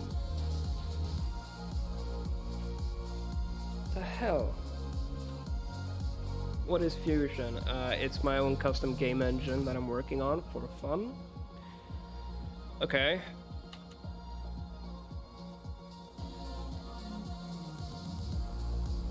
So somehow...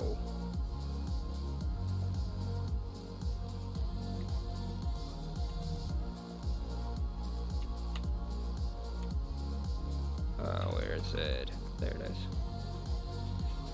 I'm gonna re-enable it and only have the editor viewport window. That way I can easily debug shit. So enable that.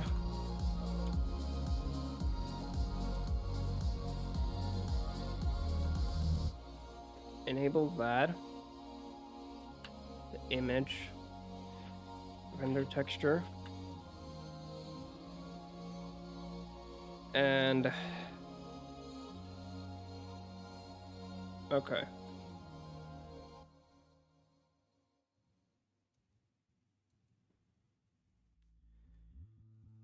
Should bring back those as well.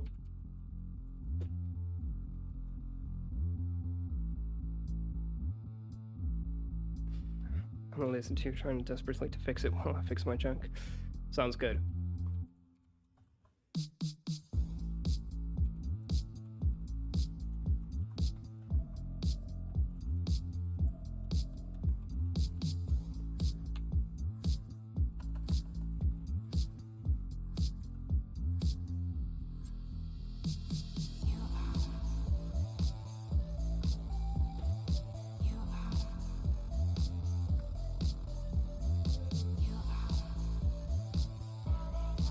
I'm gonna check with those returns soon. So, this returns width, this returns height. Now those variables get set in on update. Okay, and they get window width, get window height. Don't think that's technically accurate though. What does this actually return? Current window size. Oh, current window width. So it has to be this that ends up being just weird. No, initially I'm creating it, well, technically, yeah, because we set it to be 500 by 300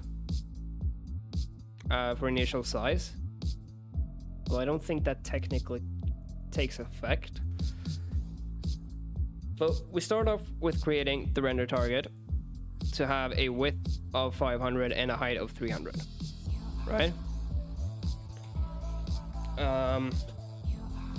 Then pretty much immediately this will get triggered because viewport width will not be the same as the actual window width. At which point we set these and we call resize with the new variables. Good night, Eddie. I like the XKCT thing you have linked in your Twitch chat rules under the About Me. Yeah.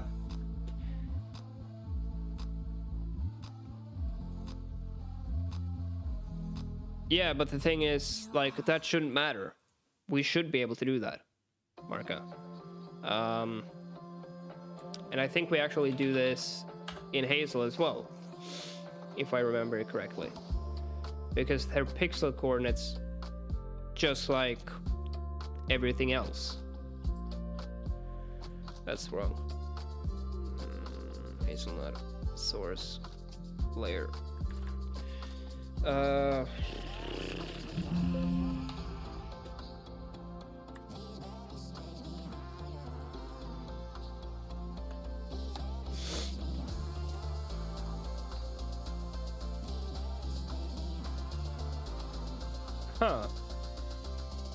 Here we actually use get content region available.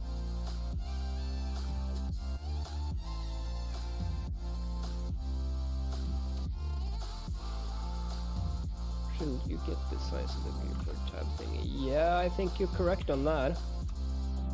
But I think if we go and we grab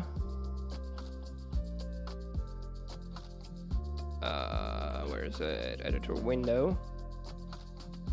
If we do what we do in Hazel, which is do get content region available,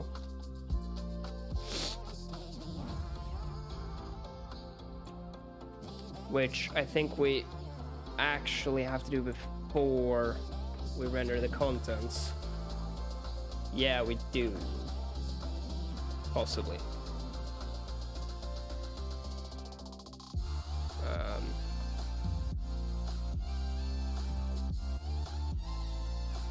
We then render contents, because render contents basically just renders the actual image, I think.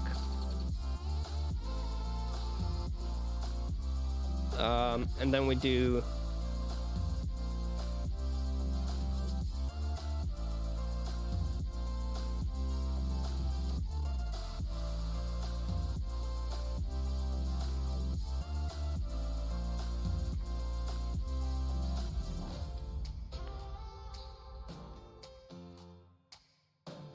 because this does that, which is literally the same thing we're doing here, but we're caching it because that's going to change. Let's see what happens.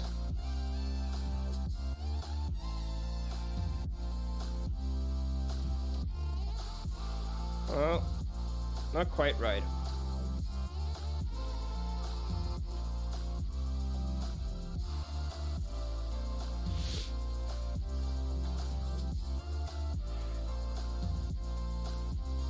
Perfectly wrong. Yeah, pretty much.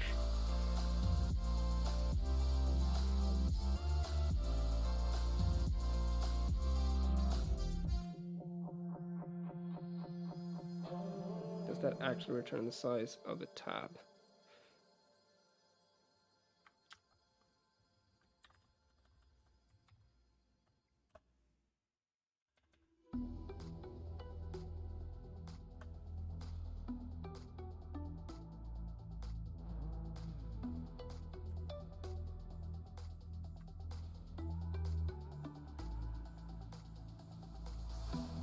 Don't know.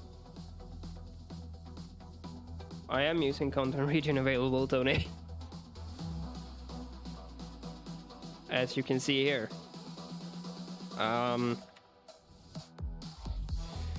Content region max minus get cursor position, yeah, but yeah, I changed to it. I don't know. I mean, okay, I mean, I can test that, right? Because I can minimize this. Except I maybe disabled that feature. Yes, I did. But I think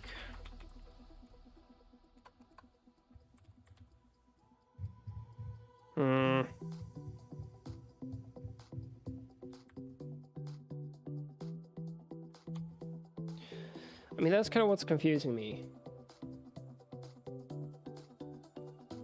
Because viewport offset includes tab bar. Because cursor position includes tab bar, apparently. So I guess in that sense,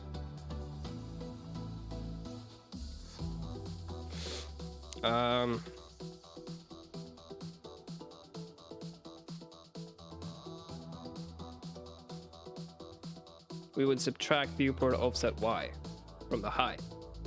But we're not doing that here. That min bound, we do actually do that.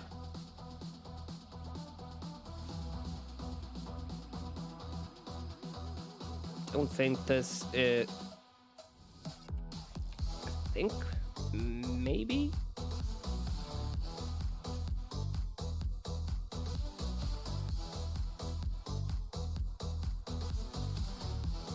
I mean, it's working on the y-axis.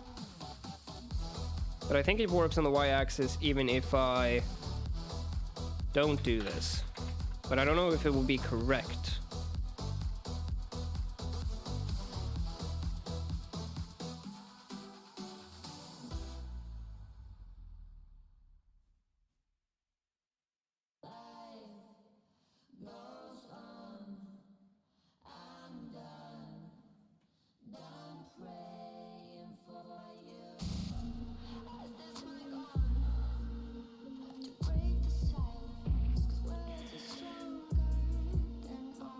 Because it's clearly not matching this actual thing.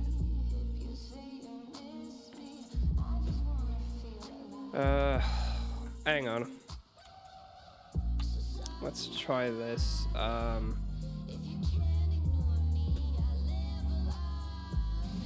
Because we have viewport width and we have viewport height.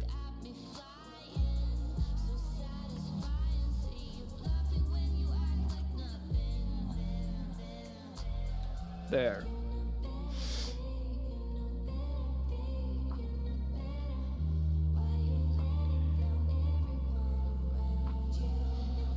So now it should actually be drawing to the exact size that we specify here. Make the window square and then place a breakpoint in the update. How would I do that? I mean, I can make it sort of a square, estimated.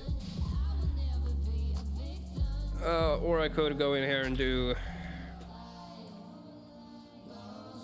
this technically, but I don't think that will actually do what I want it to. Will it? Yeah, I think it might actually. Yeah. Let's do 300 by 300.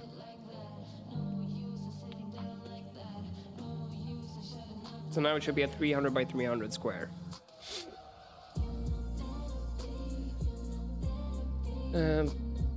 Place a breakpoint in the update editor window. Update. Okay. So 34, which I think is the tab bar. Content region size is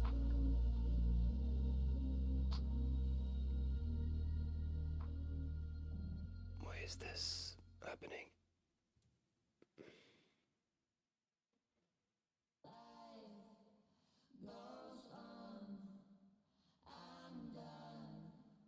What?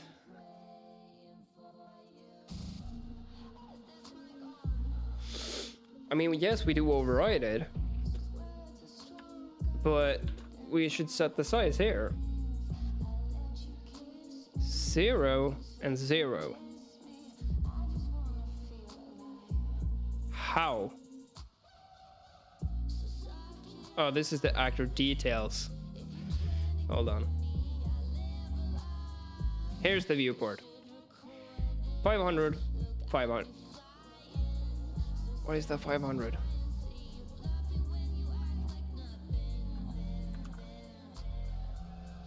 Oh, because I'm a moron, that's why.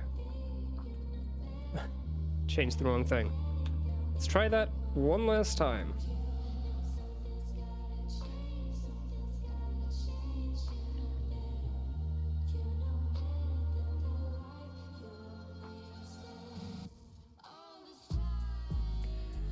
Actor details, viewport, okay.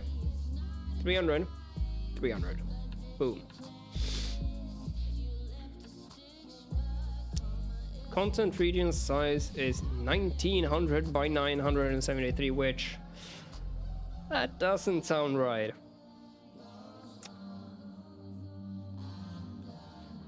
Seeing as width and height are 300.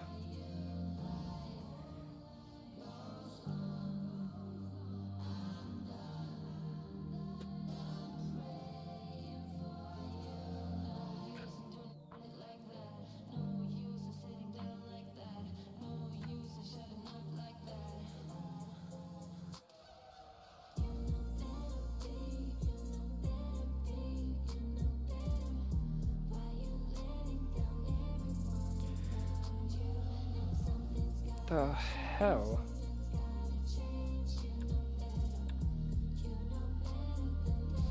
What?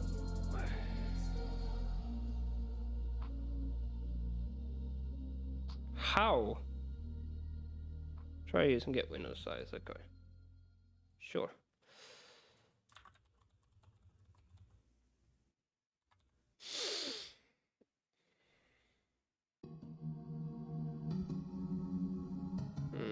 Actor details, viewport here. Yeah, what the hell?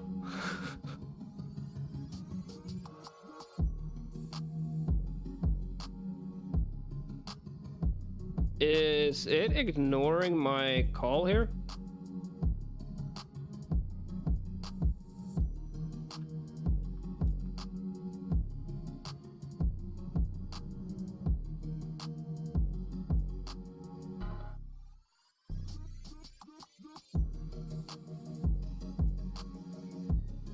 What is that value? The hell is that value?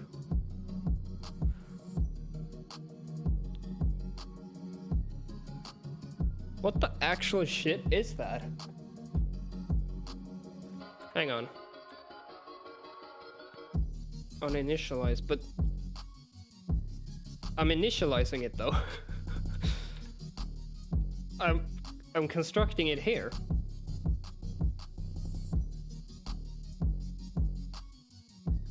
Replace a breakpoint and test again. What?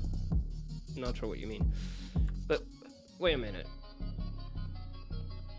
How would that... So let it run like one frame effectively.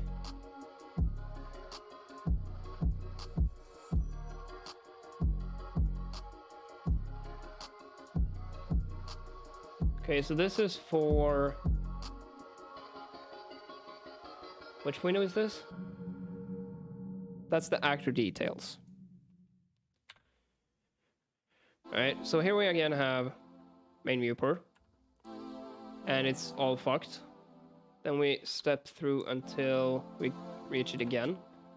Yeah, still fucked.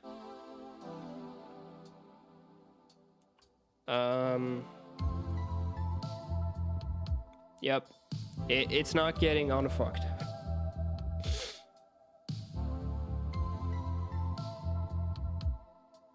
Is the thing.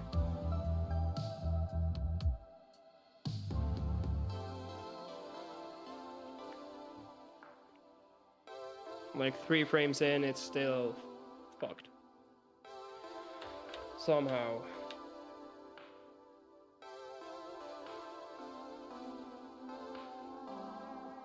Yeah.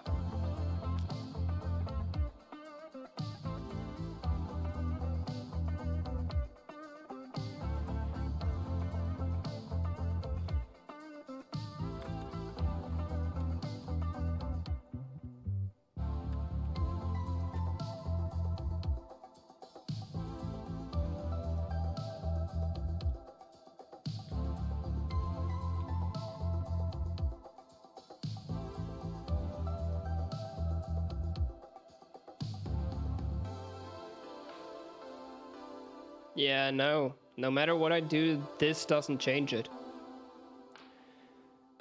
Because this is set it to that always.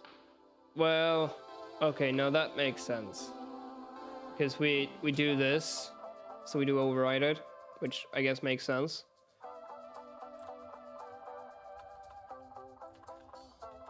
But it's wrong initially. The initial one is wrong.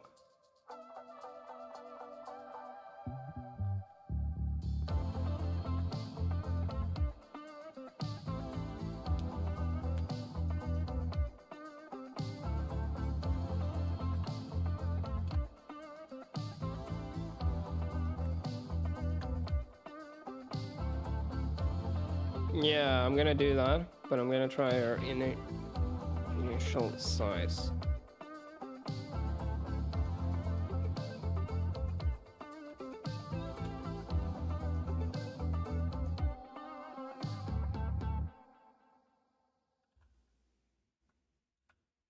Okay, so here we are for the main viewport.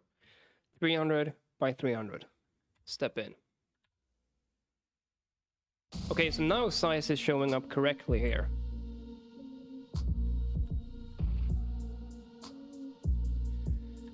If we then step through here, it's fucked.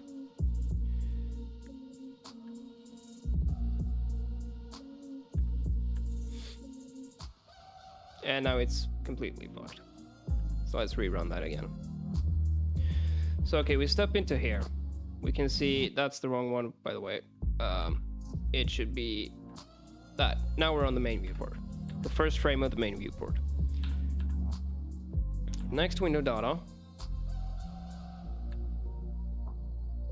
We set size value to that. Size condition is going to be always. No, it's going to be once. Yeah, I was about to try that. Okay. So we go in here and we find the window. Window is null, so it was just created. So we step into create new window.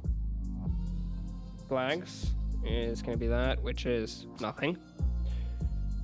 We set that. Grab main viewport.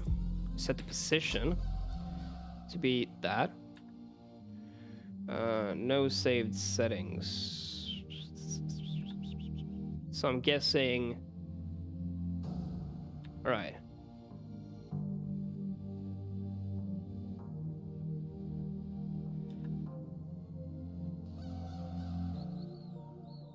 I'm guessing maybe the settings are overriding it.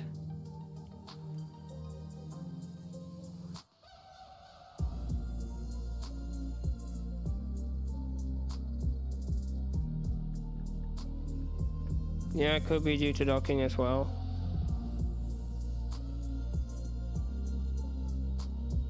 So it doesn't have the size.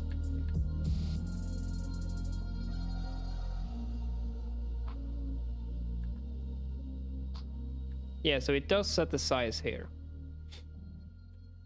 But it should then override that.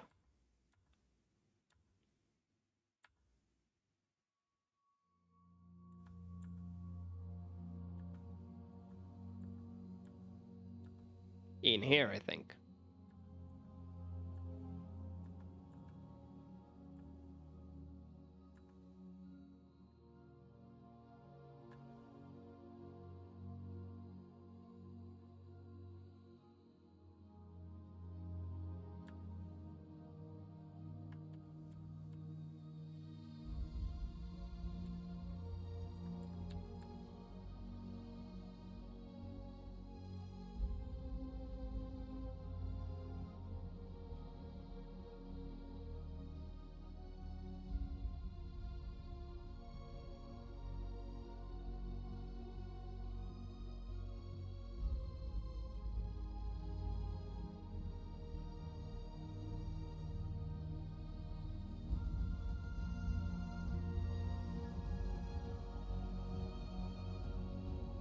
Yeah, it's overridden the next window data.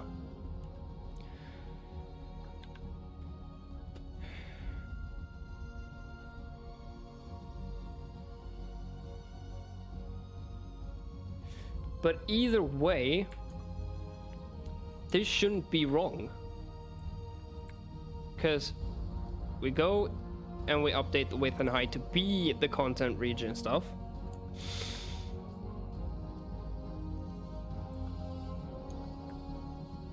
And then in update, we check for it and we call resize with that size, meaning they should still match.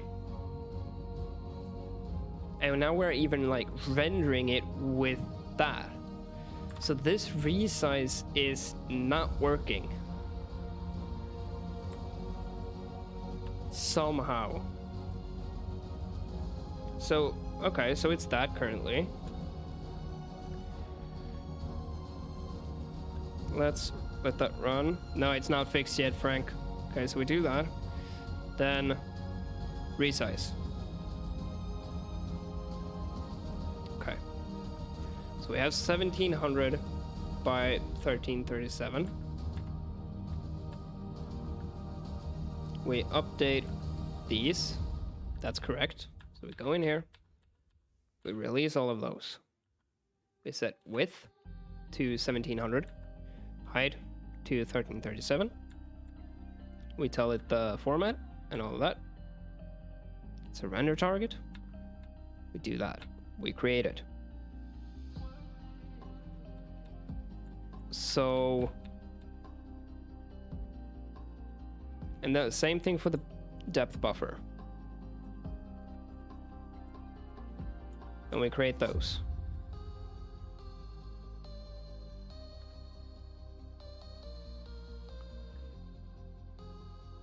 Then we do on resize. We do that. Let's check next frame here. 1700, 1337. Render texture.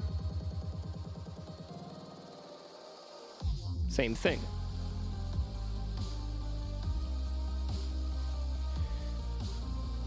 And yet it's fucked beyond belief.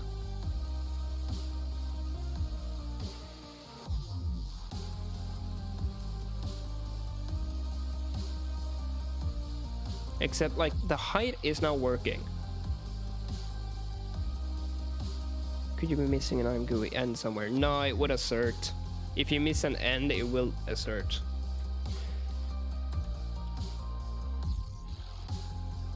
The height doesn't work. I mean, what do you mean it doesn't work?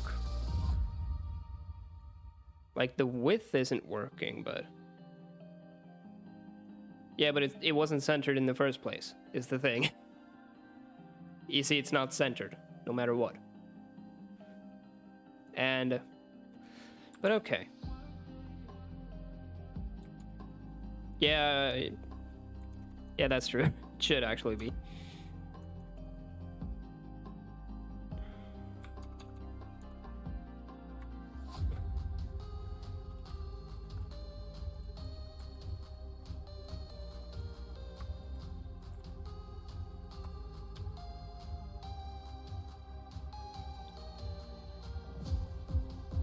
I mean, it's still not centered.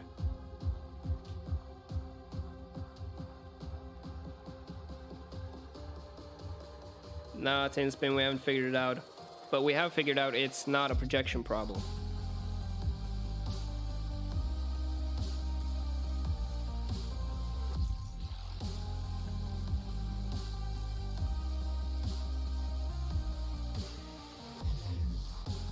Okay, so one of the buffers is effectively incorrect. One of the render targets is the wrong size.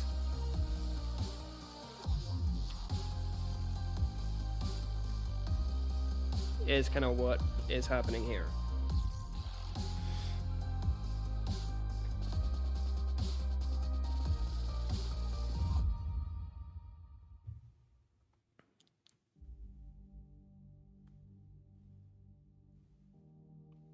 Display size is that, which is correct.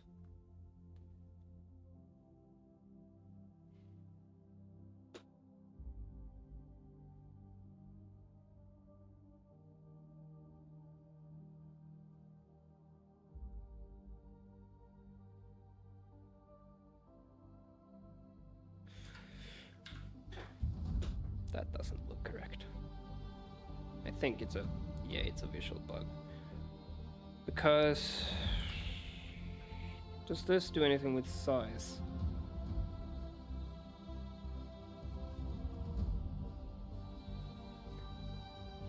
No, it doesn't.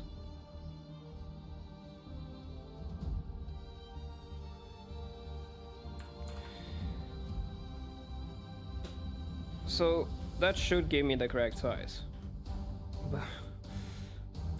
And like, I think it is. It's just this flag doesn't take effect because it's docked or some shit like that. Hang on. Let's try something. Just realized I can do this if I really want to. Actually, that's still wrong. Because it should be get content region available. If I do this, and I do this,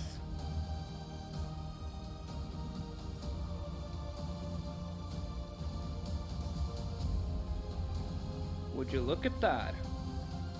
Okay, no, hang on. Yeah, no, I was happy for a moment thinking it worked, and then realized it didn't.